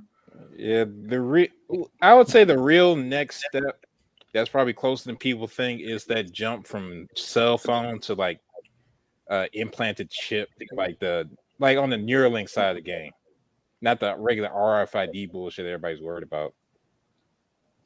Yeah, and like that real alternate reality, overlay. Oh Jesus! Yeah, I'm mail voting. All righty. That was too much. Okay. No, that was pretty based.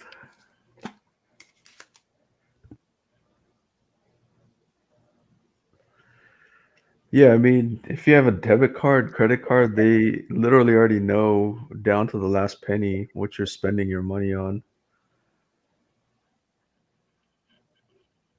And it's almost impossible just to pay everything in cash and have no, like digital or financial footprint.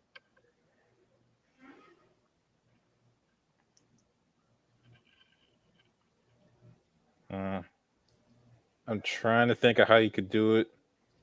Like, okay, there's a route I could think of to do it though, possibly, but it's kind of like, okay, you could turn your money into crypto, then turn the crypto into Monero, and then you send it to a wallet, whatever. Then use Tails and Tor to manipulate that wallet, do whatever you're gonna do. And if you ever anything left over, send the Monero back to your first. Basically, it is kind of possible now, but whatever. And Ice Cactus Tor browser isn't enough because the path of the crypto, is basically all public. So even if you use Tor to access the wallet, they're gonna see where you're sending the money. Like eventually, it's gonna come back to a broker once you want to convert it to cash anyway. So basically, it's not as simple as just using Tor and you're good. You need a little bit more than that. Yeah, no, I've never done that before, but whatever. To completely go off grid, I'd say it's just almost impossible. Like, I mean, you have to earn money, so you have to have a job, you have to have a social to get taxed on the money that you earn, pay your taxes to the IRS, get your money, and then, unless you get it all in cash, you can't leave a digital financial footprint. And then what are you gonna do? Like, save up your money and stash it under your mattress? Like, just not practical or feasible. I would. But... What's going on, Dusty? How's it going, lads? Yo, yes, man. What's up? I went out for 2 hours and you're still here. Oh wow, yeah, we're still here, dude. These streams normally go pretty long. They used to go for like 7 hours sometimes, depending on how active we were. I just want to point out that just to add to the conversation here, everyone, I think what the whole like prepper crowd really doesn't understand is that I mean, I feel like a lot of them cling to their guns and their bullets and like the Second Amendment and all that as if it actually means something. But the key is like, do you actually have first of all, do you have a family? Do you have a community you belong to? Like, do you have a skill that actually can function in any context outside of the world we have now? I think these are far more important, sort of even from the prepping perspective, things to have like to build resilience. Like the question isn't like how are you going to survive like a week without power or whatever. It's how are you going to survive like at like the 10-year mark after things have been declining like this for 10 years. Like what assets do you have? What relationships do you have? What skills do you have? I think that's the real thing that a lot of the movement sort of doesn't understand. And I think a lot of the power the government has, I mean, I don't know what you guys think. Do you think it's real or do you think it's overblown? Obviously, everybody like being paranoid about licensing their guns and everything, maybe too extreme, but I feel like there's some steps we can take in the short run to prevent whatever happened to those like January 6th people from happening to us. Yeah, no, those are pretty good high IQ points, I would say. I think like so I guess you would consider I would be a somewhat of a prepper, but it probably falls into three different categories, I would say. Like so there's the extreme prepper, and then they probably already have all of that talking points that you just covered, like planned ahead, the 10-year plan, 20-year plan. And then you got your mid-tier, prepper that has all that in mind as well. And then you got your short-term prepper. I would probably say I'm somewhere between short and, mid-tier. But then it also depends on the plan. Like when you're at the mid-tier, it's like, are you here? Are you going to be here for the long haul? And my part is like I'm trying to leave the West, so I'm not going to be that, tier end prepper where it's like I'm going to be here for the rest of my life, so I'm preparing for the worst case even at the end of life or something like that. And yeah, in general, I would say the majority of the population aren't preppers, but it's like, it's like their fridge is empty, they'll just go buy more food. It's like they don't have a fucking 2-week plan or a 2-month plan. So in that regards, it's like from a prepper standpoint, it's like you don't even have a 3-month plan. It's like that's just backwards thinking or delusional thinking. And so one argument can come from that. It's like, yeah, like you don't need to be a prepper. Like everyone should have like a 3-month plan. What if there's like a massive earthquake and there's nothing in the food shelves? Yeah, then you're royally fucked. And then going back to the community thing, like if you're prepared, your family's prepared, your neighbors are prepared as a community. If shit happens, you all be fine. But then all of a sudden it's like your neighbor's starving, your neighbor's starving. Now they're looking at you like, damn, we gotta raid your house and jack all your shit too. And also the gun thing is like, so the laughing joke in the prepper is like, yeah, you're only I forgot the joke, and it's not funny when you have to explain it, but you're only as good as what you can defend. So you might have like a year's worth of food, but you don't even have a handgun. Like you're just a food bank essentially to get robbed. So that's kind of like some of the in response to what you were saying. I would say one big part of, as far as at least prepping and all that sort of thing that doesn't get talked about enough, is the fact that a lot of people don't have disposable income. Like, how much of the population was it that doesn't even have $500 in savings? So, like the low key plan with people like that is to just fucking die. If it gets that bad, and not gonna make it anyway, so who cares? Like, to be honest.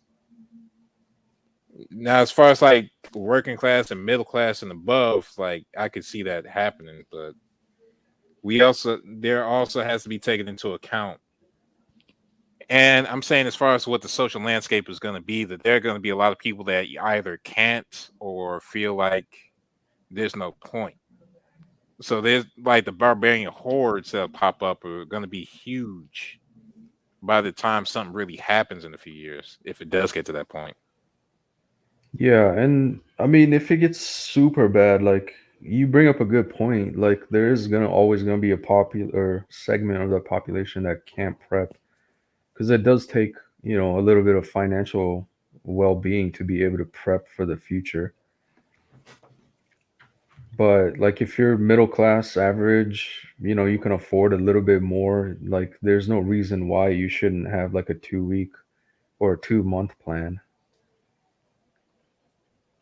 I agree. I'm not saying that it's wrong to prep. I'm just saying like the whole idea, like for example, I think a lot of the prepper like YouTube channels focus heavily on the firearms aspect of it, but like, what are you gonna do with all those guns? I feel like it's a fantasy that people are living in. I like they're gonna machine gun down like hordes of zombies or something coming at them. I think what they should be focused on is more like economic calamity. Like when things collapse, of course you're going to need firearms to defend yourself, but hopefully you're not going through like thousands of rounds or anything. Ideally you have a network that you're trading with, or that you have a community of people, like you said, who are similarly prepared in terms of food stuff and skills and Yeah. whatnot. But the ultimate question, like Nickelback was bringing up, is it worth continuing? Like, do we have a society right now worth preserving, worth defending, like a life worth leading? And the answer to a lot of people is no. Like, a lot of us are just isolated and we're alienated in a world that just doesn't give a shit about us. But Like low key, like I think the real question is people. I think like what's being like blatantly asked is, okay, with the prepping thing, do we have what it takes to rebuild society in these small pockets, like little microcosms? So we're talking about like closed economic systems. Like, okay, they're not interacting with the outside world like that. So do they have a way of producing food on their own, defending themselves, purifying water, like all that sort of thing? Do we have enough excess production in these little spots to where they can sustain themselves and basically recreate society again? And it's maybe. I guess the question is, what kind of decline do you see? Because I think for the last time I looked at these stats, apparently half of American food production is just thrown in the trash, like literally like food waste. So I think we have some more leeway to go before we start seeing starvation, so to speak, in America at least. I think it's more likely going to be where, like somebody earlier in the stream was talking about, like $48 12 piece at KFC. I think that's just gonna be the type of decline we see, where things just become affordable for most people. But I mean, you're not dying, but it's just more miserable. I can see that happening for decades, actually, as opposed to a complete collapse. Yeah, no, I agree. It's not gonna be like, super dystopian like a Mad Max Fury Road kind of thing. It's just things are gonna be expensive as fuck. If you can afford it, great. If you can't, you're fucked.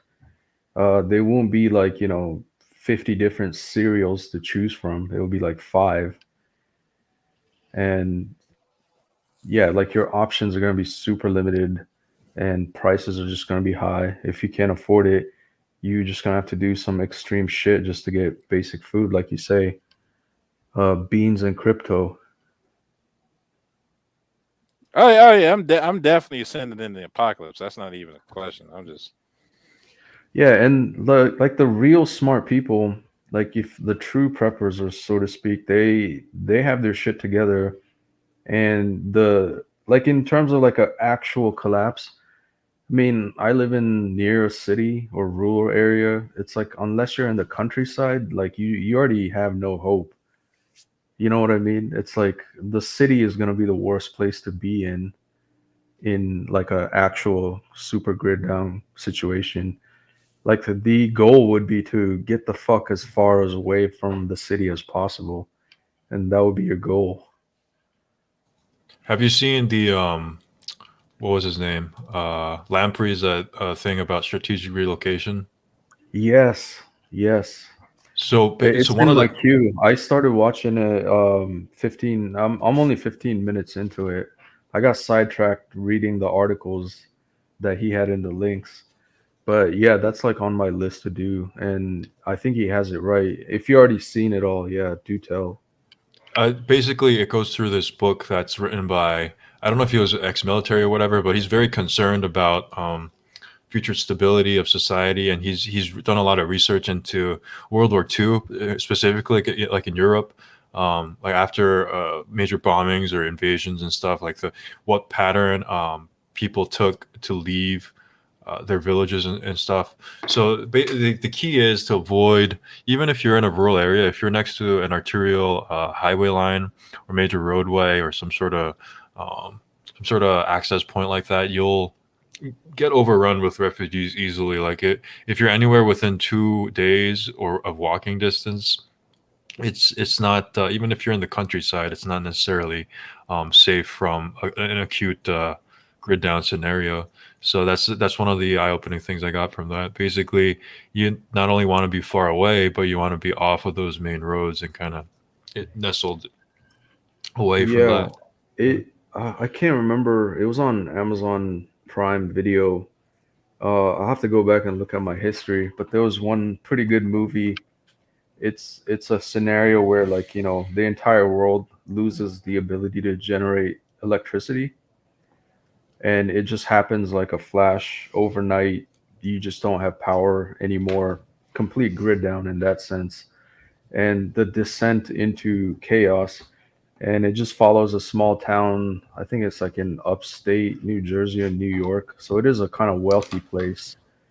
But then no food trucks coming, no power, the winter is setting in, you know and the guy, the base guy, the military guy, is like literally uh like, what do you think is gonna happen? All those motherfuckers from the city are gonna come here looking for food. And literally that's what happens. And he's like, we need to get the far as fuck away as possible from the main roads. So Exactly. what you just said, literally, it's in the movie too. It happened in real life, like in World War II. They literally picked everything that was on the street, all food, agricultural produce, all the animals, everything was just destroyed along the path, and of course the homes were raided as well. So, and in the long run, even after like the initial grid down, I think a lot of people say that rural areas are safer, and I could see like huge. I think places like New York City, of course, aren't going to be safe, but I think the real power in that scenario is going to actually be in mid-size or smaller cities of like 20, 100,000 people, where they can actually organize on some level. You can't really organize effectively in the countryside when your neighbor's like 5 miles away. How are you going to organize defense, or like some sort of guard? How are you going to trade, negotiate, and stuff like that with neighboring areas? I don't see that. Like the true power is in a cooperation, as opposed to, that's another thing I want to criticize about the prepper community, is they're just focusing on finding some sort of bug out retreat and have some a bunch of guns there and think that that'll help them to survive, when in reality the true power is in, I think, an organization. And It's gonna go back to feudalism. Yeah, exactly. I think the smart ones are moving away from city, get your own land somewhere away from the city, and living the self-sustaining life. Like if you could have your own, what is it, like not greenhouse gas, but you're able to grow your own food, self-sustain. You got chickens, goats, maybe even a cow. So basically going back to agrarian lifestyle and self-sustaining. And those people like way, way ahead from are farthest away from the grid, I mean, they have a good shot at, self-sustaining and living long enough. But yeah, ultimately you do need people to trade with, and mid-sized city maybe, but yeah, I think it's like the close-knit, larger rural community is where it's going to be at. Now there are two things we're not taking into account, and that's technology as far as biological and mechanical means. So one thing we're not talking about is drones, and another we're not talking about is actually clone produce and clone meat. Even though that's like higher up on the tech chain, but as far as future society, it's very likely those things are going to be there, depending on what we're talking about, a fall or something taking place. Okay, are we at the stage where you have places where, okay, when they're not exactly growing farms or whatever, but they can actually produce all the calories they need from a fucking lab tank or some shit in a fucking, I don't know, let's say right outside of Atlanta, So it goes back to basic physics, man. You can't create energy, and food is nothing more than, energy captured by the sun, the plant life, and stored in, say, corn. You know what I mean? It's like, and then animals eat that, animals grow that, we slaughter it and eat the stored energy off the flesh, fat. So I wouldn't see, like, even quote unquote growing shit in a lab, you're farming energy and, just putting it in another form. I mean, true, but in theory, it'd be much more efficient. So it'd take much more, the energy conversion would be much more effective. So you might actually be able to sustain a much larger population with much smaller energy expenditure. Yeah, we're already doing that. Not only that, but also in much more adverse conditions. Like for plants, you need somewhere out in the sun to grow the motherfuckers. Essentially, as far as like modern technology, it's also not really a guarantee you're gonna have a complete collapse anyway. Like you might actually have like pockets of like civilization that might still exist, and like parts of the country will be like no man's land and shitholes. And no, mystery, I agree. I think that's so far more likely. The military is probably more likely to actually invade the cities and go for obvious stuff like the cities and with that, versus going for like random ass shit like the countryside. Like countryside might actually be more dangerous because it's gonna be more like no man's land.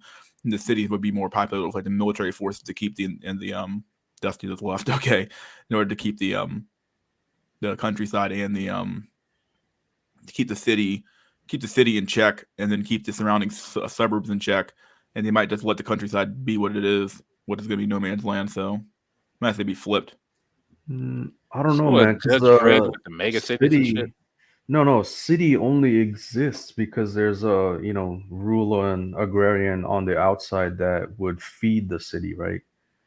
Like in terms of like what's the proverbial term? Like a city is a concrete jungle. But like once you secure, you could do hanging gardens or what they call it. You could do like what's it called, vertical farming or something like that. You could in theory keep your cities alive, assuming the storehouses are full enough, and you get control of the storehouses quick enough in the city, which the military probably could do in a pretty quick fashion. You control the government orders the corporations to control the storehouses, which would be the stores. You can only buy so much food every day, and you control the people that way until you get control of the countryside again. Hold on, pause right quick. I said this shit months ago, and not y'all, but the chat called me crazy as fuck that the next thing was self-sustaining cities. I think maybe I called you crazy, but like maybe I did too. But yeah, it's kind of like the military. It's not really there to save you; it's there to save itself. I'm not thinking it's there to save you per se, but like save us military. It'd be more like just saving it. The government preserving itself. The government saying, okay, well, we lost the countryside. Fuck it, we're gonna try to use the technology we do have to self-sustain our cities and fight the people who are trying to come into our cities. Type stuff. Yeah, I think the trend everything's taken is towards what's it called, autarky. I think. Basically, we have all these interconnected things that are self-sustaining at the same time. Yeah, one thing not in the equation that people are overlooking is the effects of climate change. So the closer you are to the equator, the less inhabitable it will become 10, 20, 30 years from now. So like moving up to the New York or, upper areas of the US is only going to be the viable places to live. Or So at we have least an echo again. Sorry. live comfortably. Yo, is it me that has an echo? I don't hear one. Dusty. You hear an echo? I hear an echo. Yeah, I hear an echo from Dusty as well. Yeah, leave and come back, Dusty, because it came in when you came in.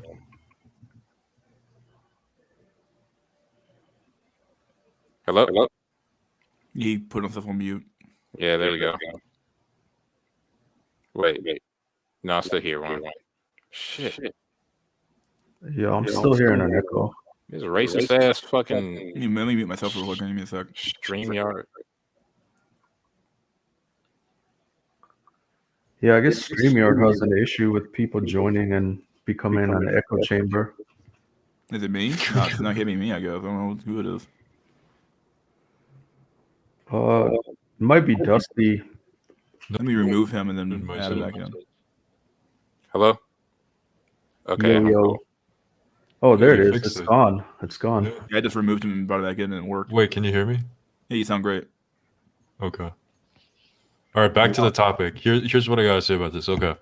So the thing about the food access, I think, is that it's not really like it's not the city that's going to be going and taking rural food by force. It's going to be, if you think about what's actually produced in rural areas, it's food, basically. That's it. And everything else you need in life is made actually in cities. Historically, this has always been the case. That's why all the wealth usually traveled to the cities, even during the medieval era, like before modern technology. So a lot of these rural areas will actually gravitate towards population centers for not just trade, but also for like protection, kind of how old Greek city-states were. They had like an area outside of the city where you can defend, usually like in a walkable distance. And the cities had enough population to be able to organize sort of a militia that could go out and fight, like raiding bands or something. But if you're really out there, like in the really rural areas, I could see, like, if you go down the decline curve far enough, you could see situations where it's just not safe to even ship your goods to the next door over, like to travel anywhere. There could be bandits in the highways and whatnot. This was a serious problem back in the day. Like the major advancements that Rome kind of made to unite everybody were the roads and also the security system that went with those roads, so that you could actually have trade. And so I could see a lot of this devolving in the United States in particular, where things are so far spread apart. I think you're going to have the rural areas actually, a few decades down the line, you're going to turn back into like backwaters, essentially. It might be good for surviving whatever acute disaster, like a nuclear war or something like that, or like an EMP, but I don't think it's good for the long run. Even if you do have a tight-knit community, it might be good for a little bit, but eventually if you don't have access to the resources that are produced in the city, you're going to dry out all the same. It might not be crime related, but they're just not, it's just the way it works, like in terms of survival.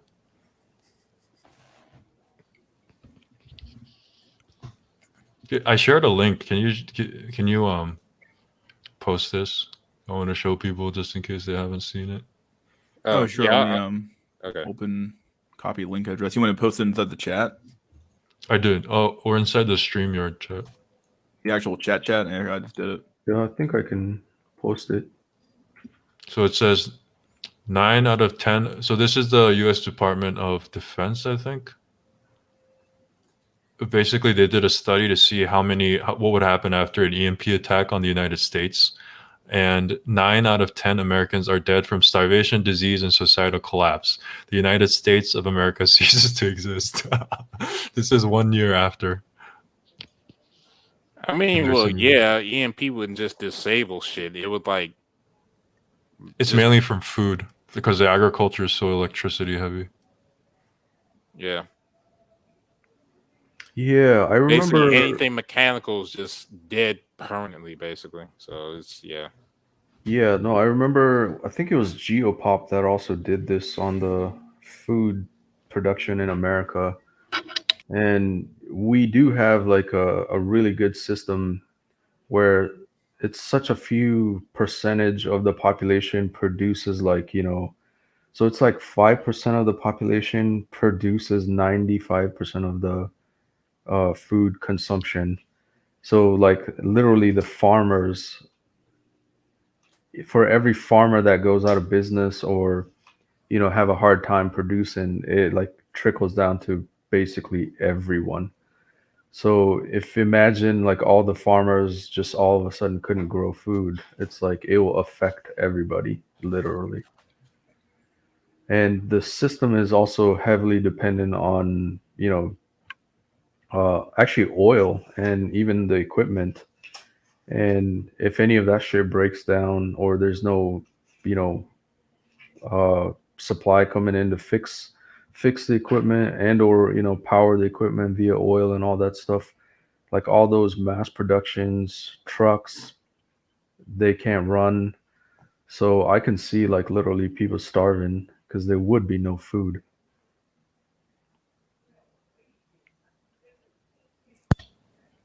Yeah, it's interesting to think about. Like Mystery was saying, you're gonna have enclaves of all these rich people, probably the coastal elite, where they kind of they hole up it and pay people with skills like doctors, firefighters, soldiers, and whatever to come and live there for their services. really rich. And basically, it's feudalism, like you were saying.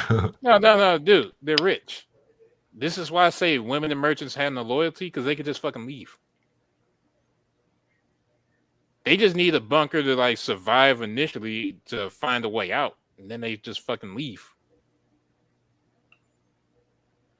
Yeah, and at the end of the article, it says there was only enough food to feed 320 million for 30 days, anyways.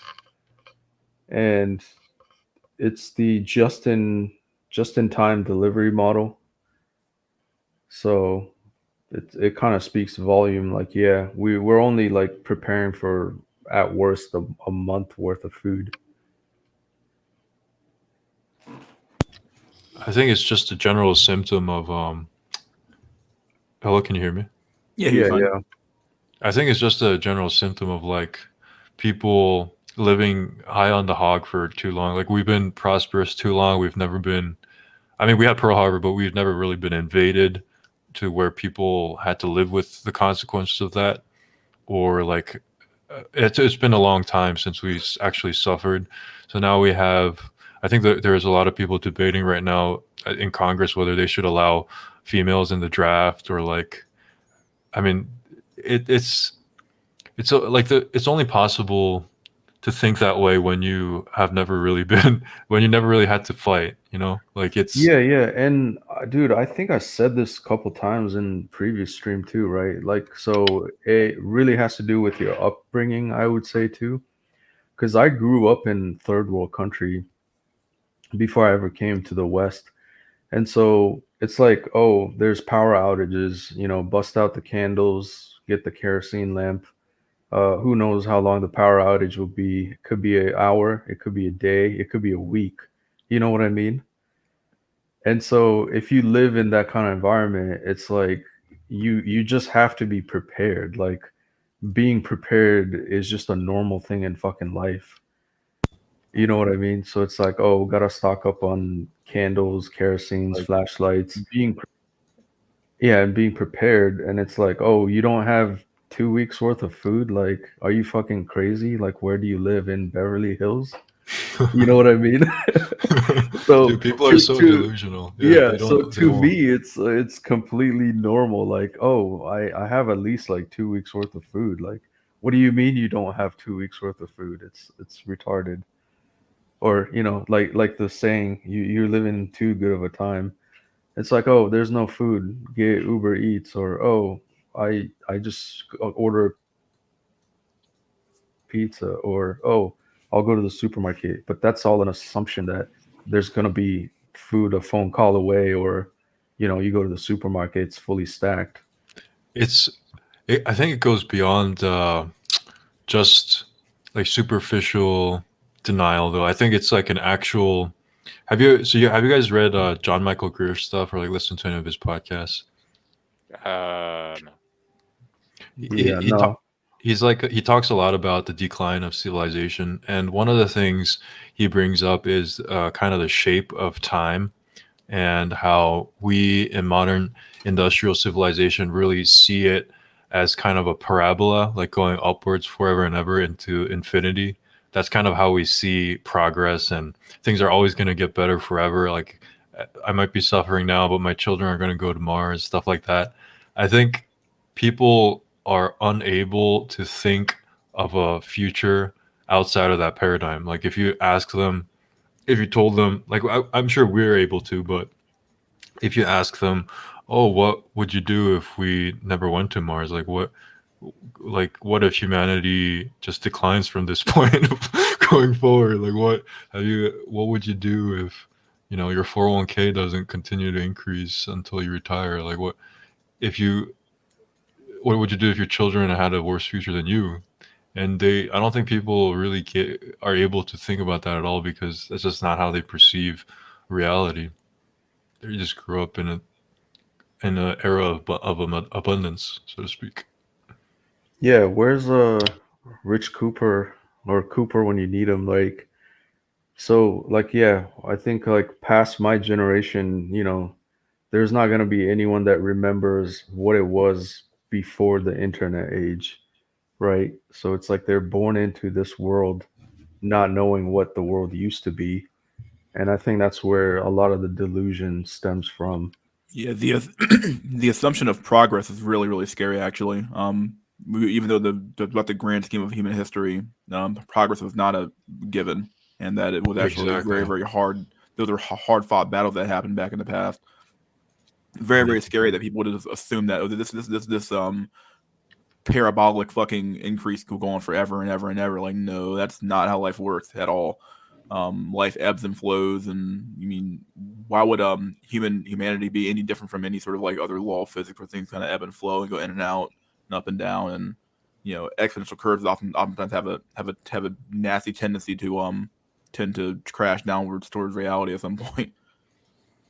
And yeah, also, even I was gonna say even the Moore's law is like starting to falter. Like tech doesn't double every decade. It's like slowing down. Oh yeah, dude, Kurzweil. Yeah, he's like he's gonna freeze himself probably after he dies. Do you guys know about Ray Kurzweil? Yeah, didn't Walt Disney did the same thing too? Did he? No, Yeah, that was probably way too long ago. No, he froze. Or some of these futurists, they cryogenically freeze their body in hopes of resurrecting in the future. Literally frozen by fear. what kind of Prothean shit are they trying to pull? Like what? Oh yeah, isn't it from the Mass Effect 2? The Protheans, or that one guy? It was that one answer. surviving. You talking about Javik? He was the Yeah. last survivor because his pod actually survived, and all the rest of the Protheans tried to freeze themselves, but it went on too long. So Ilos, what was it, Vigil, had to just gently kill everybody to preserve power, and then they ended up with none. And he was the only one that Yes, was Prothe left? the Prothean was the last Prothean. That's it. Yeah, I guess even cryogenics has its limits because you need a massive amount of electricity to maintain that kind of facility. As soon as the juice runs out, you're just a rotting petri dish as opposed to a frozen petri dish. Damn, Mass Effect. They don't write stories like those anymore. I still think Fallout was the best game. I'm biased, of course, but which one? Which one? New Vegas, 100%. Okay, just make sure. If you said some shit like 3 or God forbid 4, I would have kicked your ass out the internet. Like, hell no, man. It's all about Mr. House and the shenanigans. I never did a Caesar's Legion playthrough though. Yeah, me either, but I can respect it. It was just too weird. Like it got too weird after a while. Like what are we doing? It's Yeah. Hegelian dialectics, not personal animosity and all that shit. If only Mass Effect 3 ending was, good, it would have been like one of the perfect series. Oh, When what? did it come out? Speaking of, I was gonna go back on backtrack real quick. Do you guys think that this desire or this need or this illusion of parabolic progress is like from the baby boomers, like their No. generation It goes being way so before that. generation being so large, where like we just had this massive amount of success and stuff like that, and in this recent time, you don't think it's before that? It goes Hasn't back the to myth the of 19th century. Okay. It goes back. It traces it parallels this shape of time parallels the energy source your civilization taps into. The late 18th century, I think 1890 something was it when they struck oil in Pennsylvania. That's when it really began. Before that, you had different societies like the agrarian societies saw time as a circle, basically, where it repeats in cycles and things don't like there's no they didn't have the sense of progress that we do today necessarily, at least material progress. They didn't see anything like that. Everything was in cycles in the agrarian community. And then you have hunter-gatherer societies where things were kind of like a plane, like a flat sense of time. But the parabolic curve essentially is something, it's so outlandish and so not in tune with nature that it's only been possible to think this way because we've accessed this treasure trove of high quality energy in fossil fuel. Like people don't really realize how much energy is in fossil fuel. Like all we have to do is light it. It's portable. Like there's no other energy source that's as dense on the entire planet. Basically all you have to do is put a match to it essentially after you refine it a little bit. But you can power all the gadgets we have today essentially come from fossil fuels. And the problem with so-called renewables is basically it's all dependent upon a fossil fuel infrastructure. So you still depend on diesel trucks. You can't run those huge trucks that haul coal at the mines or the drills or anything like that on anything other than diesel because nothing else has the energy density to be able to do that. Like you can't put batteries in there. You can't have battery powered airplanes because the batteries would be too heavy. For now. So a lot of our civilization depends on oil, and that's what really made it possible for us to think this way. Like I think it's 10-1. You need 10 calories of fossil fuels for 1 calorie of actual food. So like people like James Howard Kunstler, like they talk about how we're actually eating more oil than food at this point. And you eventually, like you said, Mystery, anything that goes up this fast, it's obvious to anyone with 2 brain cells. Like we all know how it's going to end, but people don't want to come face to face with that fact because like if my dad lived a good life, if my grandpa lived a good life, like and all previous generations lived a decent life here in America, like why should I have to expect anything else? Even while like the entire economy is collapsing, whatever we think about climate change, the environment's completely trashed, all the animals are getting wasted, all the fish are getting trawled from the sea, and we're like in this absolute dystopia, and we're thinking first of all, we're thinking it's actually going up for us when it isn't, but we're thinking that eventually things are gonna keep going the way it is, which is just totally delusional. Drawlex mentioned Moore's law is already toast. Like it's been gone for a while. They've been arguing that they switched to parallel processing after it kind of tapered off, but it's just not the same, and things just don't keep increasing like that forever in nature, ever, anywhere. So yeah, and a lot of the tech we have now, it's actually an improvement of the previous, but it's diminishing returns. Yeah, exactly. It's like you have the first iPhone, which was amazing, like it did so much more than a regular phone, and then now you have iPhone 10 to 11. Like what the fuck's the difference? Yeah, exactly. That's the word, like law of diminishing returns. It's not even worth it. And the thing that most people don't think about with that law is that eventually there comes a point where you not only have diminishing returns, you have negative returns. So you go from like Windows 7 to 10 or whatever, and it gets worse. So like you're not getting any better at that point. You're just. Oh, have you seen the update? I'm like, oh, my Dude, I'm PC afraid is to get it. no Windows 11. Yeah, my PC's not up to spec for Windows 11. I'm just like, oh, holy shit. No, What's it the promises some good shit, but then I'm like, man, this shit's not attainable for the average person. Some extra high quality spyware. Yeah. I'll say what I think the future is about. I don't think the future is about where humanity's going to be. I think the real question, and probably the people up top are thinking this too, is how is humanity going to replace itself? And I don't mean reproduction. I mean that, let's say this high-tech society keeps going on. Humanity as a biological platform isn't suited for this shit. So you either gonna have to make some sort of biological clone or whatever that's genetically edited so it's proper for this, or we're talking mechanical means. But either way, like the default human, it just doesn't measure up enough. It doesn't fit. The future is going to be a society without monkeys. I think what's gonna. Hello? Yeah. Yeah, we can hear you. I think what's going to happen, I mentioned this before, but I think what's going to happen is not necessarily that humanity dies out like Japan. I think what happens is eventually cultures that aren't willing to reproduce for one reason or another, like Europe or Asia, they're just going to get replaced by people who are. Basically, it's happening already. Like the Africans, the Middle Easterners, and Islam, I think they're just going to come in and take over like really easily. Yeah, the future of the African. I'll tell you that. Probably gonna be true. Because the way things are looking, dude. Yeah, the white people are not reproducing at all at a sizable enough rate to fucking replace themselves. And they don't feel the need to. They don't feel like really it's not an urge to them. Like they don't have a problem with bringing in a lot of immigrants, like millions of them. They just don't like It's like I don't know. It's like they don't see a downside at all, and I'm like, exactly. How can you not see? I don't understand. Like, I guess I'm assuming you're white, right? I'm half. So. Oh, half. Oh, he made me tell that before. Yeah, you're half. Yeah, I don't understand why they don't see it. Like, it is really weird. It's bizarre.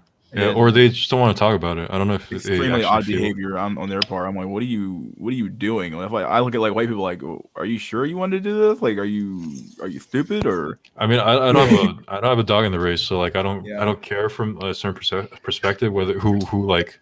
Who wins, I guess, but like, but I do feel bad in a sense that they're losing all that culture and heritage, but they're willingly giving it up though, which is like the saddest. It's because that change, no matter what the change they're going through right now, is defined as progress. Even if it's a death culture, it's defined as going up. So I think that's pretty true, actually. Something else I've been thinking about a lot, actually, that like a luxury car requires more maintenance and more upkeep to keep it running, obviously. And like I think that people oftentimes, if you make that akin to a person, I think that there are certain people who need so much more resources and stuff to function, to have children, that like it doesn't make any sense to even give it to them to some extent. Like these people who are like upper middle class or middle class white women or white men who think their kids need to be in private school because they went to private school and did all these things. The Jackson mic went out again. They did all these things. It's like they do all these crazy ass things, and they require all these extra things in order to have kids at all. Like it almost doesn't make sense to even like it's almost like a dysgenic factor in their lives, if that makes any sense. No, that's a really good point. That's a really good point. They need like so much more resources and so much more money to have kids that like they're almost like wiping themselves out because like they become accustomed to a lifestyle. It's very much akin to the what's it called, the alimony defense, where it's like, oh, they become accustomed to a lifestyle, so like they need to have their kid in private school. They need to have $120,000 a year because they have kids, all that stuff. Whereas the poor families are just like, let's just have kids. Like we're gonna have kids anyway, or they do it haphazardly and they don't really give a fuck. I believe this was the plot line of Idiocracy. Yeah, it's actually really what it is. Yeah. Yeah. Now, I could tell you what the thing is, and I said it before, it's not having kids that's expensive.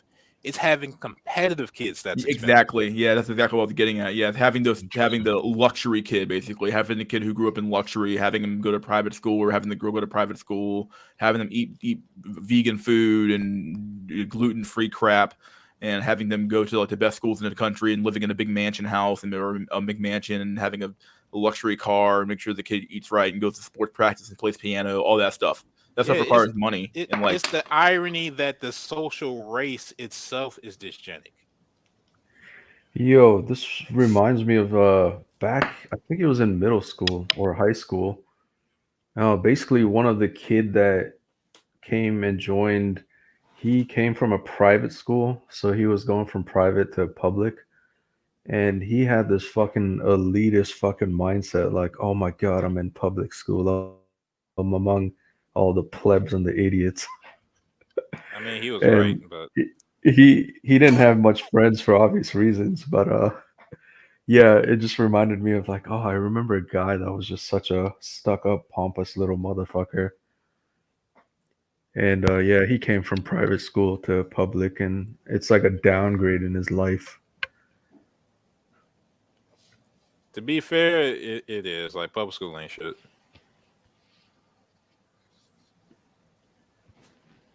He's an asshole, I but think he when I was was right. going to school, no, I mean, like, I think the quality of a public school back then, when I was going to school, was somewhat legit, you know? Like I would say 90s, 80s, 90s, maybe early 2000. Like US was still ranked, you know, like at least 35 among the world. Now it's like, you know, fucking way down there, like 80, 90. I think it's even below 100. Yeah, I think we're competing with like Ecuador or something. Yeah. So like I think Germany is like number 1 in terms of like, you know, top ranked education. And yeah, I think at the time US was like 30, which isn't bad at the time. So I think I got a decent education then. But yeah, nowadays it's fucking US education system is a joke. There's like these like small pockets of good public schools because the areas have such high property taxes that they can afford to have them. But for the most part, though, yeah, most public schools suck ass. Most districts suck ass, pretty much. Oh yeah. The quality in the depending on the neighborhood, because America's weird, dude. It's like your school is based on like where you live, Zip right? code, yeah, your zip code. Yeah. Go golden zip codes all around the country. So like, I live in Virginia, so I live in the DC area, dude, and it's like the schools up here are phenomenal. Public schools are great. If you go further down south, though, my God, It's a wrap. It's a wrap, dude.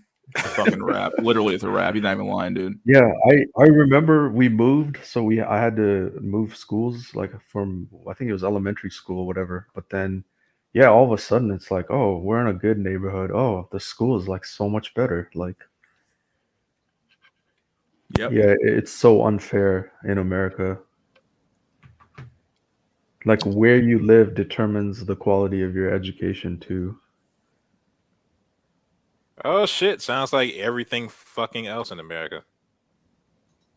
Yeah, it's sad. I read an article recently about like a woman that went to the emergency room and she was just sitting in the waiting room for like 5 hours and she's like, fuck it, I'm leaving. And she got a bill for $800. She thought it was an error, so she contacted them, but no, apparently there's like a fee to be in the waiting room or something, whatever. In the waiting room? What the fuck? Like to be triaged or something. Wow, So what a she's still joke. like on the hook. What a fucking joke. This country is just trash. It's turning into some dystopia. If you don't have any money, if you're wealthy, of course, you know it's If you're fun. wealthy in wherever any you country, are. doesn't matter. You're perfectly fine. Yeah. What a shithole. Wealth has no nation. Goddamn it! Yeah. Keep on telling. The wealth of nation, the wealth in nation. No. Yeah, rich people are like around. rich people are in the world, but not of it. Like everything's liquid and mobile now. You don't. This is why I keep on saying women Americans have no loyalty. They can literally go anywhere and they'll always have a home. Men are like tied to the land, kind of and shit. Like, the knows, right? No, what's sad is like the actual like, you know, medical care quality in America is actually top notch. You know what I mean? But the Paying for it's system a problem. is complete fucking garbage and a joke. Yeah, like I think the joke was if you ever got shot in America, like you are in the best place to get treated for like a GSR relative compared to anywhere else in the world. But then paying for that bill, you're royally fucked. Hell, dude, if I ever ended up in the emergency room, I would like legitimately probably kill myself so my family doesn't have to pay shit. Like it's like at that point over here, man. Yeah, like old coworker of mine, he was telling me he had an accident. He was doing some like DIY home building shit, and I think one of the electric saw just like sliced his hand open, and it cost him like almost $5,000, and that's with health insurance. Yeah, he probably had a high deductible plan or something like that. It's actually a lot less than I thought, bro.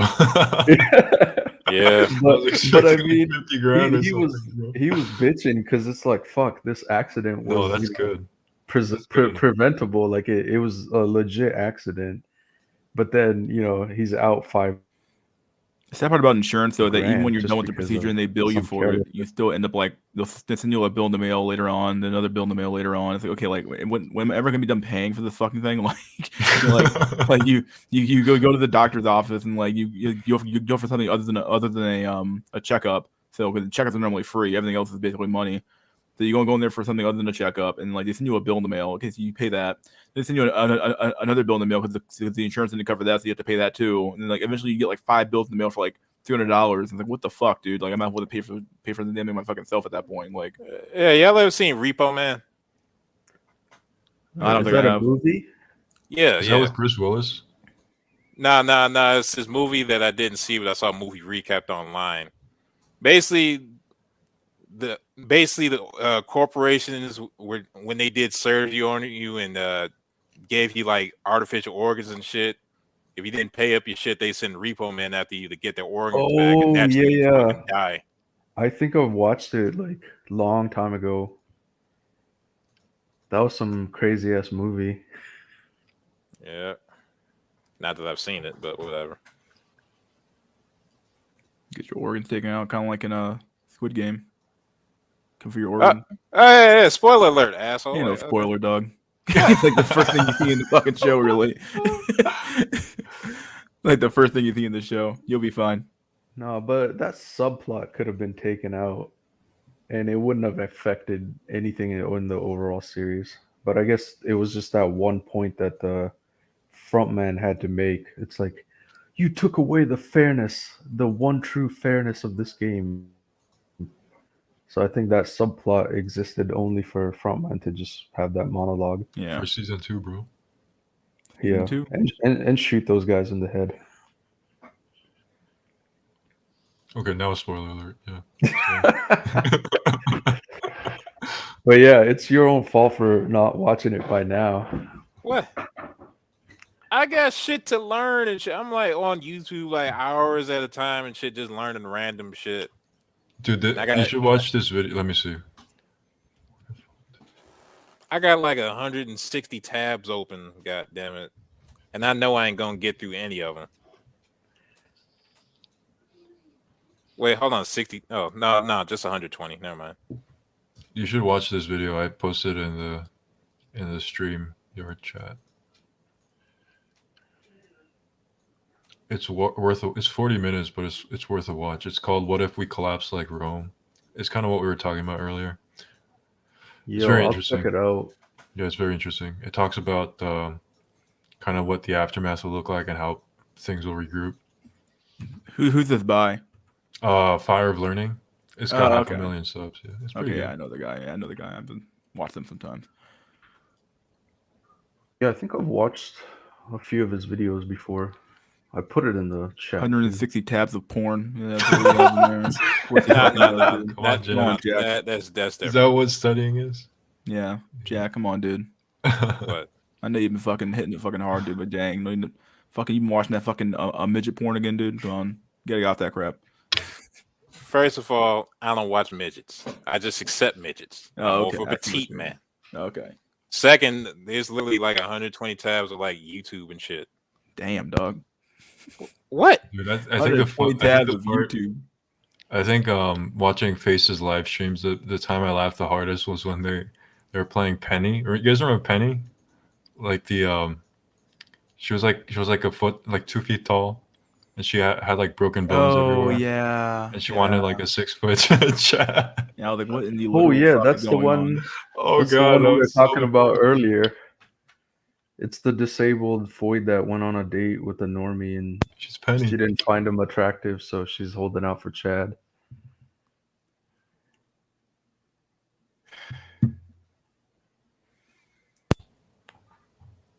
What you said about the kid is very interesting, though. Like how kids are getting more time-consuming and expensive, because essentially that's the story of everything in civilization, including civilization itself. Basically, this guy named God, what's his name? He wrote the book "Collapse of Complex Societies" or something like that.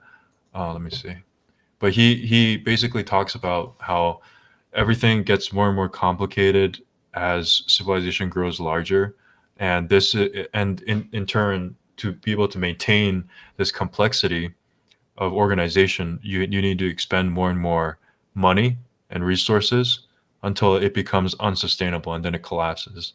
So a good example of this in modern society is like after 9/11, how in order to prevent that, George Bush, if you guys remember, basically created the Department of Homeland Security. Yeah, and the TSA agents at every single airport.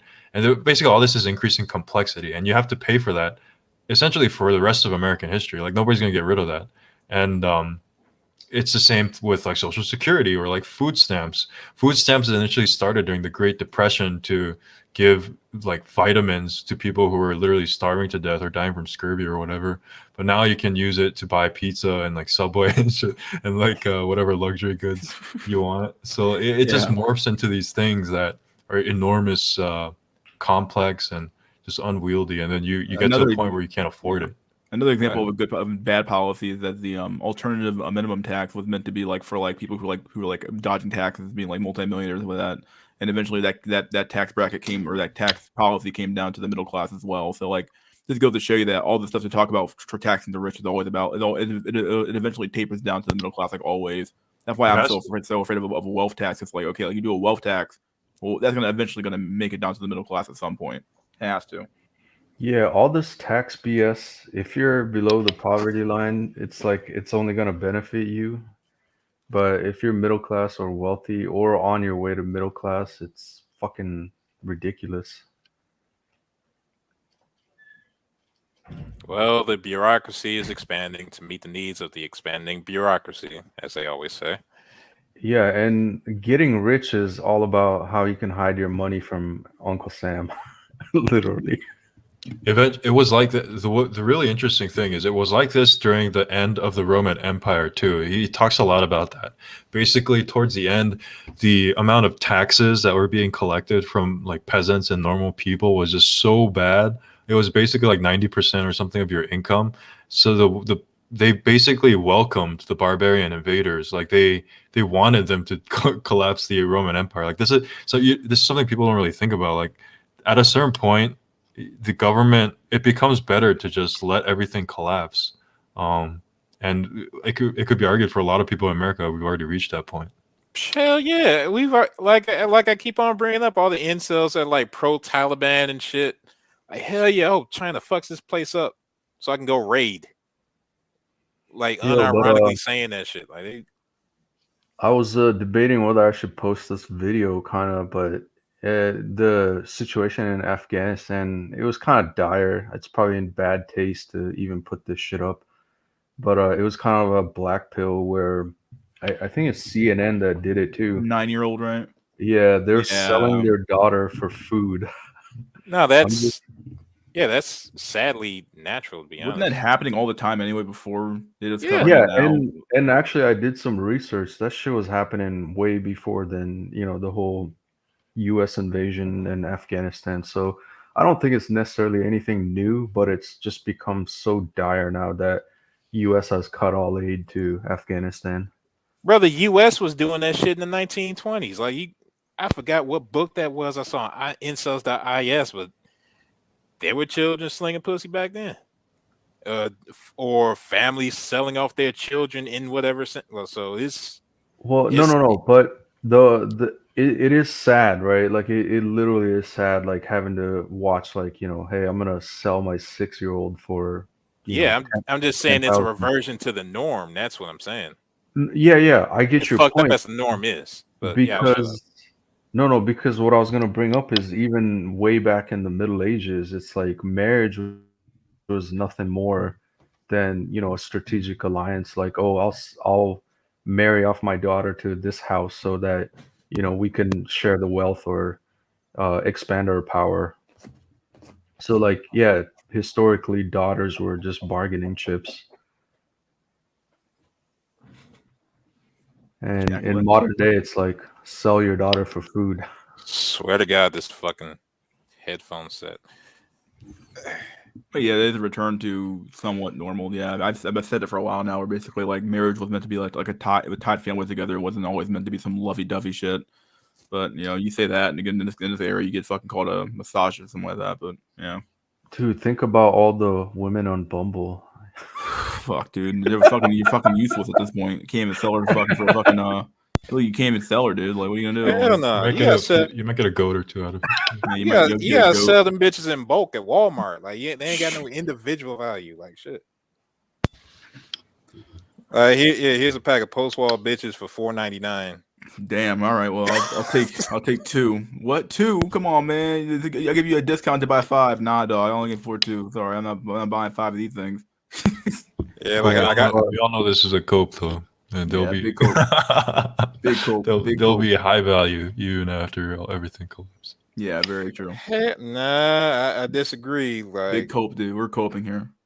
Dude, nah, I'm saying if shit falls and you have a whole bunch of men just trying to survive, like pussy does go down in value. But the fact that it still had value at all is like the sad part about it. Just saying. Yeah, that's why I say women will always have value till they go 6 feet under.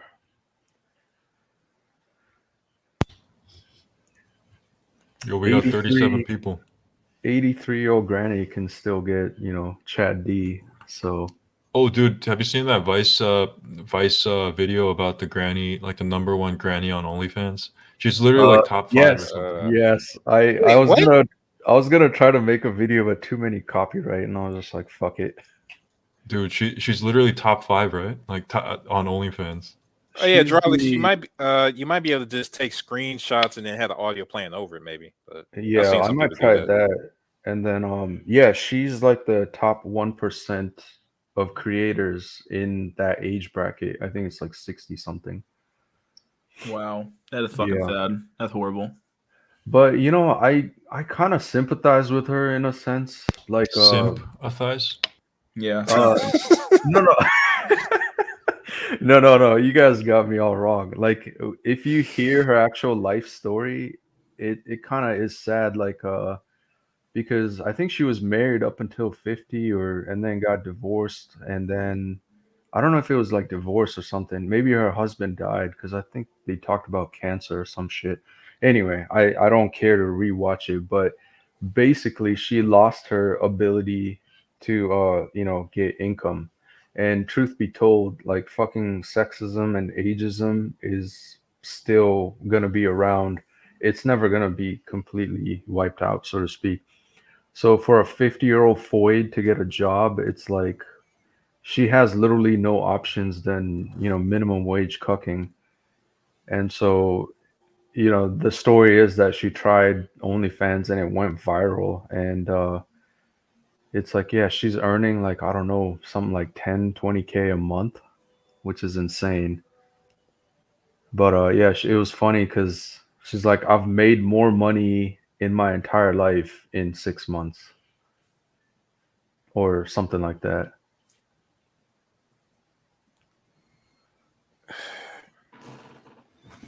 I mean, I get it, but like, still, it's a sign of a society in fucking decline. So I gotta say, yeah, I mean, like 2/3 of me can understand where you're coming from, but like a 1/6 of me is like, yeah, but fuck her anyway. She part of the problem. Like, I'm sorry, man. Bruh. Yeah, I'm not sympathizing. I know you being an understanding human and shit. No problem with that. I just can't stand the whole situation. Just pisses me off. Like, goddamn, bruh. So I gotta say is that one, bruh. It's like I'm fucking coder cell and working hard to write code every day, and she's just like, yeah, I'll spread my legs, and she makes the equivalent. That's what I'm saying, dude. Fucking, it's over. Like, women have value till they die. Have you guys ever been on one of those like haunted elevator rides at amusement park? No, actually, no, I haven't. I didn't even know that was a thing. What the hell? I've heard of haunted house, but not a haunted elevator. Like it basically goes all the way up and then it pauses for like a second and then it falls all the way down. Oh, it's like a drop tower then. Yeah, like a drop tower. Imagining her like going like after she dies, like she goes up to like heaven and then it just drops all the way down to hell. God's like, get the fuck out of here. Like, yeah, you're out of here, buddy. Yeah, you're out of line. See ya. Sad times, man. I feel like people, it's a sign. I do agree. Like at a certain point, we were talking about this earlier on the stream, basically whether or not you have the ability, like, do you have free will or is it determined by your, your income status? Like, does she have the free will not to do OnlyFans? I would argue yes. I mean, it's like, of course she's influenced by it economically, but she didn't have to. I don't think it was something that was necessarily like 100% necessary. Yeah, like she had other the way I always view determinism that like you have options that you're weighing in your mind, and then you oftentimes you pick the path of least resistance. So she didn't have to pick that path, but she probably picked it because it was the path of least resistance. She knows that, oh hey, I'll try this. Why not? It's pretty easy. I pick a few pictures, call it a day, and posting a few videos, and I call it a day. Right? Easier than fucking working a job. Right? Yeah, practicality will always trump morality over time. It's like water eroding a fucking rock. Yeah, I just gotta say the dude that goes on the documentary and lays down some pipe. You look at him, he's like the quintessential fucking simping looking mofo. Wow. Oh god. All right, dude. I'm gonna get off here real soon. Let's do some last words here. Dusty, got the last word for the chat. Just remember that essentially you have to find things that you make life worth living. Like you can't. It's not about survival in and of itself. This is like the main theme of the last hour or two. You just have to look for, however hard it is, look for things that make you want to keep going. All right, buddy. It's a good word to leave on. All right, buddy. See you next time, dude. Dralik, last word for the chat. I'd say keep stacking your bread, man. That's all you can do. Yeah, especially in this fucking world. My God. All right, dude. Thanks for coming on. All right, dude. See you next time. Jack Nickelback, my dude. Last word. Yeah, I might have 120 tabs open, but none of them have a fucking grandma on them. Just saying. My dude. I don't know. There you go. I don't know where y'all new people coming from with that shit. Hell no.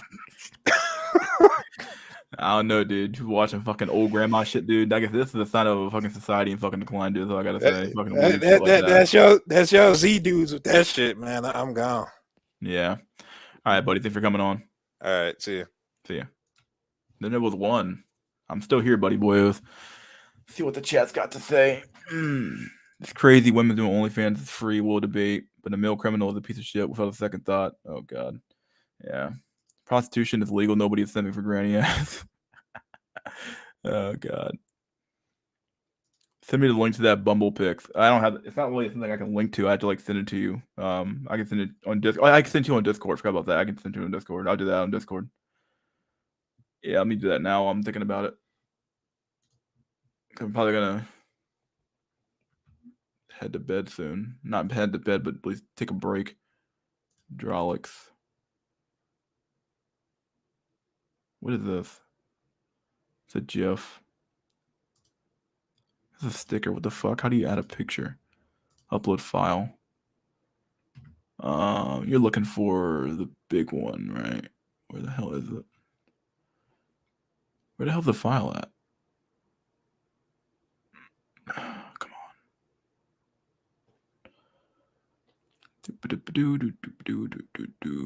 Oh, I found it. There we go. Upload to Drolix. There you go, Drolix. Should have it in your inbox.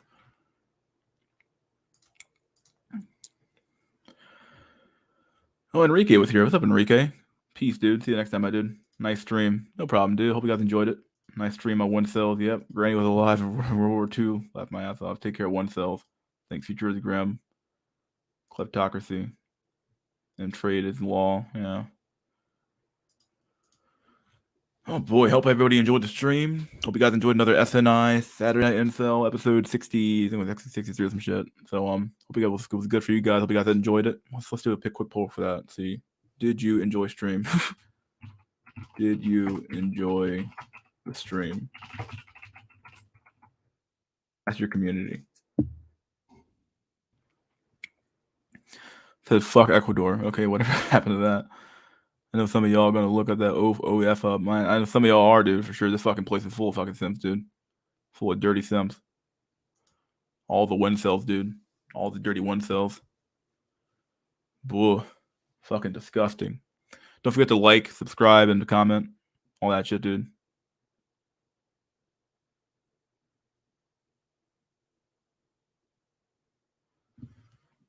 And don't forget to like, subscribe, all that crap.